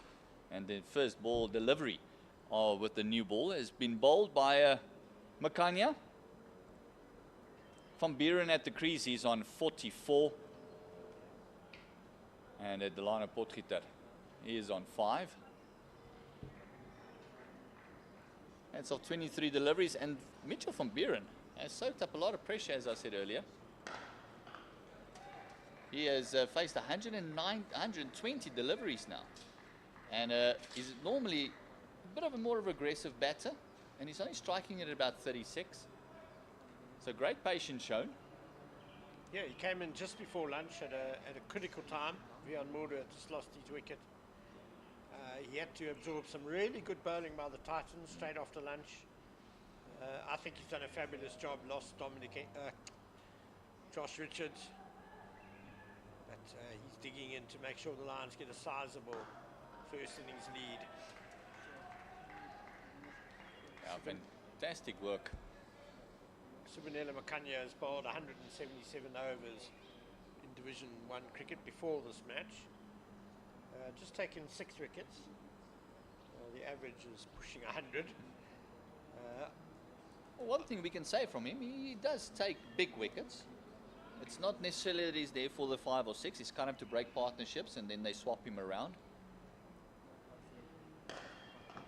He's certainly done a very decent job in his second spell today. This, I guess with the tea break, you could call this his third spell.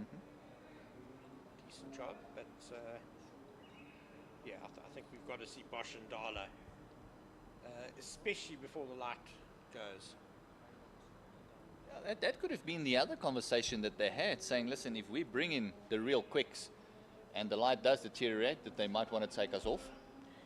But it's not that dark at the moment. No. And I certainly didn't see umpire Stephen Harris have any input into the discussions. He was standing a little way away. Almost looks surprised as well that he didn't take the new ball.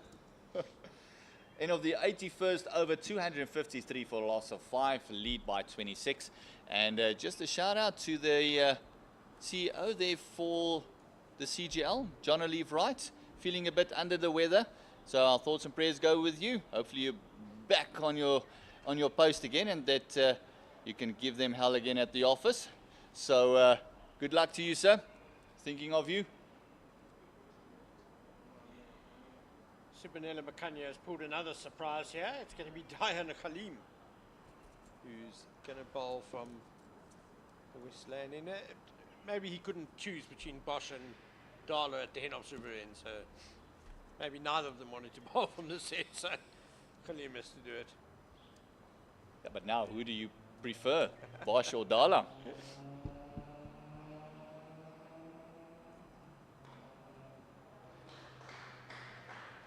Just working around the corner again, and this was the problem we had with Khalim.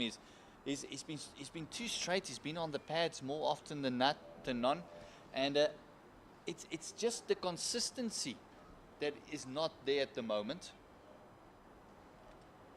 He's bowled some good deliveries, but he's going for over 4 runs to the over. And as you mentioned earlier, the new ball might just travel a bit more. Yeah, I mean, I don't think it's his role to.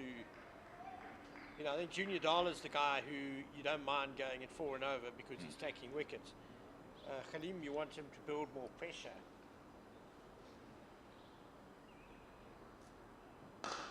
Lovely shot. Look at that. Just posing for the camera was from Biren. Moves to 48. Cracking cover drive. Beautiful shot. Beautiful shot. Diana Khalim does tend to overpitch at times. He's looking for swing. He's trying to get it up there. And that was just too full. And Van Buren has punished him. Can actually see Junior Dala on the field. Just stretching the legs a little. Doing the old hip roll.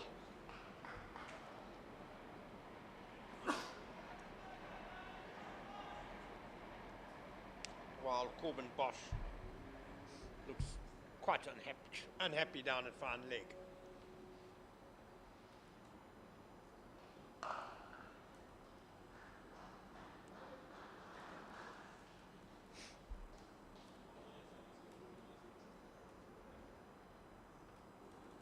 Yeah, Corbin Bosch was ready to take that new ball. He was ready to bowl. And then all of a sudden, it's the brain trust said, hold on just a sec. And if he doesn't get the ball from that end, he is on fine leg.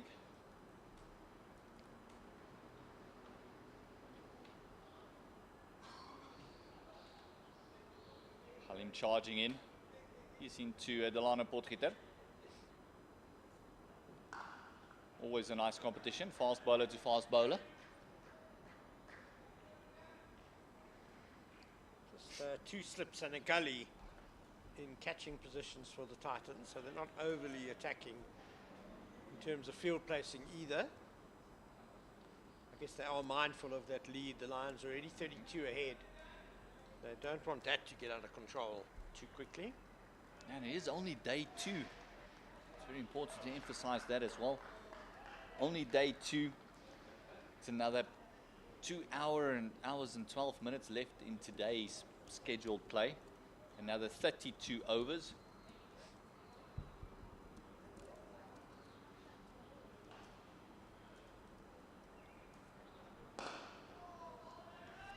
Potgieter looks pretty solid behind the ball. Pretty decent bat. Must look very well equipped. Yeah, he's a proper batter, is Delano Potgieter. In Division 1, he has an average of 39.94, which is outstanding for someone coming in 7 or 8. He's got a first-class 100.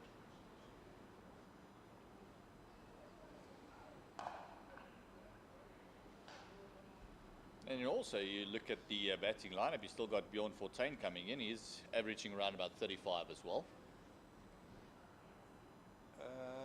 Well, 27 in his Division 1 career, but he's got 400s in Division 1 cricket, so that's a great record. And Malusi Sabalto has got 550s at this record, at this level, averages 18 and a half. So there's plenty of work left for the Titans to do, as Junior Dala is going to take over from Makanya with the second new ball. That must please Corbin Bosch a lot. Yes. He's just strolling down to third man. I think he might be leaving the field, actually, because I saw someone come running in from the... Ah, yes, he is leaving the field. Yes. Might just be a strategic timeout. He was smiling at someone in the dugout and laughing, so I don't think it's a sulk. I don't think he's leaving the field because he's not bowling. Maybe he's not bowling because he needs to leave the field. Yeah, there's a bit of a situation.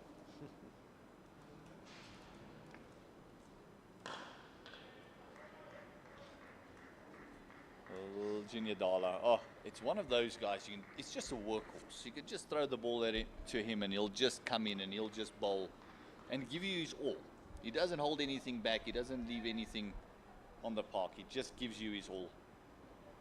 And that's been one of the keys to his success and why he's always one of the first picks in this bowling attack.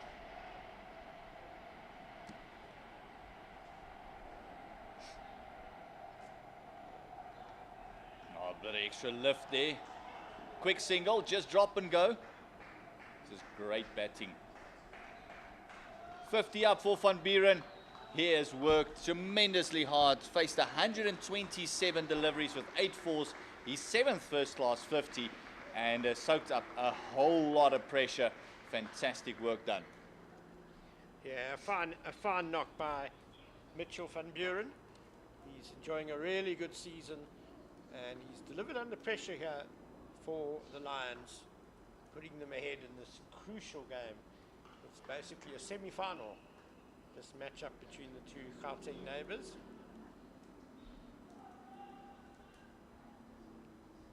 He's kind of batted well within himself, Mitchell Van Buren. We know what a stroke player he can be, but given the situation, he's shown wonderful restraint. Oh, this one is flashed hard. That's short. That is wide. A couple of bounces over the boundary rope. 4 runs. Delano Potgieter picking that one up nicely. Not a great delivery from Junior Dala. Wasting the second new ball a bit. Yeah, that was one that was just short and wide. And probably one of the worst deliveries he's bowled in this game, not just in this spell. Yeah, 3 for 46 inside his 14th over. He's had a very good performance of the ball in this game. Oh, another shot, spanking it through the covers. Delano Potgieter taking a liking to Junior Dala. Indeed, that was a super shot. Leaning back, stashing him to cover point. Back-to-back boundaries. And that lead grows to 41. That is 41 It's closing in on that 50, but the partnership is also 39 already.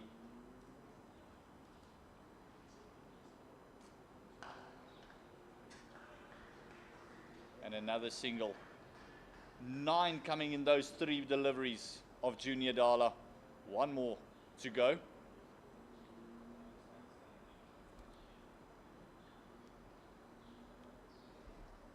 And it is getting a little bit darker, a little bit gloomier.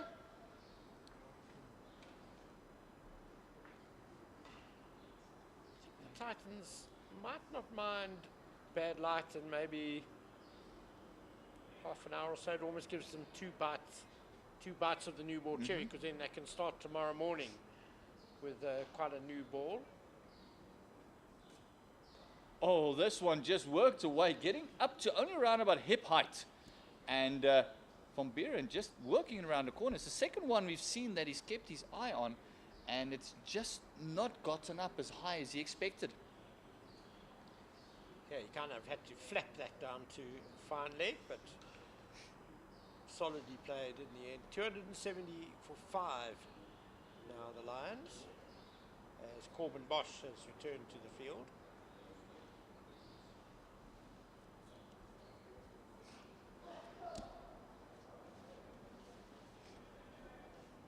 Yeah, Richard scored a magnificent 107 in this innings. And very well supported by Vian Mulder, who went for 55. And now Mitchell van Buren is on 50 as well. Delano Potgieter rocking on nicely. Oh, lovely shot off the back foot. Always sad when it's only a 1. Really, really good shot. Just getting onto the toes. And still a bit of a surprise. We would have loved to see Corbin just coming in and hitting the deck nice and hard. 4th over with the second new ball, and they had a deep point in place, which is quite defensive. It worked out there, because otherwise it would have been a 4, but it was just a single.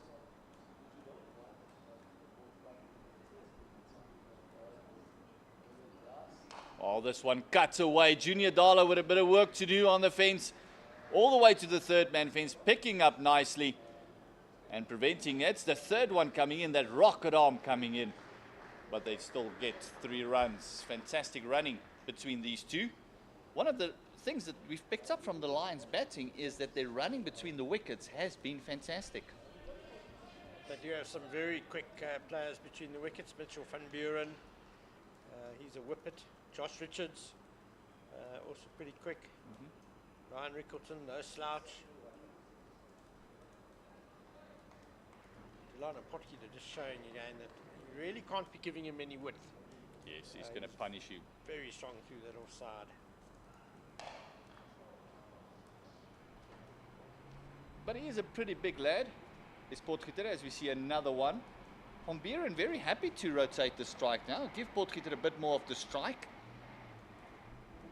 Yeah, Potgieter's got himself in. He's been there for 31 deliveries now. He's on 18. And as we said, showed with his record, he's a very capable batsman. So Van Buren right to trust his partner. And it'll definitely frustrate the Titans if they just keep rotating the strike.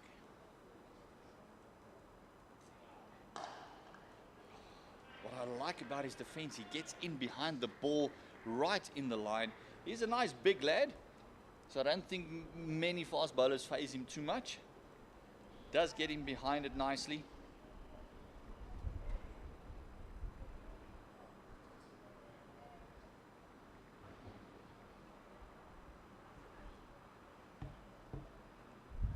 I couldn't see Khalim continuing for a big spell, maybe 2 overs, 3 overs, maybe just rough upper side, coming over the wicket now to the left-hander.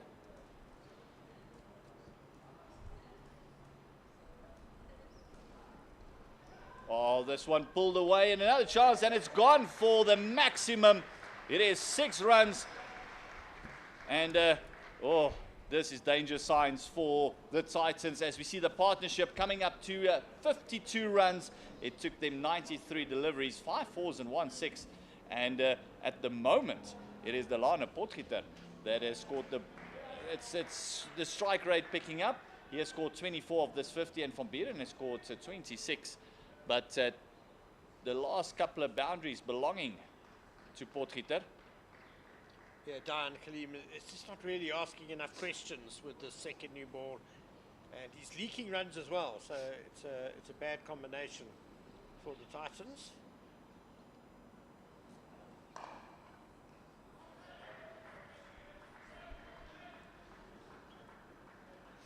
Junior Dollar picking that one up. He had a long way to travel for that one delivery. That was all the way down to third man. He's a deep point. And that is the big part of the ground as well, as we come to an end of the 84th over. The third over of the new ball. And it's exactly what you alluded to earlier. The ball has gone to the fence a lot more in this last couple of overs.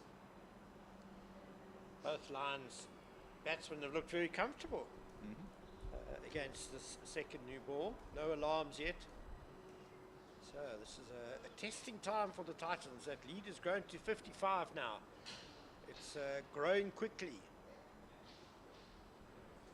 Yeah, and they still have 5 wickets to get as well. So with a lot of batting still to come, you got Fortuin, you got Cody Yusuf who can smash it a bit as well.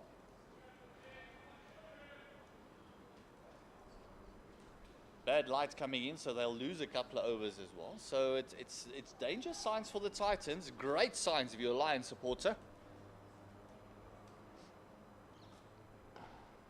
Yeah, they've had an excellent day, the Lions. They started on 33 for 2. So their innings very much in the balance. And they've just batted with great watchfulness today. But still being positive, still showing intent. When the bad ball has been there, they've put it away.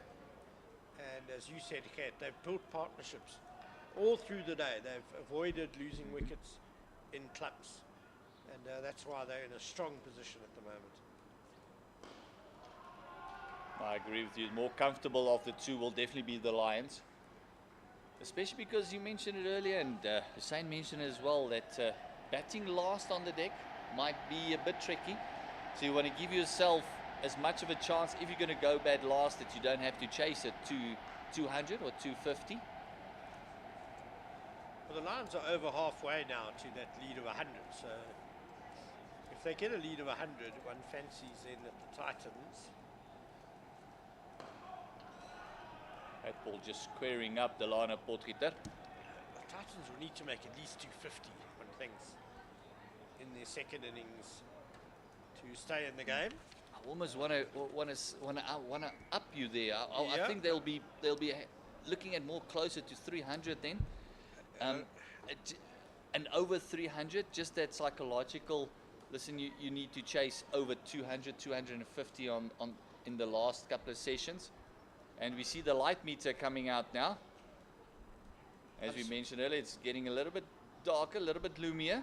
Third umpire just handing them a light meter. Yeah, I mean 250 bare minimum, because that gives them a lead of 150. If the pitch really does deteriorate and they bowl really well, it's not beyond the realms of possibility that the Lions get bowled out for less than 150 in the second innings, but you wouldn't bank on it. So that's what I mean. With if the Lions get 100 ahead, it means the Titans are going to have to bat very well in their second innings. They only managed 227 in their first innings, and it'll be interesting. Would it be easier for them to bat tomorrow or harder than on the first day? Just have a bit of a delay in play at the moment.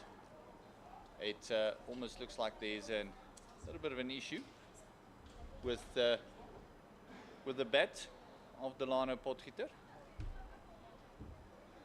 Just looking at his splice there, it could be the handle just coming out, as we see the difference between your top order batter and just a good batter. He only is getting 2 bats brought out to him, where your top order bats normally has old Trolley nearly coming towards them. Now maybe just the splice, that last ball that he hit didn't sound too great. quick run through the scores. Kent 282 for loss of 5 wickets. We had the Centurion, but earlier on as well. We have Dominic Hendricks lost his wicket early. He was out for 6. Makwetu also went for only 5, facing 13 deliveries. Ryan Rickleton hung around a bit for about 33 deliveries, of about a half an hour that he hung around for his 13. And then Vian Mulder joined the Centurion Richards at the crease, and they had a fantastic partnership. Yeah, that was really the foundation of this innings. They added 95 for the 4th wicket. They were brought together just 20 minutes into play this morning when Ryan Rickleton was dismissed. And it was a wonderful 55 by Vian Mulder. He really shifted the momentum of the game, dominated the Titans bowling, and has set up the day for the Lions. Allied with Josh Richards, ever present at the other end, and just providing a very solid platform, Richards, with his 107. Junior Dala getting that one to spit up off the deck. That's what we were looking for, a little bit of aggression. You can just see him looking at the hand. That might have just split the webbing. And right on the fingernail, those hurt. Yeah, the gloves are off in terms of Junior Dala, but also in terms of Delano Potgieter, who's going to need some treatment from the physio. That's what the new ball requires. You've got to bang it into the stick. Yeah, see some aggression. Let's use that bounce. Use your pace, Junior. Make life as uncomfortable as possible for the Lions batsmen. Yeah, well, we have the hold up, and they're just going to have a look at the fingernails of Delano Potgieter. There was what we mentioned earlier. What the Lions have done well is they've come back with more partnerships and more partnerships. The partnership between Mitchell van Buren and Josh Richards was just as impressive. Yeah, it was a wonderful stabilising effort.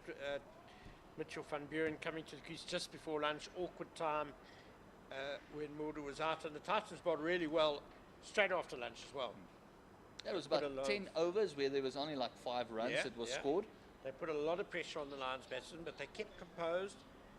They didn't do anything stupid, and it's set them up now to capitalise on that. That was like an investment period for them, and now it's bearing fruit. They've got that lead up to 55. And already this partnership is over 50 as well between Delano Potgieter and Mitchell van Buren. So another thing that the Lions have done well is they have managed to, the set batter has managed to stick around and allowed the next one to bat around him. So even if they have lost wickets, there's always been a set batter at the crease, which has been very important for them. So vital, absolutely. That's been a key element. Josh Richards for most of the innings, but as soon as he went out, the mantle was passed to Mitchell van Buren, who's done a really good job, and he'll look to shepherd this lower order, try and double that lead if possible. How big would it be if you can add another 100 on there? 155 on this deck. It's going to get harder to bat on. You mentioned it earlier, you only want to bat once, maybe. And the Lions is in a position to do that. They've got 2 set batters at the crease. There's still a lot of time. This is only the last session on day 2. So there's another 2 full days to play. So if they can rack it up and get over that 150 lead, it's going to be hard times for the Titans. Yeah, that would be massive. Because then even if the Titans manage to get 300 in their second innings, they'll only be defending 150, which is the sort of score where, if one batsman gets a 70, say, then you're going to chase that down. So the Titans really need the second new ball to work for them now. They need to strike. They need to come in very quick time as well. They still need 5 wickets.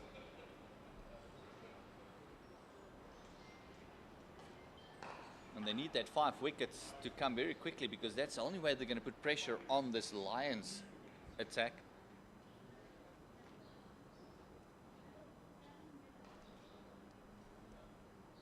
It is Junior Dala. Still 1 ball left in this, feels like a very long over. 2 delays in it.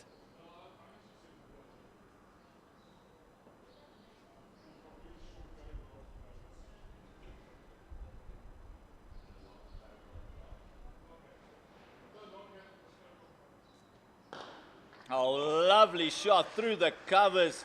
This time round, Junior Dala just over pitching, and a lovely drive by Delano Potgieter. Well, that's a great way to sign off my stint with you, Gert. Delano Potgieter, just showing why he has that average of 39 in Division 1 cricket. That was a cracking shot. And ironically, the umpires are now looking at the light meters for bad light. I don't think Delano Potgieter is struggling to see it after that shot. Yeah, thank you very much, Mr. Borland. I'll be joined by Mr. Manak, who will no doubt give his insight as well, because I must admit, one of the few times I've seen that after a lovely cover drive like that, they brought out the light meter to see if they're seeing the ball well.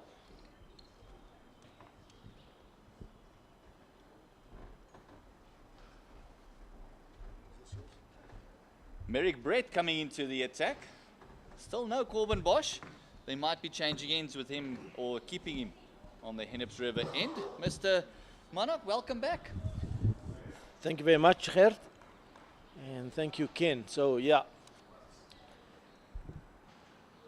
Lovely cover drive there. And I was actually about to say that I thought perhaps maybe Junior Dala needs to get it a touch fuller. But the other thing I also find interesting is that to left-handers now, almost all the right-arm bowlers are bowling around the wicket, which is fine. And kind of that angle does challenge you in different ways. But I also do think that, you know, every now and then it's good to come over the wicket and just change the angle a bit. Thick outside edge, first ball up. Van Buren just pushing a little at that, straight to gully. So you're preaching at the choir at the moment. I've been asking that question for such a long time, especially if you have some movement, you've got some shape into the left-hander. Yeah. And you see the around the wicket is not creating chances. Why not maybe swing in and then having it go across? You just have that extra opportunity. I think you can, you know, the thing is, if you're coming around the wicket and you can get the ball to leave the left-hander from that angle, then that's a very dangerous angle to bowl at. But if you can't do that and the ball's just coming in, outside off stump, that's quite wide, but I don't think it will be called a wide. It's a bit of shape with that second new ball. So, yeah, I mean, I just think I like the angle around the wicket, but I also do think that as important is the changing of angles, the variation. If you find that's not working and you find that sometimes it's just coming into the bat, it's, you know, it can be easier for different batters, and different batters have different strengths and weaknesses. And some batters actually don't like that ball going across them. So maybe a little bit of a change from Dala just to try. Oh, that's cut away. Beautifully cut away. That was a touch short and wide as well. Offered the width. And didn't he get on top of that and put it away in style? Oh, fantastic shot. Great timing. Didn't try and overhit it, but oh, that sound of the bat was beautiful. Indeed. Especially with a big stadium like this, you hear that cracking sound, don't you? And anyone who has played the game before and has experienced ambient sound and that sort of stuff, it does give you a bit of goosebumps running around if you hear a crack like that. Yeah, so Brett doesn't want to waste this new ball, get it in good areas. It's a little better in bringing Van Buren forward. Solid defense from him. He's worked hard. Now is Mitch Van Buren, 57 he's sitting on now. And that's off 134 deliveries. Playing very much within himself. He is a natural, nice striker of the ball. So fantastically mature innings from him. I think the next over might see a double change with Corbin Bosch coming in. Bosch has bowled 12 overs, 0 for 15. He's been the tightest of the bowlers for the Titans, but he hasn't bowled as much as I thought he would bowl. Perhaps he is carrying a bit of a niggle or two, we don't know. But that's the only thing I can think of. Or they're just kind of controlling his workload and don't want to over bowl him. Well, especially with the Lions batting last, they might feel that he's going to be key, so they don't want to Later over-bowl on. him. And sometimes when bowlers have a little bit of a niggle, it could be a back, it could be a hammy, or whatever, you don't know. And just bowling with himself, don't want to over-bowl him, but he's bowled really well. He's been tight, he hasn't given anything away.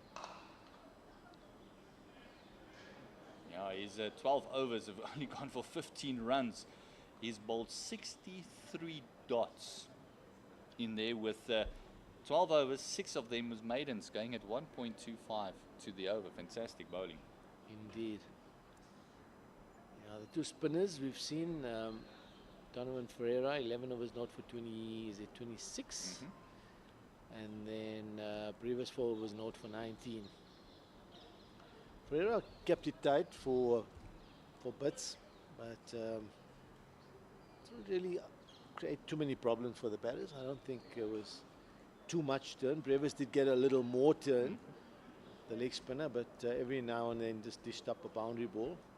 I think in Brevis' case, he was almost trying to get too much turn, and he was dragging it down instead of just letting it go and letting the pitch do the work.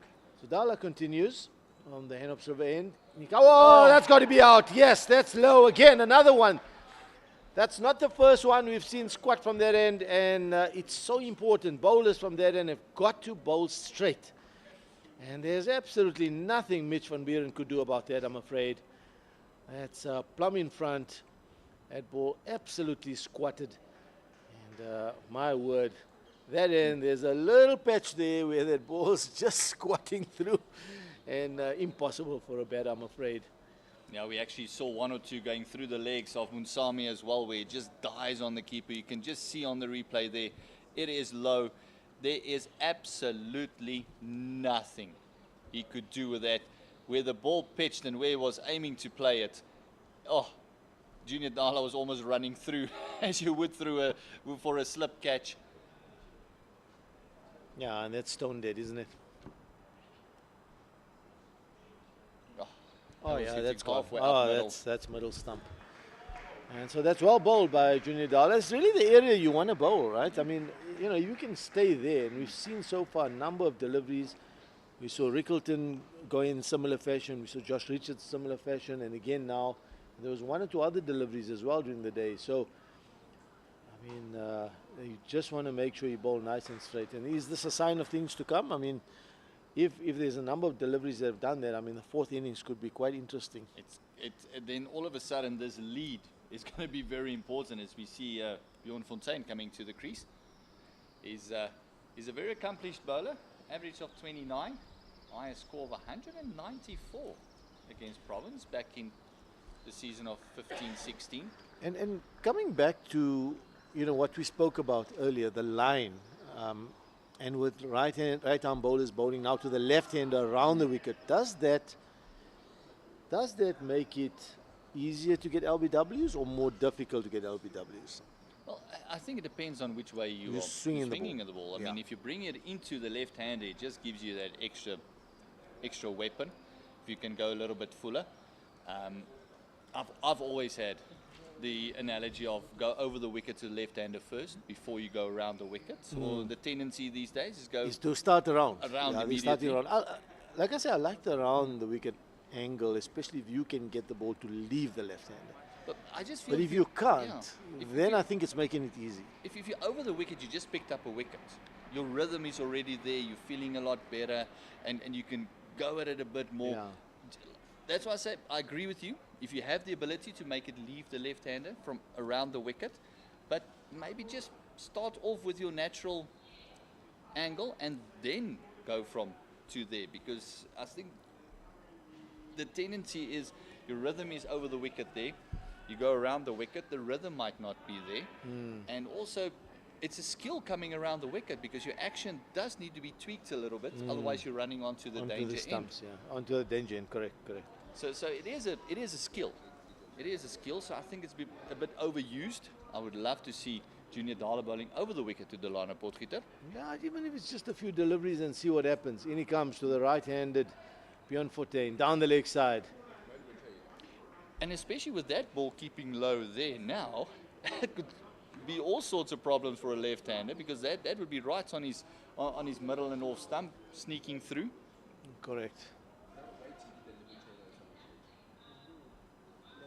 Yeah, I suppose a lot depends on which way you're shaping the ball. I think if you're shaping it back into the left-hander, I don't mind staying over the wicket because that creates a problem, brings LBW in, and then the other one you can just go across the left-hander, challenging both edges as well.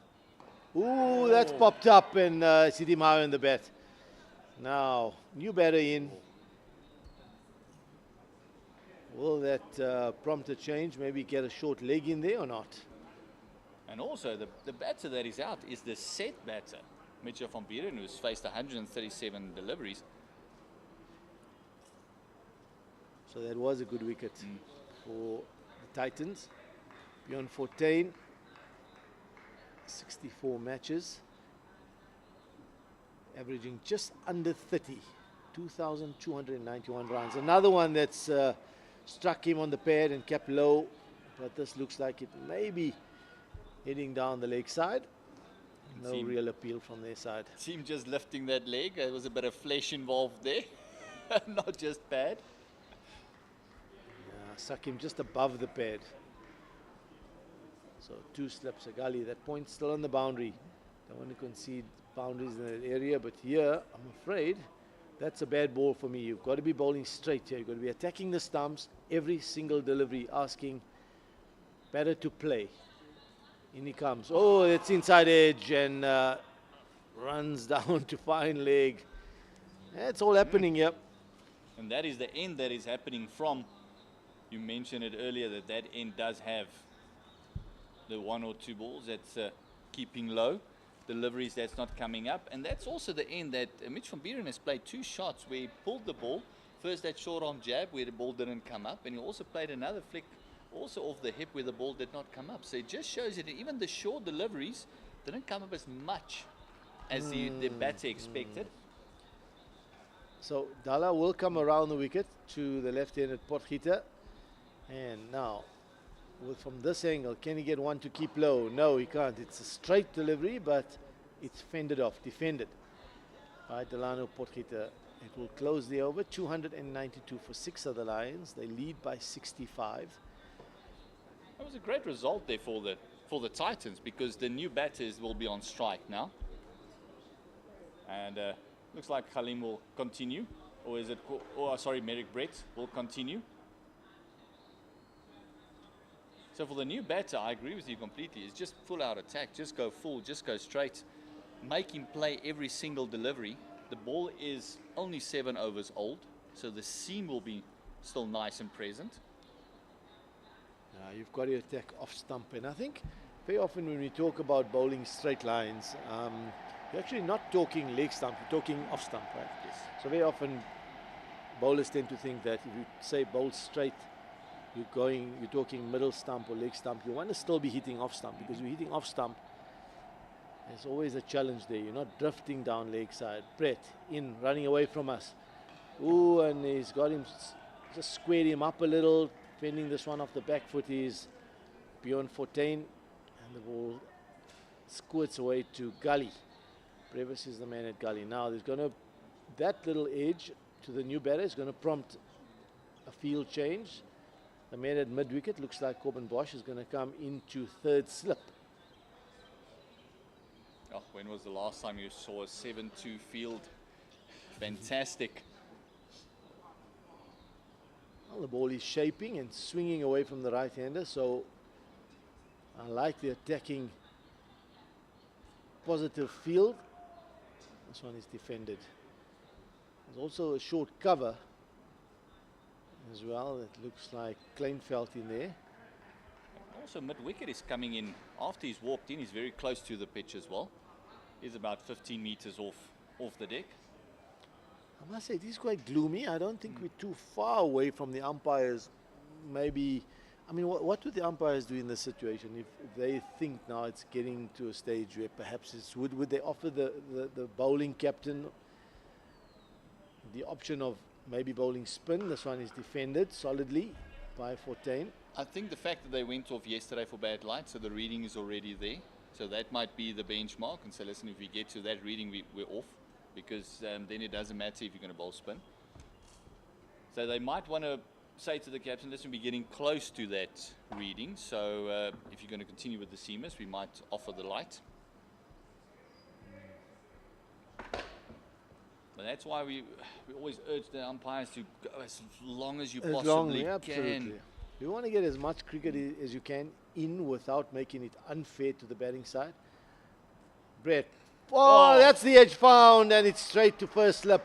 He got it nice and full. He induced the outside edge. And Bjorn Fontaine went on the drive, but he walked into the shot.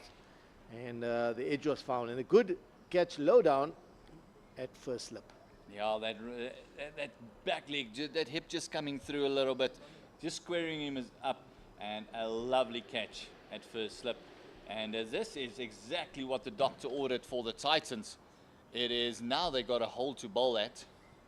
Going well is Delano Potgieter on 29 or 41, but now they're really into the bowlers. Yeah, correct. I mean, look at Cody Yusuf can bat as well. I've seen him bat before, so he also considers himself an all-rounder. And he batted reasonably well. He came in as a night watchman at the Wanderers in the last game and got about 20 odd. But I think Titans will feel if they can pick up another 1 or 2 wickets and run through them tonight, and really limit this lead to under 100, then they're right back into this game, because that fourth innings I don't think is going to be too easy. Just see the replay there, lovely shape through the air. Fantastic delivery by Merrick Brett, and it's exactly, I think your voice travels, sir. I think he heard you. Go a bit fuller, go straighter. You can just see that ball just shaping away. Yeah, beautiful shape. Out of the hand, swung away and induced the drive. Lovely swing bowling. And also situation and conditions a lot different than when he came in as a night watchman at the Wanderers. It's going to be really test his skill and his mental toughness here, because no doubt the Titans players will let him know that it's swinging around a bit. Indeed, and I mean, not only swinging, then you've got ball keeping low at the one end, and there's a little bit of variable bounce. Even from this end, there's the odd ball taking off. So it's certainly not easy batting conditions. But I've enjoyed watching Merrick Brett bowl. He's not express pace. He did get a couple wrong, but he is one of those bowlers that you just throw the ball at and say, listen, this is where I want you to pitch it. That's where you go. He does look like one of those bowlers who can hold up an end. Also get you that 1 or 2 vital wickets, because he does shape the ball. And he pretty much does bowl wicket to wicket. Yeah, he does. Gets a nice shape away. And I think most bowlers that can shape the ball away from the right-hander can give you some control. You can set a feel to that. As long as they bowl good lengths and in good areas, you can set a feel to the ball swinging away. You're not going to get too many balls down leg and opening both sides of the field. They bowl generally one side of the wicket, and that's what he's done for most of the day. He's just bowled one side, and he's given his captain decent control. In he comes again. This one is defended by the new batter, Cody Yusuf, off the front foot. And this is now, again, as I mentioned earlier, it's fast bowler to fast bowler. It is a fantastic time to bowl. You feel you're in with a chance. Makanya just having a bit of a chat. The leader's got up to 65. And Titans will feel anything under 100. They would have done a great job pulling this back. Correct, especially since 2 batters got to 50 and 1 got to 100. This one is defended again. Over bowled, 292 for 7, 88 overs bowled. Potgieter is on 29, and Cody Yusuf is just coming. He's still to get off the mark. Now, Bayabongani Jele has got the light meter out. He's standing in the middle of the pitch, and as you say, they've got a reading from yesterday when they went off, so they'll probably be using that as a guide. At the moment, 2 umpires not really haven't consulted. Haven't talked about the light that often, so it does look like it's more of a precaution just to get a feel of it. They might feel it's a bit gloomy, and from our perspective, it also does look a bit dark, but maybe on the field it's a bit lighter. Clouds are still very high.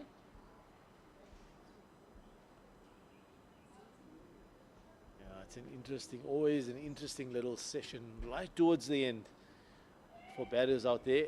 They've got to work hard, graft it out, Stay nice and solid. Comes a mental battle, doesn't it? In comes Junior Dala around the wicket from the Henops River end. It's got in. Oh, that's caught and it's pulled away. Lovely catch. Looks like the skipper who's taken the catch at a wideish mid-on. And the short ball is worked for Junior Dala. Potgieter getting drawn into that. Oh, he's got and it's a 5-wicket haul for Junior Dala as well. It's his 7th in first-class cricket. So well bowled there, young man. Yeah, very interesting shot selection there by Delano Potgieter. Tried to whip that one from outside off. Not the best delivery that Junior Dala has bowled, but not getting over the ball, not getting power through the line. And Junior Dala, well bowled. Fiver once again for your team, and a stalwart of this Titans attack. Yeah, very well bowled, very well bowled. I think Delano Potgieter also may not have been expecting the short ball. I think because of the pitch keeping low from that end, he's expecting most deliveries to be bowled fullish and or bowlers to be kind of targeting the pads and looking for the LBW. So that may have surprised him a touch. And also we spoke about the slightly gloomy light, so you may not have picked that up early enough, but I don't think he was expecting it. Almost looked like it caught him by surprise. Like you mentioned, it's that end that is kept a little bit low, so maybe not getting on the toes as much as he would have normally. Kind of saw the short ball because he shaped up to pull, and then it just got big on him. Like I said, not expecting it. So, and that's another big wicket for the Titans because there's another set batter that is out. Yes, so now they're really into the tail. 8 down for 292 into the 89th over. Can they wrap it up tonight, the Titans? And the Well, lead is still 65. I'll tell you the other thing is we've still got technically 25 overs left in the day. Whether we're going to get there or not, I doubt it. But what will be interesting, if they can wrap these 2 wickets up really quickly, well, their opening batters have got to come out for an interesting little It's going to be a tricky quiet period. session. And as we speak, it just looks like there's a little light breaking to our right-hand side here. Is it just got a little lighter? I don't know. To Maybe the it's west, just you I'm can just actually see the imagining. cloud just Yeah. moving away, allowing the light to come through. We may just get play in for a little more than we expected.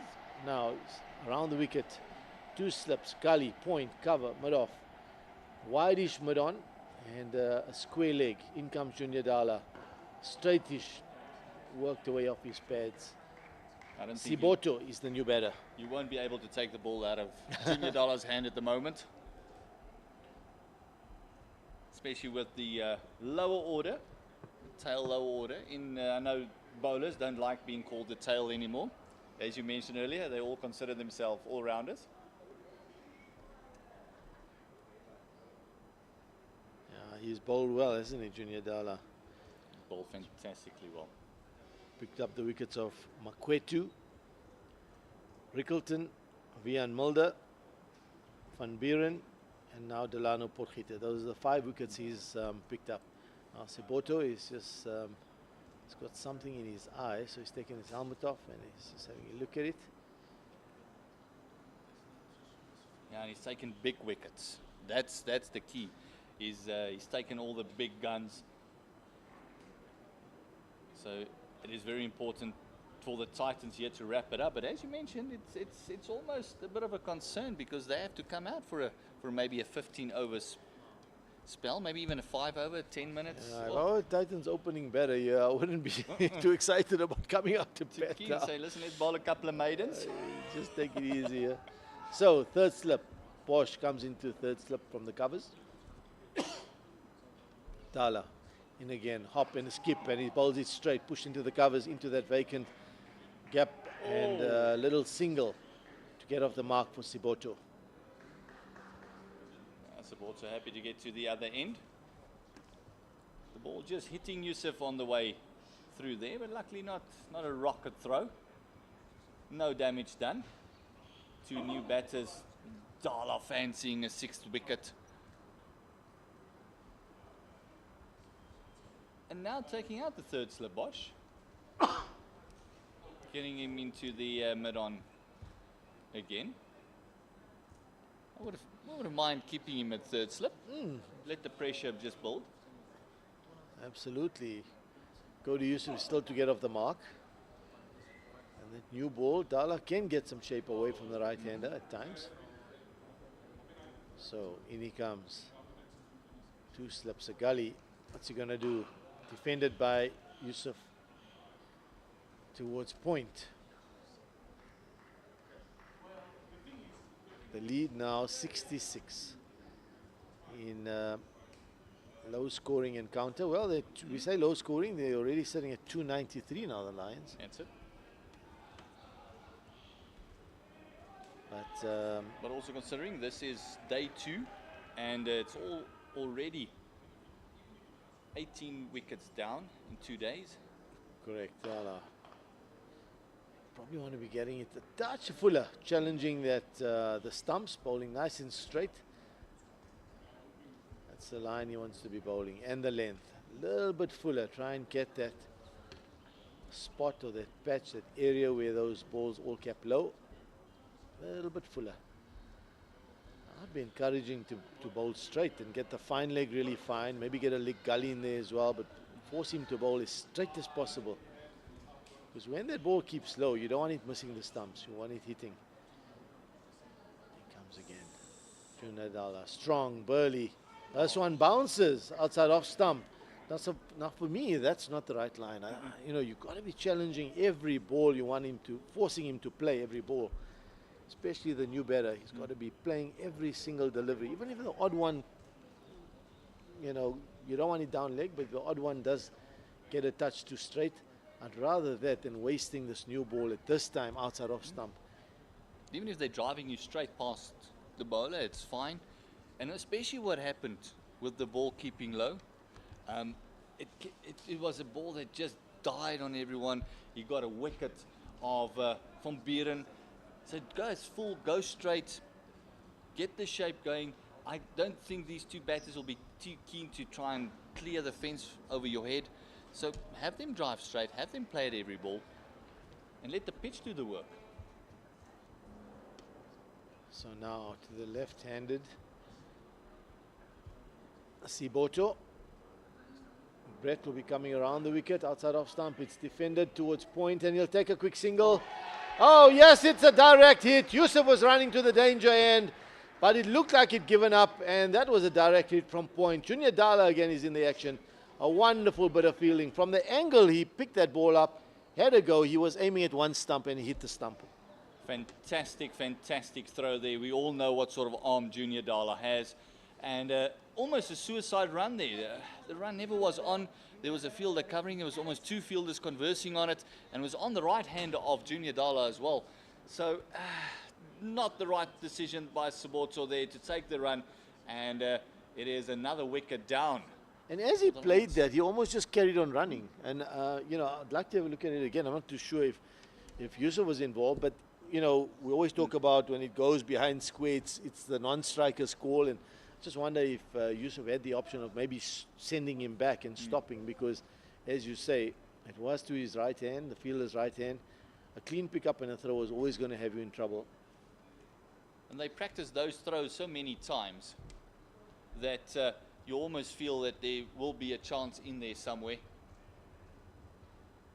Siboto never looked at his partner there. You can see him just do a bit of ball watching, and he did give up. Well, he gave up. And the other thing is that, well, 2 things there. For me, that wasn't great running. I mean, firstly, I don't think Cody Yusuf was interested in the run. Siboto just took off, as you say, wasn't even looking at his partner, just took off. And then Cody Yusuf, towards the end, I thought he could have got the dive in. He just, maybe he was taking evasive action with the throw coming in, but I thought he could have made a slightly better effort, maybe dived or just did whatever he could to get into the crease. He just gave up. Unless from the angle we're looking at, he was just too far out. I don't know. He might have just felt that, look, a direct hit and I'm gone anyway. It's one of those very close ones. He did look like he was about a meter and a half from our angle. That's running away from us here in the comm box. But fantastic fielder. Junior Dala picking up a 5er, now involved in a run out. I don't know, maybe these bowlers are thinking, listen, I want that ball and I want to come and bowl in these conditions. Let's just get out of here quickly. Anyway, Yeah. well, 9 down, 293. Yeah, the worst part for the Titans is, you mentioned it earlier, 24 overs still left. The light meter has come out a few times. Lead is 66. The last couple of wickets, the last 3 wickets have gone down for only 1 run added to that lead. Yeah, well, those opening batters had better start warming up and loosening up and hoping from their side that the light gets gloomy quick and they get off tonight and they can come back tomorrow morning when the sun is shining nice and bright. But so it's not an ideal time to come out to bat. But if you have to, you've got to do what needs to be done. 4 slips and a gully. Merrick Brett in outside off stump, left alone, straight through to the keeper. He wants to get it straighter. Sipamla is the new batter. Not known for his batting is Sipamla. He did take a forfeit, he did take 4 wickets. And he would enjoy this. All fast bowlers enjoy batting. So he would enjoy this. And, you can actually see the sun coming through a tad. It just got a bit lighter as well. It has gone a touch lighter. We may still get in a few overs of the Lions coming out to bowl. Brett outside off stump. Oh, he'll be disappointed. That's too wide. Force the batter to play here. Young man. Challenge off stump. 4 slips. Gully, point. There's a big gap in the covers. Then mid-off is slightly wide. Mid-on is there. And then fine legs quite wide. Got a very close in mid-wicket as well. So I agree with you. Force Sipamla to play.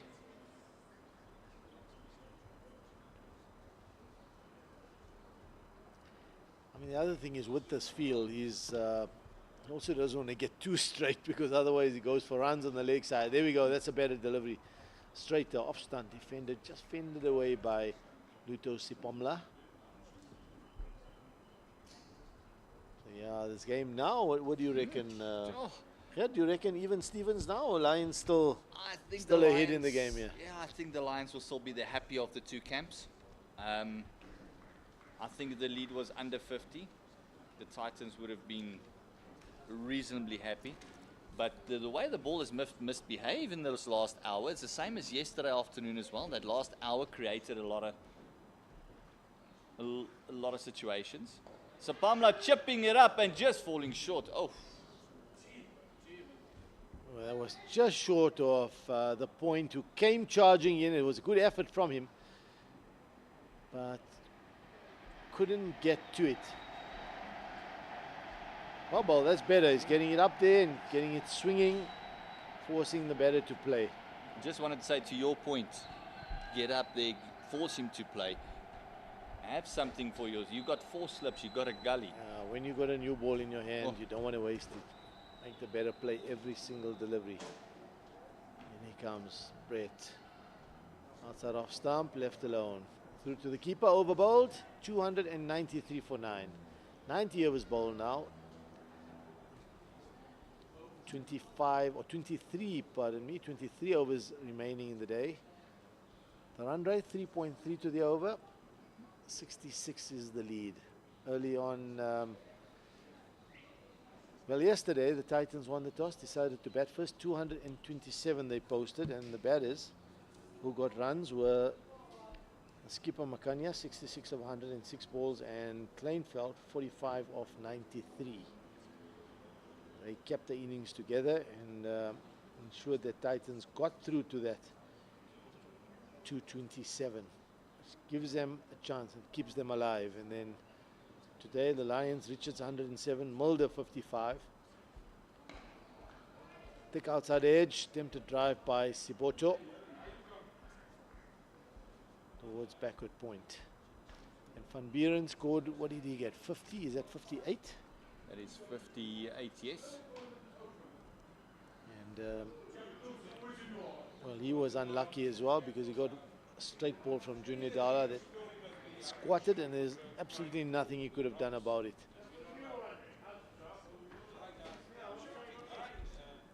Straightish with this angle by Dala into the left-handed Siboto, who works it to the leg side.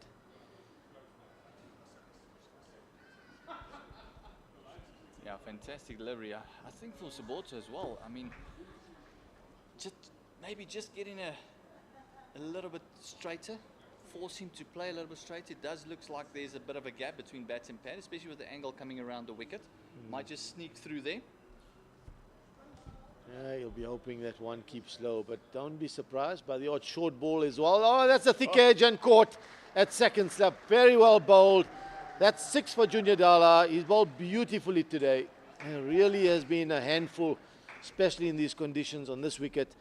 So the Lions are bowled out for 293, and that will give them a lead of 66 going into the second innings. Now there's 23 overs remaining in the day.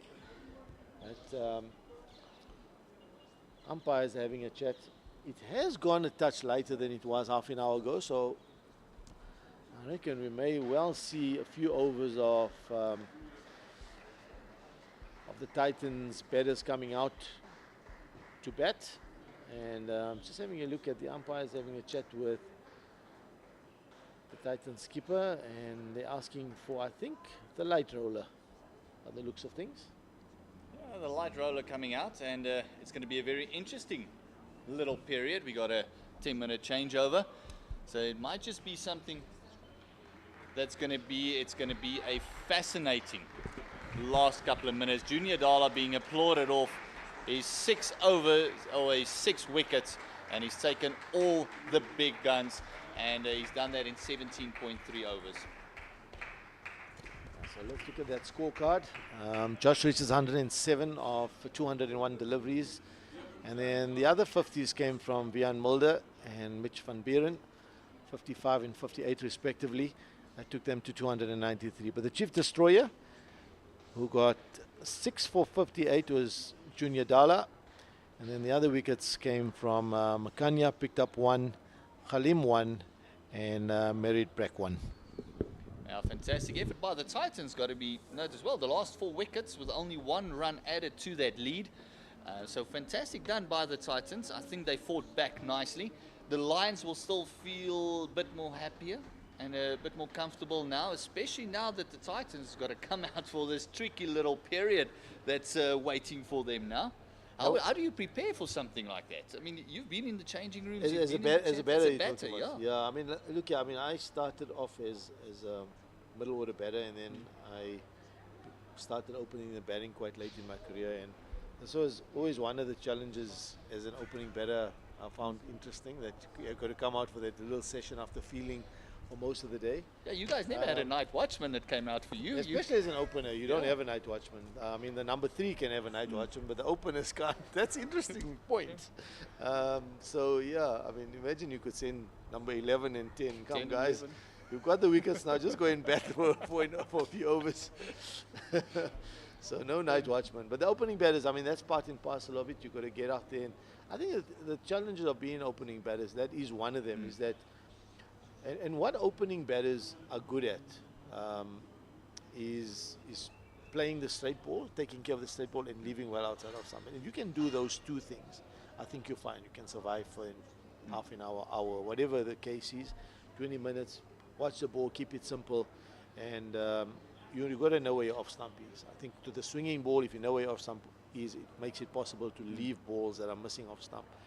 If you take care of those simple things, I think you can negotiate the tricky little period now. But would the mindset only be survival, or still play a no, shot? No, absolutely. You've got to stay positive. I think if you're only looking to survive, then your mindset is negative, isn't it? Because then you're just looking to survive, and you miss out on scoring opportunities. So it's also important to look for every opportunity to get on top of bowlers. If they get it wrong, if they get it a touch too full or a touch too straight, you got to jump on it. So yeah, you can put bowlers under pressure, because sometimes bowlers are at this period. And then the other thing is that in this little period, you'll find often bowlers searching for wickets. So when they search, 2 things happen. They either get too full or they get too straight. And you can get scoring opportunities, particularly boundaries, because it's mostly attacking fields.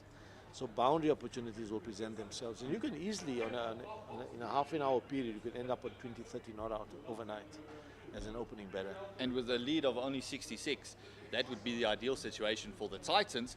And for the Lions, getting that wickets column ticking, that would be ideal for them. So it's a 10-minute changeover. After the break, Mr. Ken Borland will be joining you, sir.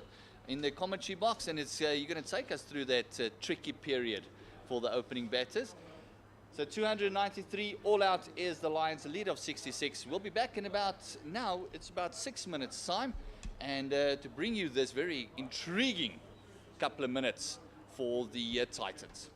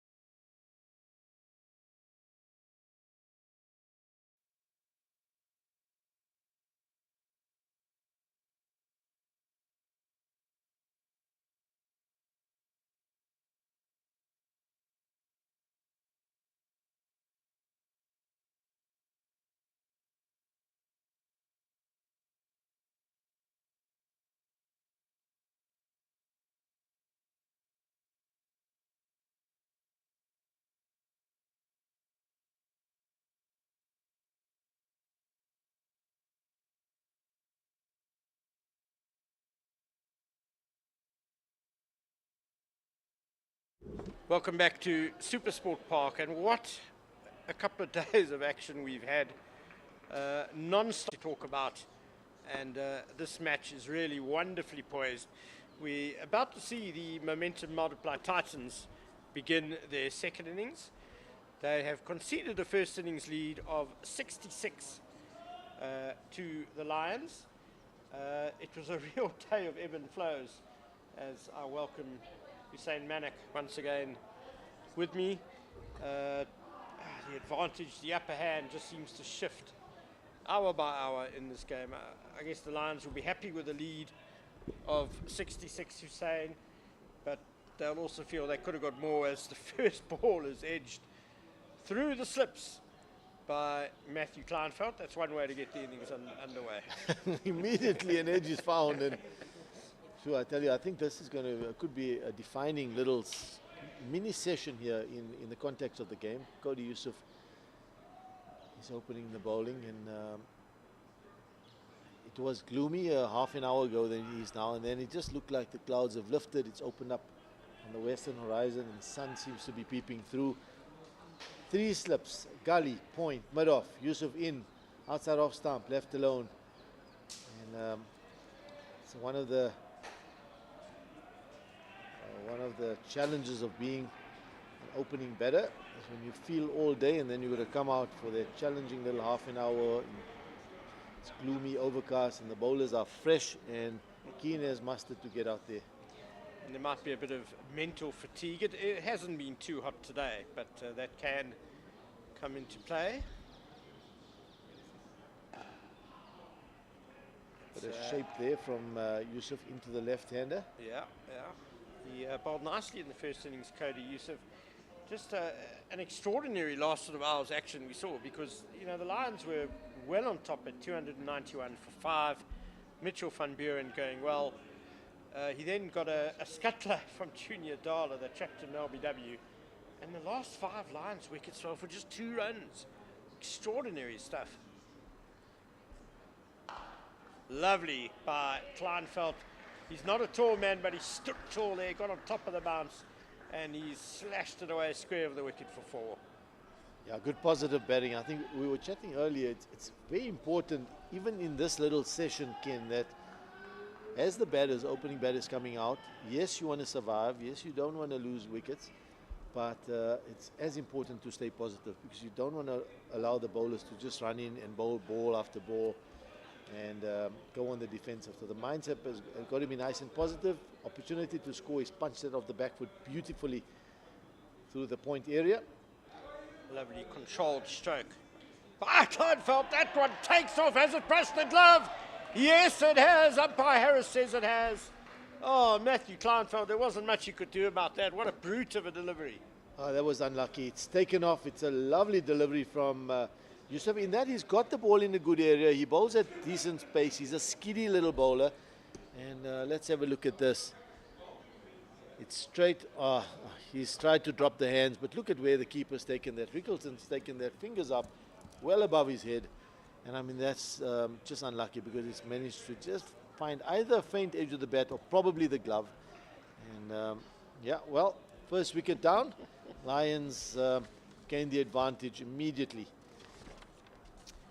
Yeah, we saw Mitchell van Buren being unlucky with a ball that kept low not that long ago. That one not that short, but it really leapt off the surface, and I don't think Matthew Kleinfeld did much wrong there. Not much he could have done. And I think he was trying to get into line, which is exactly what you want to do. And the ball just took off. He's expecting to probably look to play that roundabout, maybe waist or maybe belly button height, and that ball's just taken off. And he did try and drop his glove, but I mean, that took off at a decent pace. Yeah, Cody Yusuf probably the quickest of the Lions pace bowlers, and he's given them the ideal start. After that horrible batting collapse would have maybe just made them feel a little bit down on themselves. But straight away, Cody Yusuf, early strike. They still lead by 60 on first innings as Musa Twala comes to the wicket. He's on a pair, lasted for just 5 balls in the first innings. Got a very good delivery from Delano Potgieter that he edged into the slips. But he'll be nervous He'll be anxious. Cody Yusuf fired up. 3 slips. Well, it's almost 4 slips. With the last one in front of a 5th. Bit of a waste there. So the end of the first over, 6 for 1 after 1 over, and we've seen some wonderful fast bowling today. Junior Dala, the hero of the Titans' effort, he took 6 for 58. And the Lions, one of the Lions bowlers will be looking to follow suit and put their hands up in the second innings. And now there's, we can actually see the shadows, so the sun has come out to pay us a visit just before the end of the day. And I say just before the end of the day, there's still 19 overs left according to the scoreboard. We thought we'd be gone by 5:30, yeah, didn't we? absolutely. We thought it would be bad light, but it's actually looking quite promising now, clearing up as we see a great big jumbo jet heading towards the area of blue sky to the west. It's amazing how the clouds have lifted. Potgieter to Van Heerden, nicely behind that. So it's interesting that Potgieter takes the new ball. Would you have opened with him, or would you have gone with maybe a Sipamla? What do you think? I guess Potgieter is probably going to be at his most useful when the ball is new. He's a bit of a swing bowler. He has opened for the Lions the last 2 games. In the first innings, it was Yusuf and Potgieter who opened. So sticking with the plan, I guess, the Lions. Yeah. This is down the leg side, and it's a nice little leg glance of the back foot. But no, it's actually off the thigh pad. Leg by signal by umpire Bongani Jele. And just for those viewers who are not aware, that the umpires also swapped at the end of the first innings. So we've done with a full innings. Yeah. And it's happened quite quickly. And I was just going to say that Bongani Jele is now at the end where the LBWs have mostly been. The ball tends to keep low from his end, so he'll be on full alert. Oh, it's a wasted delivery.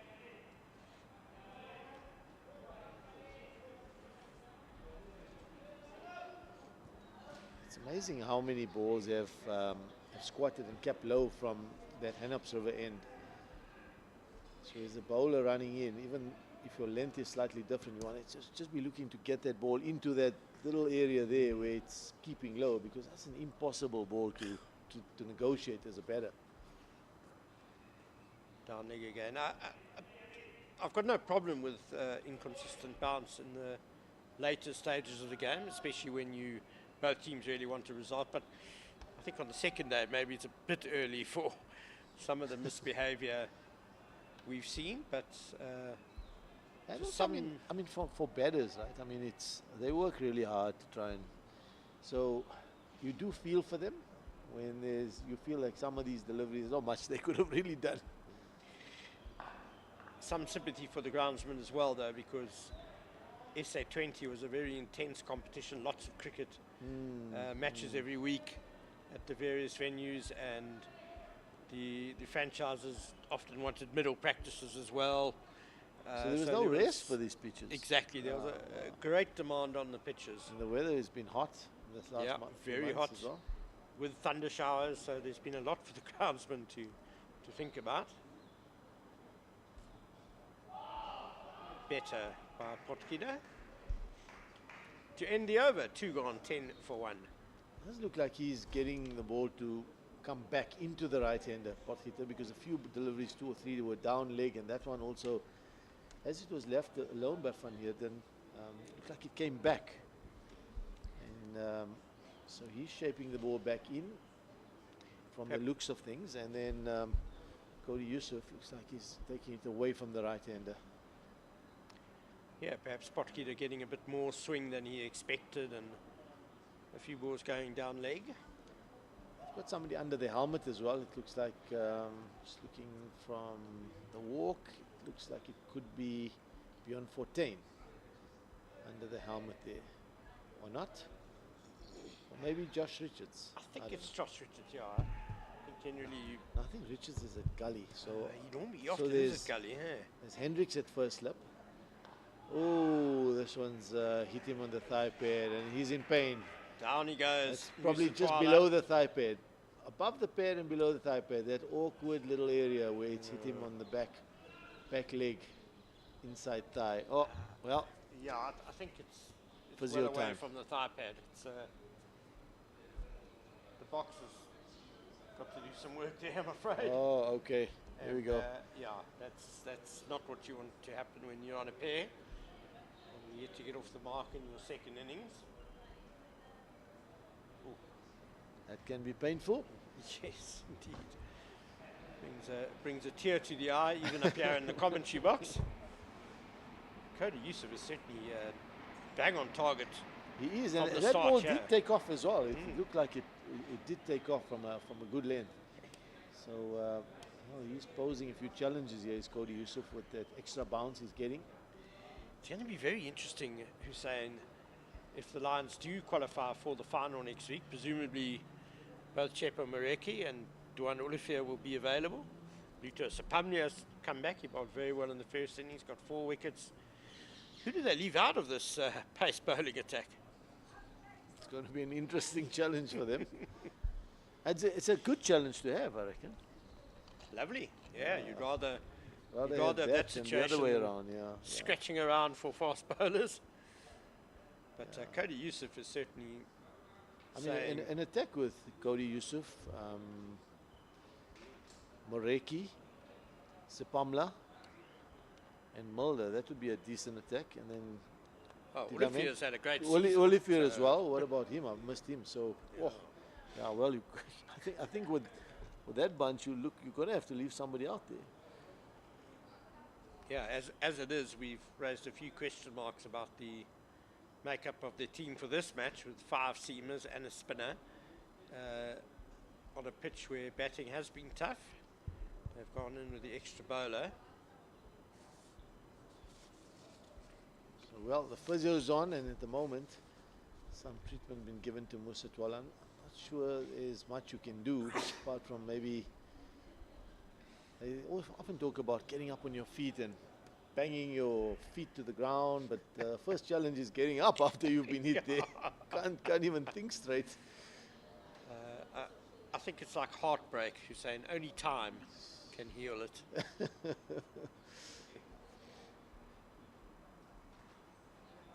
Beautiful sunshine now Yeah, across the wow. whole ground is bathed in sunlight for the first time today.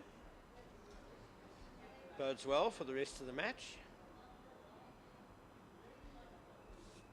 Yes, we haven't checked in for a while what's been happening elsewhere in the country. The important, Let's have a look, because the Dolphins one is the important one, right? for sure, they were top of the log going into this last round of fixtures. They lost the toss, had to bowl first, and Western Province piled up 592 for 6 declared. So it's very hard to see a scenario where the Dolphins Go on to can win win that that match. Although they have scored briskly, 135 in 28 overs, but they've lost 3 wickets already to Berger, Hendricks and Simmons. Western Province certainly have a powerful attack, and with so many runs on the board, that looks like a game that Western Province could win outright, which will put them very close to the final, I would imagine. They've also, Because they were sitting in 4th place, right? So Yes. could they maybe have a crack, you think? they could. I mean, a lot depends on what the Warriors do. The Warriors have notched up. Let's find that score. The big news, of course, there was a fantastic 100 by Tristan Stubbs, which led the Warriors to 517 for 3. Tristan Stubbs 302 not out, and Matthew Brietzke 188. As far as I know, the Warriors are still going there, as here's Yusuf. Oh, well done, Musa Twala, nicely behind that.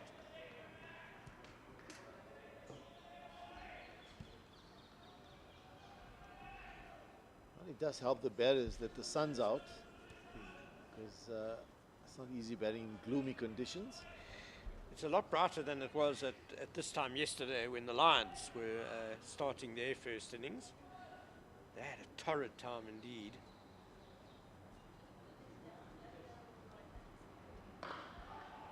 Outside half of the bat, but enough bat to keep it out.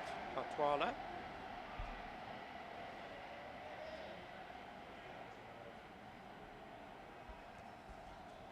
One just feels this Titans batting lineup is quite dependent this season anyway on the likes of Dewald Brevis, Sibonela Makanya, Donovan Ferreira to an extent, Rivaldo Moonsamy especially, their leading run scorer in the competition as a whole. Twala watchful, maybe he could have got that one away for a single to get off the mark, but straight to quite a wide mid-on.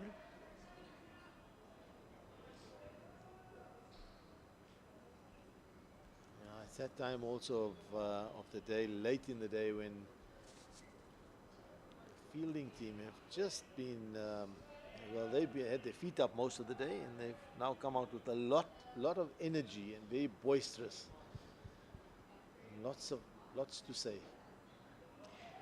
Yeah, I think despite the horrible collapse, losing 5 wickets for 2 runs, their coaching staff would have been preaching positivity and the value of that 66-run first innings lead. All in all, it's been a good day for the Lions.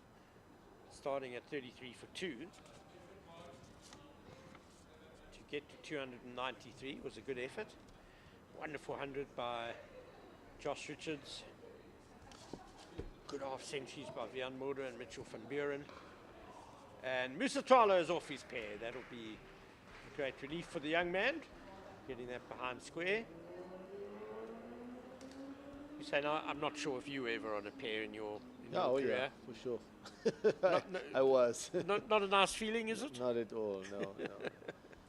I think that's an important run for him. You didn't make any pairs, did you? I think I did. It was against. It may have been against Eastern Province. I think at the Wanderers. I think it was a pair. I may have got a pair there. Even Bradman made a pair. I think every now and again. So yeah, did Bradman get it? Wasn't a pair in his last Test match, was it? I mean, I know he got really. A nought in his last Test his match. last It was innings. when he needed to score 1 run or something like that, just to get to his average to 100. I have and a he got feeling a he nought. only batted one innings. Or was there. it just the 1 innings there? I have a feeling the rest of the game might have been washed out or something. I might be wrong. But Wanderers was a pretty spicy pitch back in your playing days as well. The days the Wanderers was a bit like this. It was flying around all over the place. And you wouldn't have been the only one to get a pair. Oh. That's for sure. Anyway, we'll focus on the positive. Musa Twala is underway, 1 not out. Van Heerden's yet to get off the mark in this innings.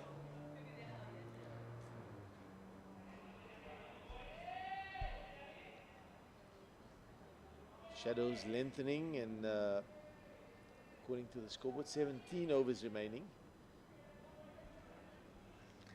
Yeah, It'd we're be not nice going to if we get. You think we'll get to the 17? I don't think so. Only 45 minutes left, and with presumably the fast bowlers bowling for most of those 45 minutes, we're going to lose a few overs. But the match has well progressed. We're into the second innings already. On the second afternoon, that's a loose drive from Musa Twala. He missed it by a long way. Gained that shape back into him. He played outside of that. Yeah, he is getting some shape back into the right-hander. Just threw his hands at it, ball touch on the wide side. At this stage, I think the important thing as a batter, you just want to take care of your stumps and leave balls that are wide outside off stump. Don't get the slips involved. Exactly leave right. well, negotiate the straight ball. Although he will see that big gap on your side between a wide mid-off come extra cover and the point.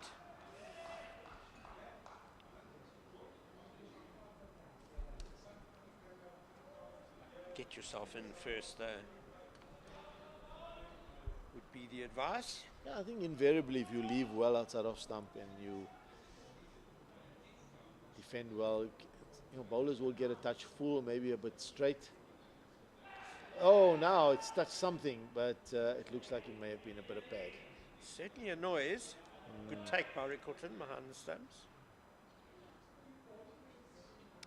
Yeah, I think especially a bowler like Potgieter, who generally does like to get it up there. Just be patient. You're going to get something to punch rather than playing a big. And he has bowled a few balls down leg as well. So he's coming into the pad. He's going to give you something a touch full. It's just about being patient here. Nice and solid. Oh, beautifully bowled. It hit the back leg. Going over the stump, so I'd imagine big appeal by the Lions. Yeah, close appeal. Umpire Bongani Jele indicating that may have been just outside the line of off stump. Let's have a look. Yeah, also a touch on the high side. Yeah, too high. I feel it's quite high and maybe impact outside of stump. Good decision, I reckon. Absolutely. Just a few question marks around that. Yeah. Good delivery though to end the over from Delano Potgieter. It's 11 for 1, the Titans, still trailing by 55 runs. As Josh van Heerden takes guard at the Hen Observer end. He hasn't faced Cody Yusuf yet in this innings. Yusuf has got, I think we're going to go with 4 slips, are we, Hussein? The 4th slip is sort of standing at 5th. Yeah, that gully is actually in a, what, 3.5? Yeah, I mean, is he a slip, is he a gully? Instead of a gully, yeah.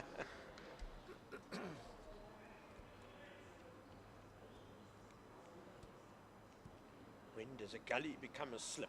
You can comment on the YouTube channel if you've got a clever answer to that. Missed out a bit there, Van Heerden, down leg from Yusuf.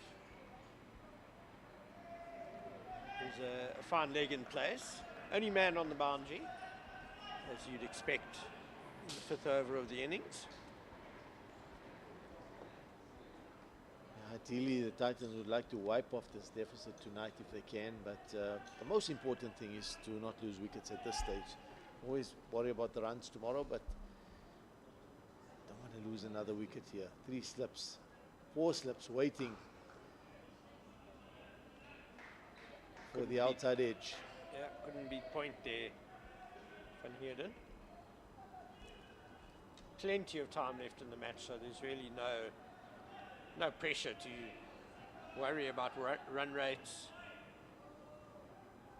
The other thing that does happen, Ken, in the evening like this, when the bowlers know they've got a new ball and everything's in their favor, they tend to search a little, don't they? Bowlers look to get a touch fuller, just like that, exactly like that. Oh, that's a wonderful bit of fielding. Wide off mid-on. Looks like Luto Sipamla, but that's a brilliant bit of fielding. I think he stopped 4 runs there because that was crisply struck by Van Heerden. And that's exactly what I was trying to say, is that bowlers, if you leave 1 or 2 outside off stump, they're looking for wickets. So they feel everything's in their favor. They need to try and get an extra wicket. They get a touch to full and a touch to straight, just like that. And opportunities do come if you leave well. Like that, yeah, and with attacking fields, there are more opportunities to score. And like that previous delivery, Van Heerden, it wasn't an extravagant shot. It was just a well-timed push. That's kind of what you're looking for. You can get reward for those shots.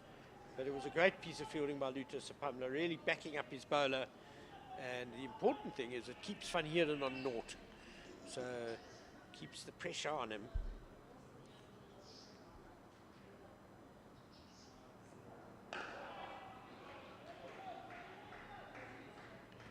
It's the end of another good over from Cody Yusuf. 3 overs, 1 for 7. His figures so far 11 for 1 after 5.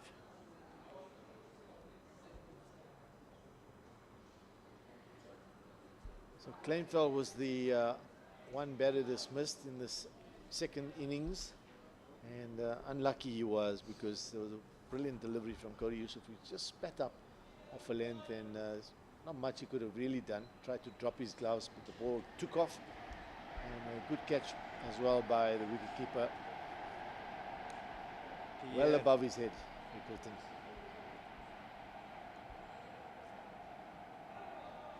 The Titans bowlers would have noted the Kleinveld dismissal with interest.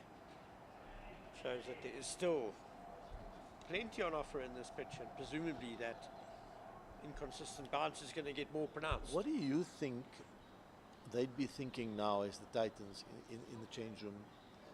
Get like, as a minimum, what do you think they need like to bowl at, considering the conditions and everything around?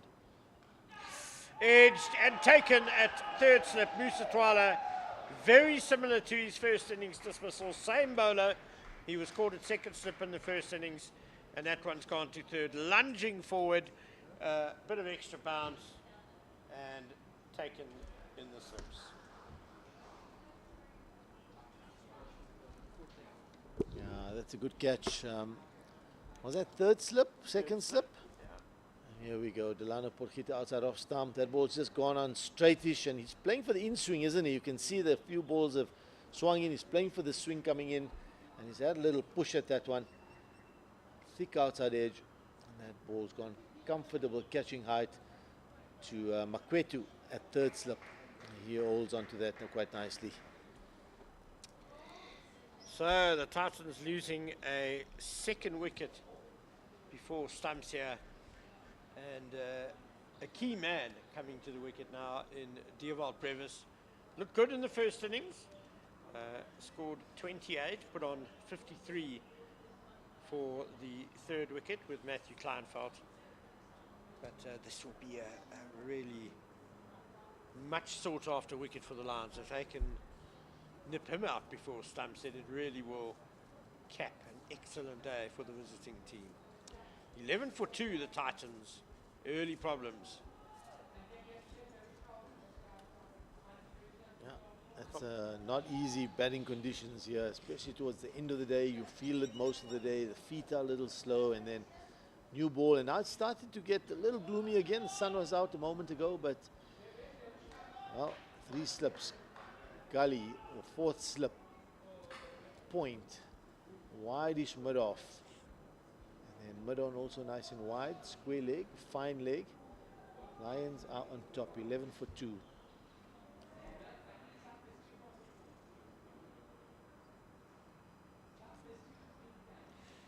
Downing again from Potgieter. He flings his head back in frustration. Always want to bowl a good one first up to the new batsman. Just from a batting coach perspective, Hussein, what could Musa Twala have done differently? He's been out in both innings in the same fashion, basically. I think, you know, most of the time, edges, when you push at the ball, I think the key is to be playing the ball. If you are going to defend the ball, you want to play it under your eyes. He's pushing well ahead of him there. Yeah. Oh, that's not too far away from off stump. Ball swinging back in, but well left in the end by Brevis. Yeah, I think, you know, when you push away from your body, you can see how close that is to off stump. So that's a good leave. But you can see what he's doing. He's standing off stump. He's gone across, and he knows exactly where his off stump is. So that's a good leave. Yeah.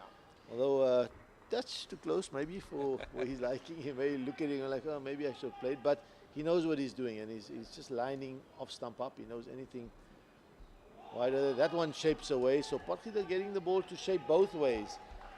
Good bowling, challenging little time here for the Titans.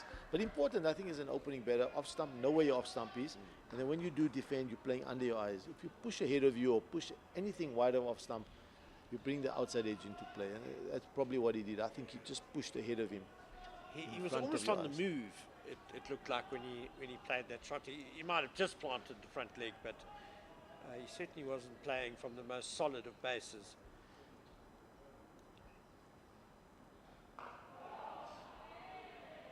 Good, solid defence by Dewald Brevis to end the over. Delano Potgieter has struck. He hasn't conceded a run yet. He needs 3 overs. He's got a wicket. So does Khoda Yusuf. 11 for 2, the Titans in their second innings. Yeah, it's a good opening spell here from the Lions. Titans picked up 5 wickets for next to nothing. Did you say 2 runs? 2 runs? Or 5. yeah, the last 5 wickets for 2 runs. Yeah. That's amazing. Shades of India at Newlands in the second test.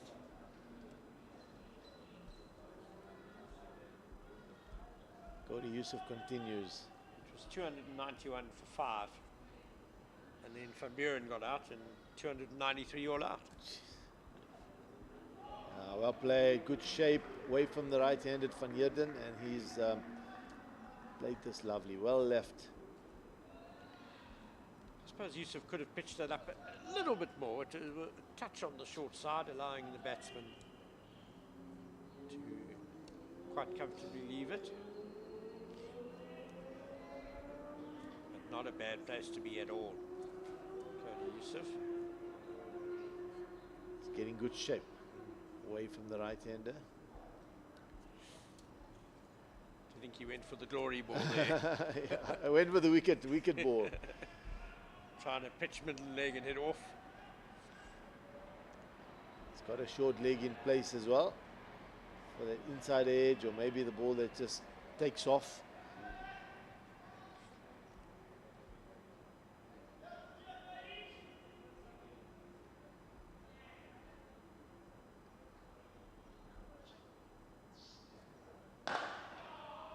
Fuller this time, and Van Heerden has dug it out. So yeah, I was asking, what do you think? What type of total do you think Titans would feel they need to defend here and can bowl it?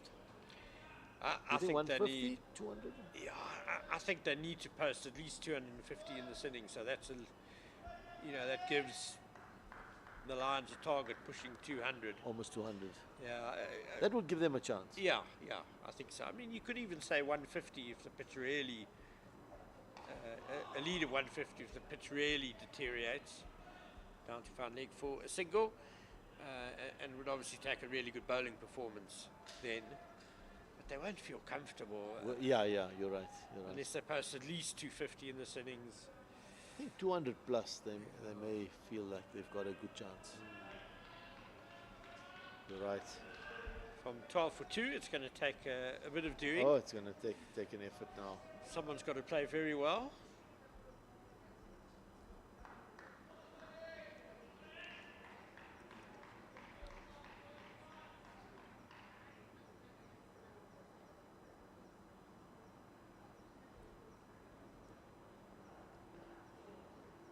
It's going to be leg.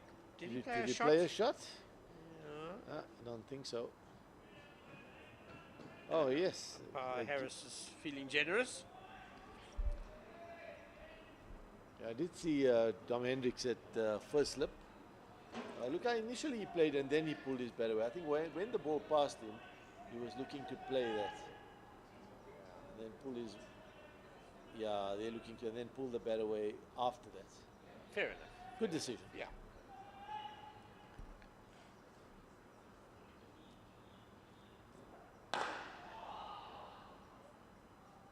Oh, Cody Yusuf. Naughty. Now he's conceded 4. Well, it's against his runs. own name, so that was a rush of blood. Like Cody Yusuf trying to be aggressive. Throws it straight back over the wicketkeeper's head. 4 runs, bonus 4 runs for Josh Van Heerden. Takes him to 5. He'll be delighted with that. It's amazing what adrenaline does when you're pumped up. 4 valuable runs. Brings the deficit under 50, 49 now. 227. Titans posted in their first innings. Won the toss and batted first yesterday. And 293. Lions will bowl out earlier today. And now 17 for 2. And Brevis will tackle Delano Potgieter again. He's generally been swinging it nicely into the right-hander. Testing him just outside off stump. And every now and then he's bowled 2 straight and it's gone down leg as well, like that. Yeah, it just swung too much and then he started it too straight. So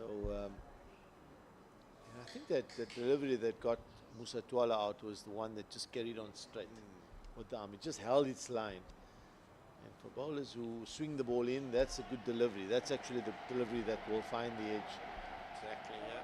One where the batters think it's coming in and playing for the in swing, having a little push at it.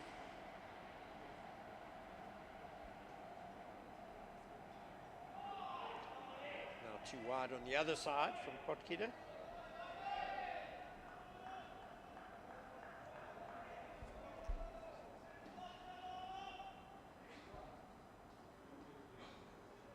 This is the fascination of, always say test cricket, but first class cricket, the longer version of the game compared to like T20 cricket and 50 overs. We know that's always an exciting brand of cricket. There's lots of action, but I mean, this has been really riveting stuff. Entire day. We have certainly been entertained. It's been a slow burn, hasn't it? It's just a wonderful contest between bat and ball. Bowlers always in the game on this pitch. And we've seen some quality batting as well to counter that. And the match is brilliantly poised. We saw yesterday 12 wickets. Yep. And today so far 10 wickets. Is that right? Yes. Because there were 2 down overnight, so 8. Yeah. Nice. Nicely punched by Dewald Brevis through the big gap in the covers, and he gets off the mark with a boundary. Beautiful drive. And that's exactly what we were talking about. Bowlers are searching now. They're looking for wickets. They're trying to get a wicket with every ball, literally. Because they know there's limited time tonight. Tomorrow, sun's out and batters can come out and build an innings. But tonight, it's really about survival for the batters. So bowlers want to try and see and sneak an extra wicket or 2. And the bowlers can kind of empty the tank, can't they? Because they know Absolutely. they're only going to bowl a few overs. Absolutely. And then have a rest. No need to conserve energy for a long day in the field.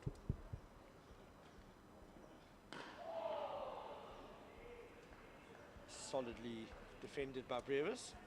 Yeah, and I mean, that's the other thing. If you look at Brevis, the way he's playing that, he's playing a ball that's probably on about off stump, and he's playing it to mid-on, so he's getting right behind the ball, and he's playing with the full face of the bat. If you look at Satwala early on, and just because you asked me that question, the angle of the bat was going towards cover, so he's got a little bit of an angled bat, which opens up the outside edge. Exactly right. Oh, there is the outside edge. Yeah. But soft hands by Brevis. He might even get 4 for it. He is. There's no third man, and Brevis doubles his score. He goes to 8, ends the over, 25 for 2, and the deficit 41. Yeah, thick outside edge, and Delano Potgieter getting a few balls in that channel just outside off stump in that over. 1 ball sliding down leg side, but the rest of them outside off stump. He's trying to work with his slips and get a few more balls to carry into that slip area, but that push from Brevis got in 4 more. I'll be pleased. Every run counts here. Every run that can eat away at this deficit and get the Titans into a positive and into a lead psychologically, then it's a different game, because once they get past the deficit, it's 41 now, it just becomes different psychologically. It's almost once you start getting into the red, that into the black rather, that every run is almost worth double. Correct. Very true.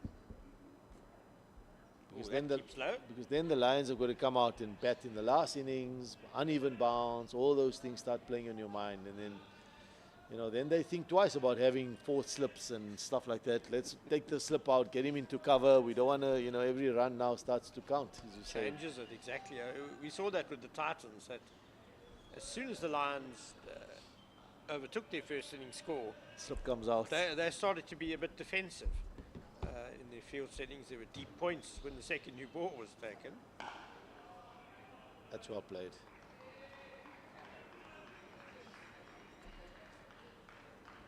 Nice and solid, getting in line. We see change of bowling this evening. 12 overs according to the scoreboard, but we've got another 25 minutes. Probably worth a look at Luto Sapama, isn't it? Very successful in the first innings, got 4 wickets. Beyond Mulder, maybe even.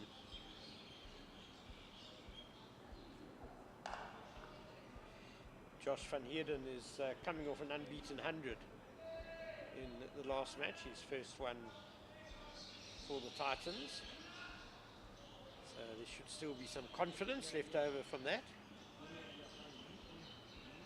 Conditions very different in Pietermaritzburg than they are here on the spicy SuperSport Park pitch though.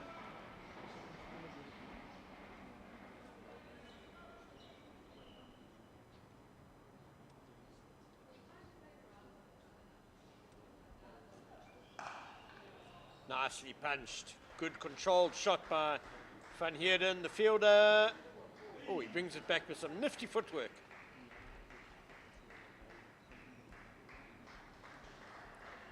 Malusi Sabolto. Good cricket all round. Not a bad delivery.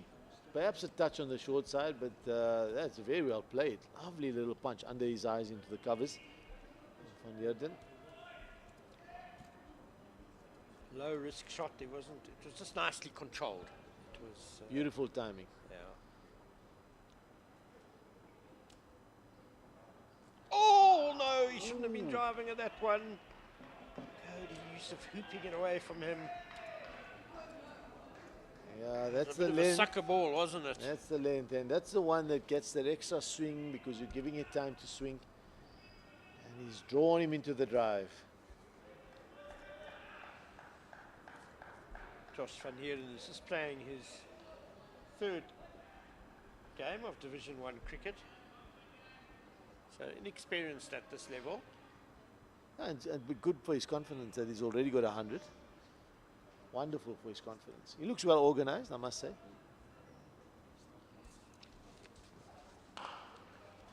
Tries to punch that again through the covers off the back foot, but not quite getting the timing right there. He made just 3 in the first innings, trapped to LBW by Delano Potgieter.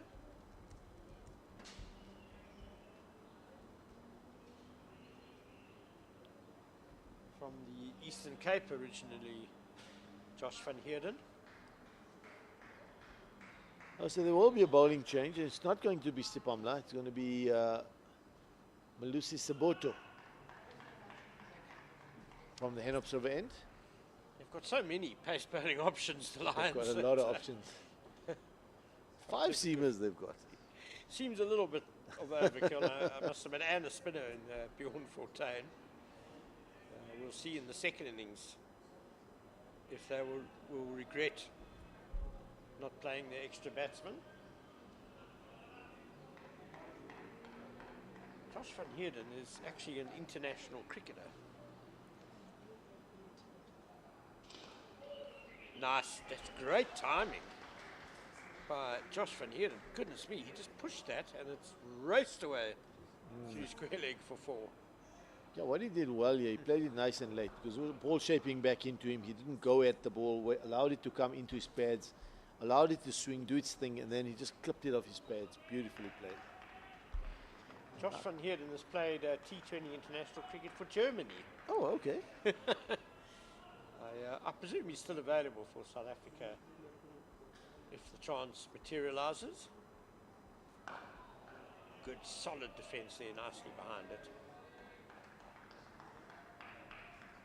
I mean, at one stage, I would have responded by saying, like, or asking the question, do Germany actually play cricket? But I mean, these days I know they play cricket in Sweden and all sorts of places. Iceland are playing cricket. Papua New Guinea are quite they're quite a playing good team. everywhere now. I mean, like, you know. So it's good to see.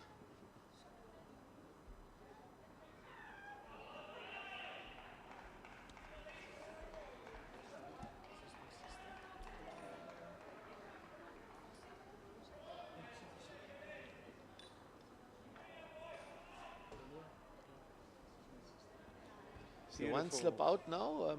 Ken, I think looks like third slip. Makwetu's gone into the covers.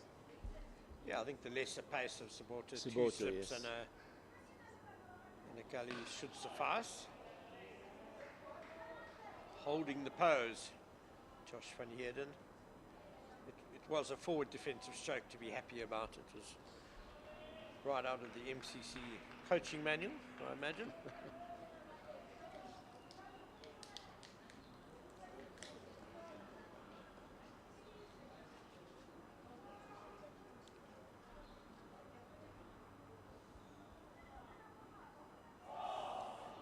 And a good leave. Sabolto is a very skillful bowler, Malusi Sabolto. That's not too far away from Both off stump. ways, Let's yeah. have a look. Brought that one back. Quite a long way. But it's a good leave. I think he's got off stump covered. If you look at his position, he's got far across enough outside off stump. He's covered his off stump and then he's left that A lot No- of the movement was after the ball had passed the stumps. Correct, yeah. So good leave, although that wasn't too far away from off stump. Good bowling by Sabota, must say, as well.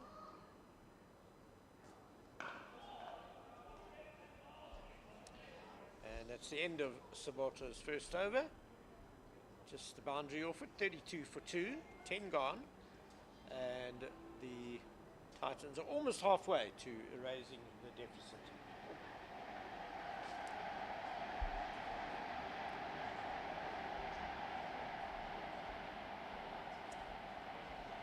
I think we're going to see a double change. Luto Sapamla, who took 4 for 48 in 12 and a half overs in the first innings. Wonderful return to cricket for the Proteas bowler.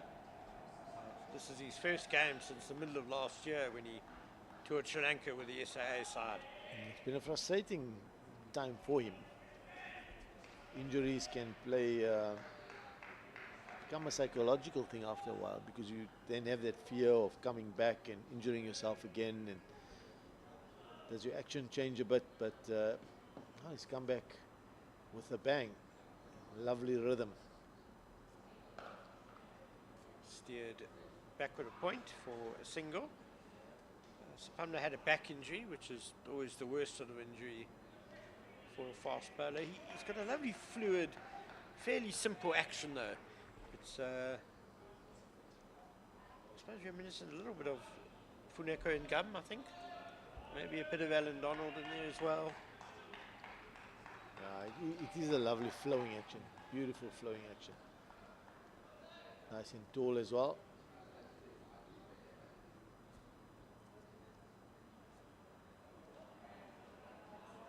Not as skiddy as Cody Yusuf, so pace down a notch, but he's getting a nice little bit of shape movement away from the right-hander. I wonder at this stage particularly force batters to try and play every single delivery, especially when you've got a new, nice, newish ball in your hands. You'll want to settle down, find some rhythm. They've captured 2 wickets, the Lions, but to be fair, they have wasted quite a few balls down leg or too wide outside off. That one's down leg again. It's a bit like the first innings where they didn't start particularly well with the ball, but once they settled into the right areas, things started happening off the pitch. Titans are also two down early in the first innings, 18 for 2 after 6 overs in the first innings, 11 for 2 in this innings.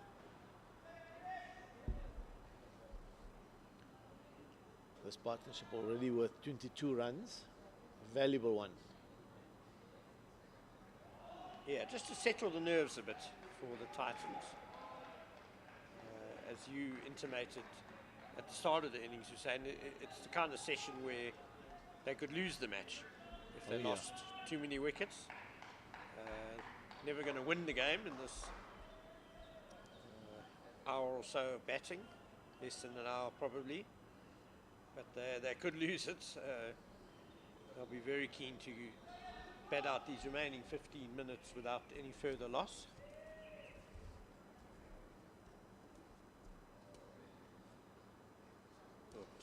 Not great by Luto Sapamla. Didn't come out the hand very well there. As a batter at the moment, that's exactly what you want. You just want wide deliveries. I can leave and Yeah. let every ball go. I don't mind. Yeah. Exactly right.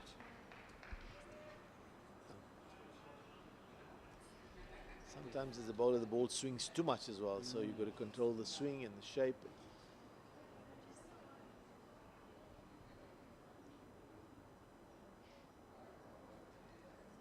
That's better. And draws a nice shot from Van Heerden to end the over. 33 for 2. Van Heerden has 12. Brevis has 9. I think we might get to 6 o'clock. It's still fairly bright. Oh, out comes the light beam as I speak. Wonder if we may see an over or two of spin. Well, Bongani Jeli is busy having quite a conversation with the Lions. He might have said that you have to bowl spin. Well, Malusi Sabota is going to continue. He's not express pace, Yeah, so he's not high I can't pace, see him you're being a danger as such. Yeah. Where he's bowling a lot of short deliveries and stuff like that. Well, if he does bowl a short one, then of course the umpires may have another conversation. So it'll be Sabota to Brevis on 9.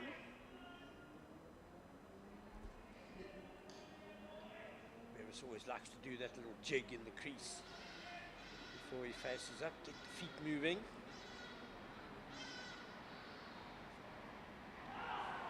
Struck on the body by Sabota.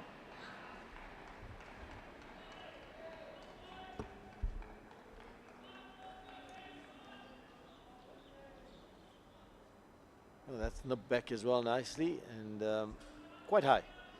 Half an appeal. Stunted one.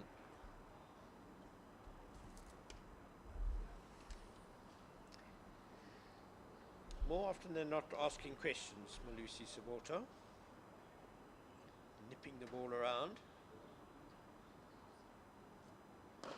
Nicely driven and a wonderful piece of fielding by Wandile Makwetu.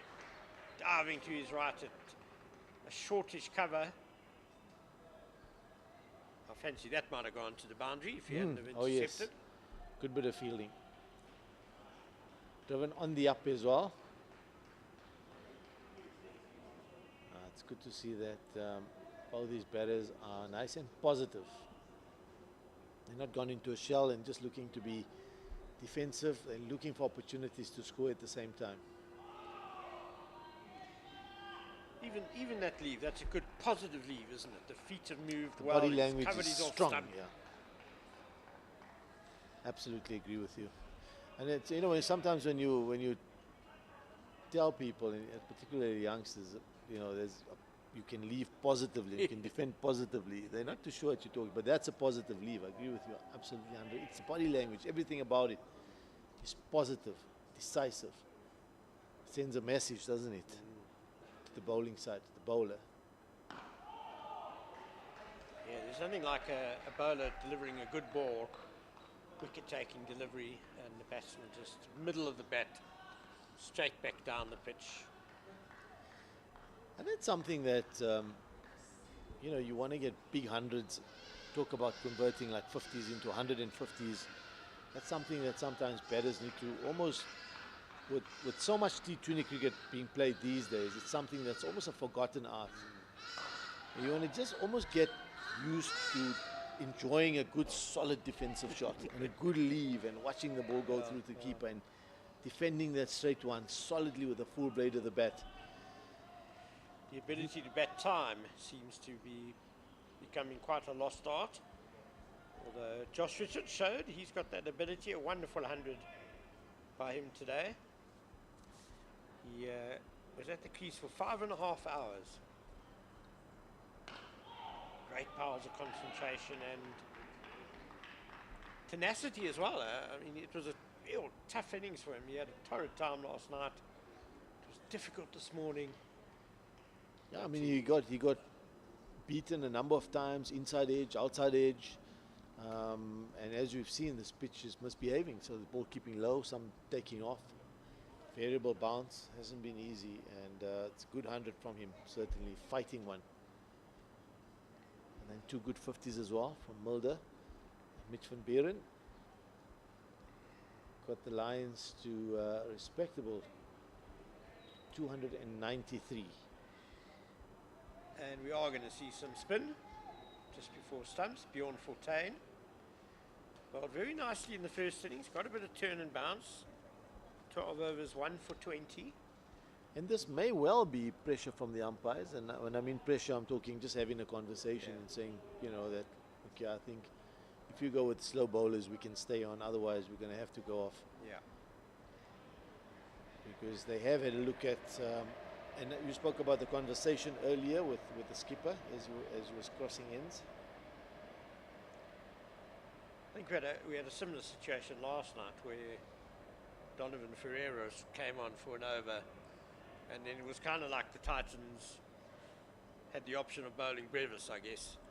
And they sort of went, no, okay, we want to bowl it quick from the other end. And then off Off they we went. go. Yes. So who's the other spinner that the Lions have? Well, I think they're getting away with bowling Malusi Sabota, so that's fine. Certainly a threat. Straight to mid-wicket. No run.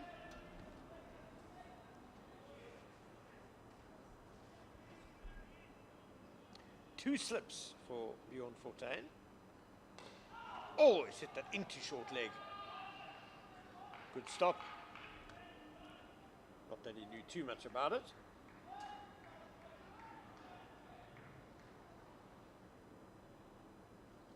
Josh Richards under the helmet. Nice flight by Fortuin.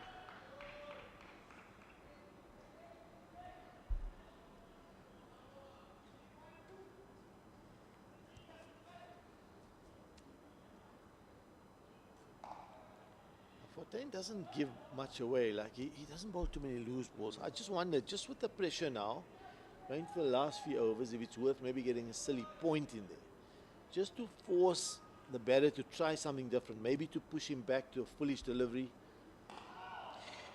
Yeah, and I mean, Fortuin has that lethal arm ball, so if there's any sort of hesitation on the batsman's part in coming forward, it opens up the possibility of that arm ball doing some damage. Nice little couple of runs there for Van Heerden, takes him to 14.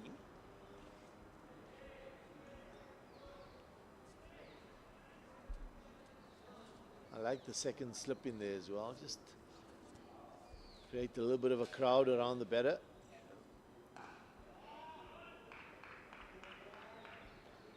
The batsman's thoughts will be on getting safely through the stumps.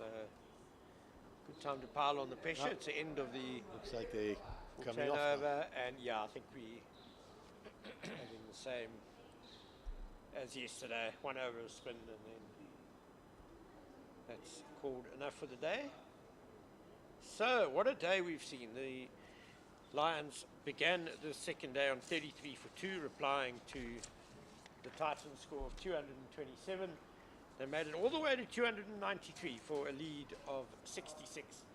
And since then, the Titans have gone to 35 for 2 in the 13 overs available before stumps. Matthew Kleinfeld got an absolute brute of a delivery from Cody Youssef, caught behind for 6. And Musa Twala once again caught in the slips of Delano Potgieter for 1. The Titans were reeling on 11 for 2, but Joshua Van Heerden on 14 and Devon Brevis on 9 have taken them through the stumps on 35 for 2. Still 31 runs behind. Usaid Manak, gazing into your crystal ball, what's going to happen tomorrow?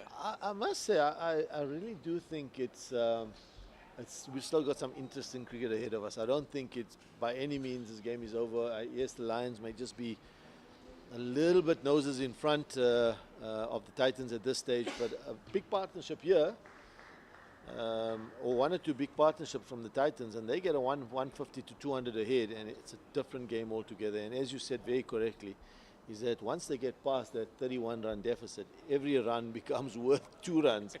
And then the pressure mounts, and then the Lions, so that's what really now the Titans have that challenge ahead of them, is get past the deficit, get a partnership going, and just get into that lead and build that lead up slowly. And the bigger that lead becomes, the more difficult it's going to become then, and you start slowly transferring the pressure. Then come out, pick up 1 or 2 early wickets, and it's a different game, and everything, put the cat among the pigeons. So, yes, Lions, I think, still noses in front. But I certainly don't think by any means it's game over. I think we've got some interesting, fascinating cricket ahead of us, and I'm looking forward to it. I won't be here, but I'll be watching, certainly on Pitch Vision. Yeah, it's and going listening to be to you guys. Nip and tuck tomorrow, I'm sure. A very exciting third day in prospect. So do come along if you're looking for something to do on your Friday. Always a lovely ground to watch cricket on, SuperSport Park. Some high quality cricketers and a fascinating match situation. If you can't come to the ground in person, then of course do continue watching us on the Cricket South Africa YouTube channel and on Pitch Vision. And we say once again thank you very much to the Momentum Multiply Titans for their support in making this broadcast possible. So do join us tomorrow. Good night from myself and from Hussein Manak.